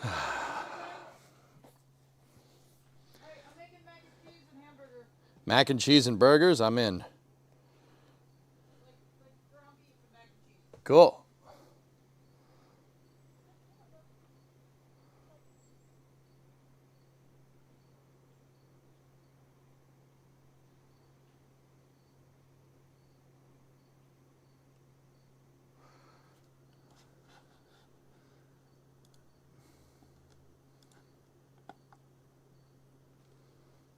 I don't think you want this for this build. I mean, dude, I don't know. That might be a 46RE. It might be the transmission that we need. That's an what is it, 04? 04 Ram Marino. Got a wedgie, not gonna lie to you. I mean, it might be the transmission that we're looking for. We're gonna have to pull it. We'll have to look. I mean, whatever. Transmission stuff aside. Petey, thank you for telling me about that, dude. I like Mopars and I like B-bodies and stuff, but I know Fords better than I know Mopars. I like Fords. I don't know what you want. But I have a soft spot for Mopars. I love these things. Mopar have made some really cool cars in the 60s and the 70s, dude. Like really cool stuff. It's a 45 RFE. So you're telling me that that's a torque flight? I know that Chrysler makes a torque. They still make torque flights, but it's like a 8-speed torque flight or something. I'm telling you, those mid-90s fans will have all the heavy-duty planetaries and everything you need. Okay? All right.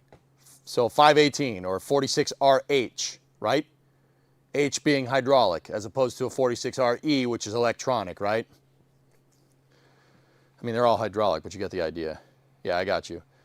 Wait, when did I get a Dodge truck? I scored that whole truck for $200, Super. It's junk. It's suffering from being a Dodge, meaning it's very rusty. The engine and transmission in there are good, though. Actually, the frame is still good. The only thing that's bad about that truck is the cab. The bed, and the fenders are toast. Like, it won't. That's not roadworthy in this state. It's a 45 RFE. It's a bit large. Is it possible to find the tires this car used to have on it?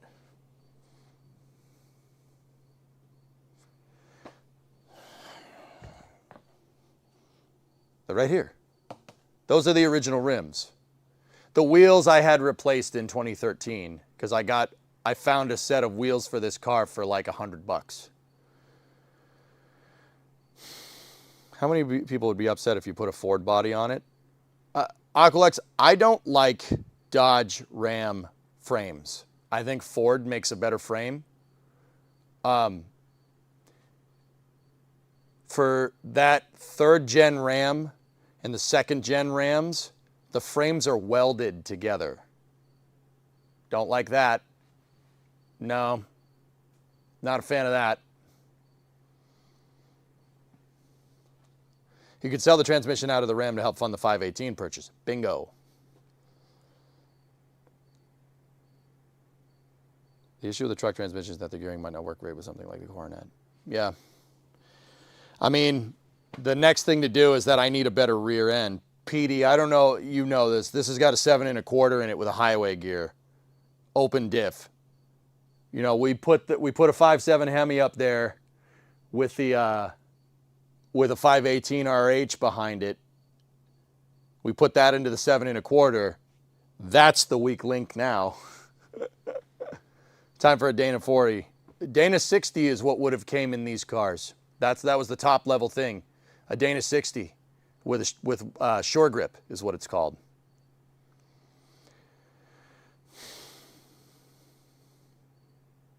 I might put a Ford 9-inch in just because that would piss Mopar people off, and that's kind of funny. You need a 9.25 front member housing for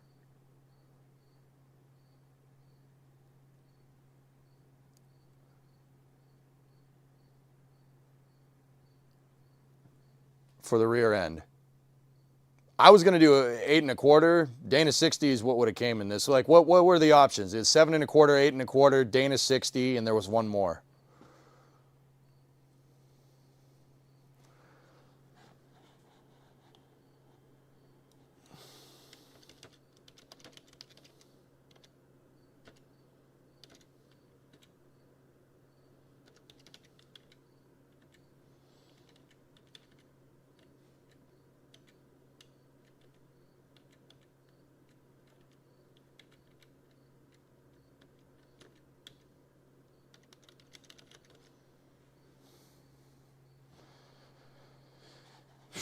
How much do 47 RHs go for just off the top? Oh my goodness.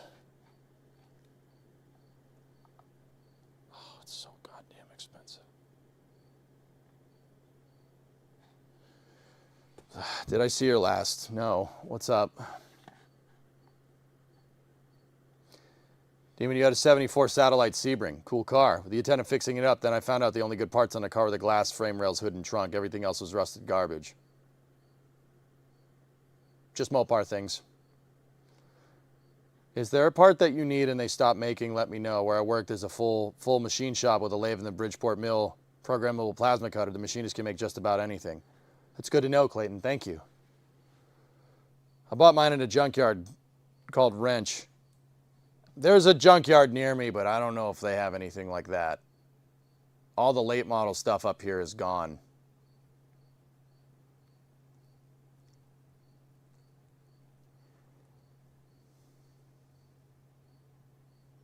All right. Well, anyway, that's cool. We'll talk more about that in a second. Let's jump back over here.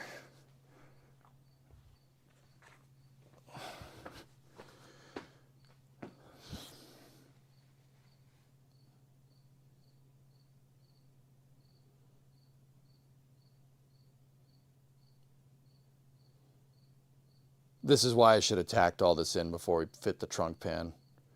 I'm stupid for burning this in, but then again, that's me. That's me being an idiot. I'm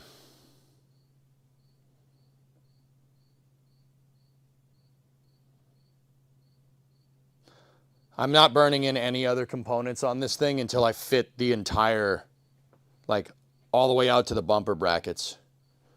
You know? Yeah. Yeah, that's, man. It's a 3-speed transmission in there, Pigeon. 3-speed with, it's got a 5.2 liter V8 in it. I think you're doing just fine, but I get it. Peter, you think, so, dude, I have to really, the leaf spring perch, to get it aligned, I have to really pull that thing up to the point where it's bending the trunk pan down. And that's going to screw me on the trunk extension. So there's another piece that attaches to this, guys. And Peter, you probably know this. It's called the trunk extension, and it extends the trunk out to the quarter panels here.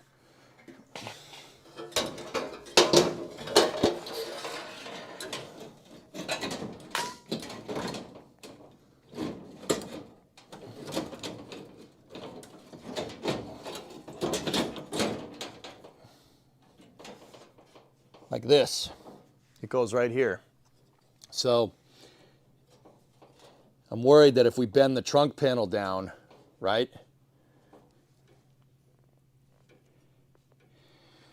If we bend it down to a line like that, it's going to screw, well, it's going to screw up the trunk panel too. Yeah. The solution would be to heat up that perch and bend it into position. I don't know, man. I don't know. Moser Engineering sells 8.8 kits. Yeah. No, not an idiot. An idiot would proceed to burn it in more. This was you learning. Yeah, that was the whole point of this, to learn how to restore one of these things. You're right.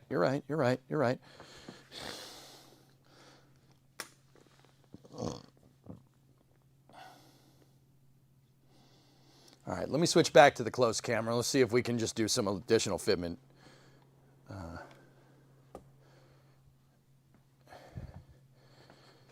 I mean, Petey, I want to show you this, dude.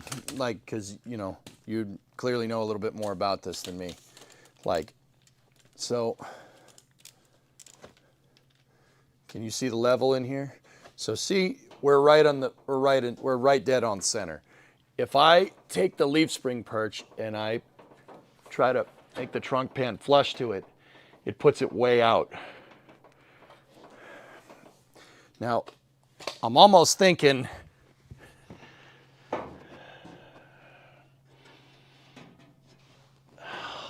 man, there's so much of a gap here. Hang on, let me undo one of these clamps. Loud noise incoming.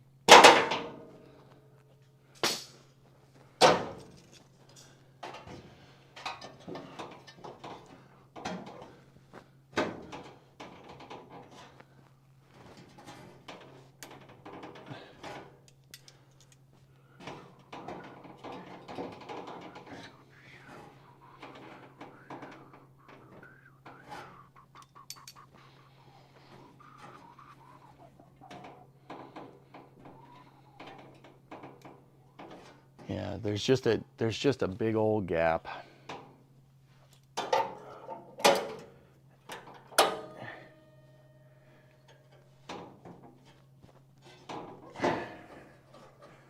But if I push this up and twist the rail a bit, we push up the leaf spring and kind of try to bend it up into position.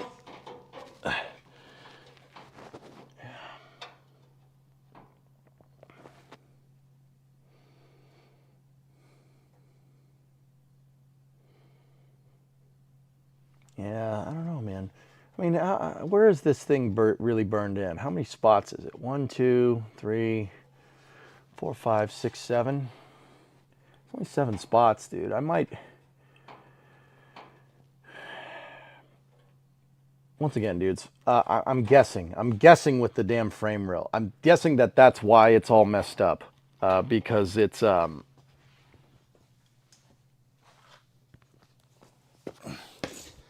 Because I didn't burn the perch in because the leaf spring was bent when I burnt it in.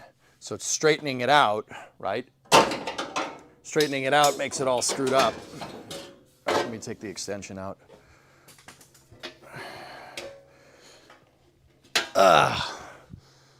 So I could grind it out and put it and, you know, realign it, but I'm not even exactly sure that that's my issue at this point.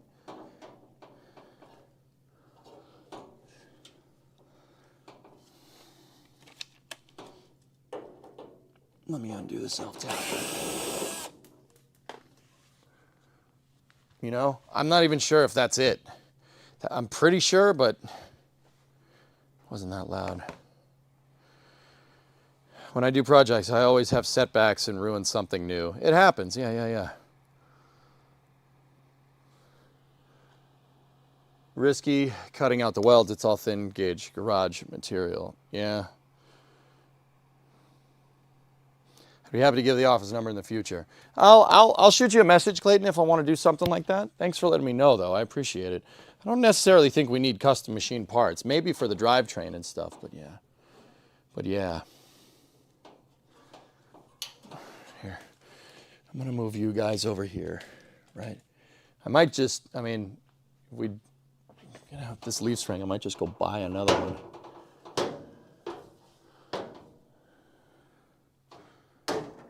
Let me move the big level up out of the way. Yeah, see, I don't know if you guys can see that. If I get the spring perch aligned to the trunk pan, it pulls this part of the trunk down to the point where it's picking it up on the other side.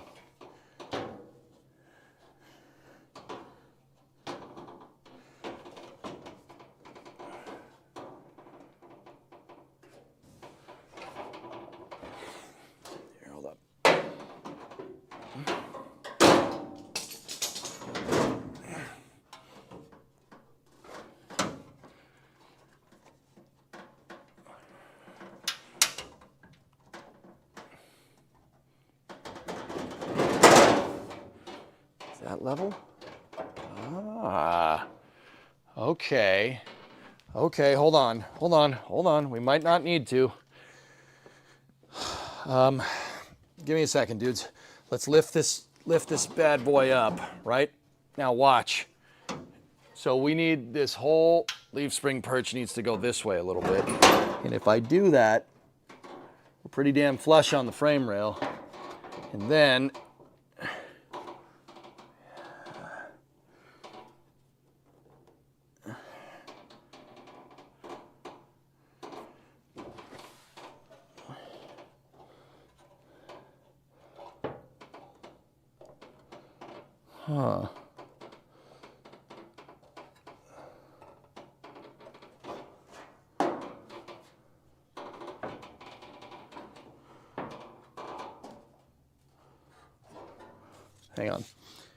Hang on. We can adjust. There's a lot of adjustment built into this, thank God.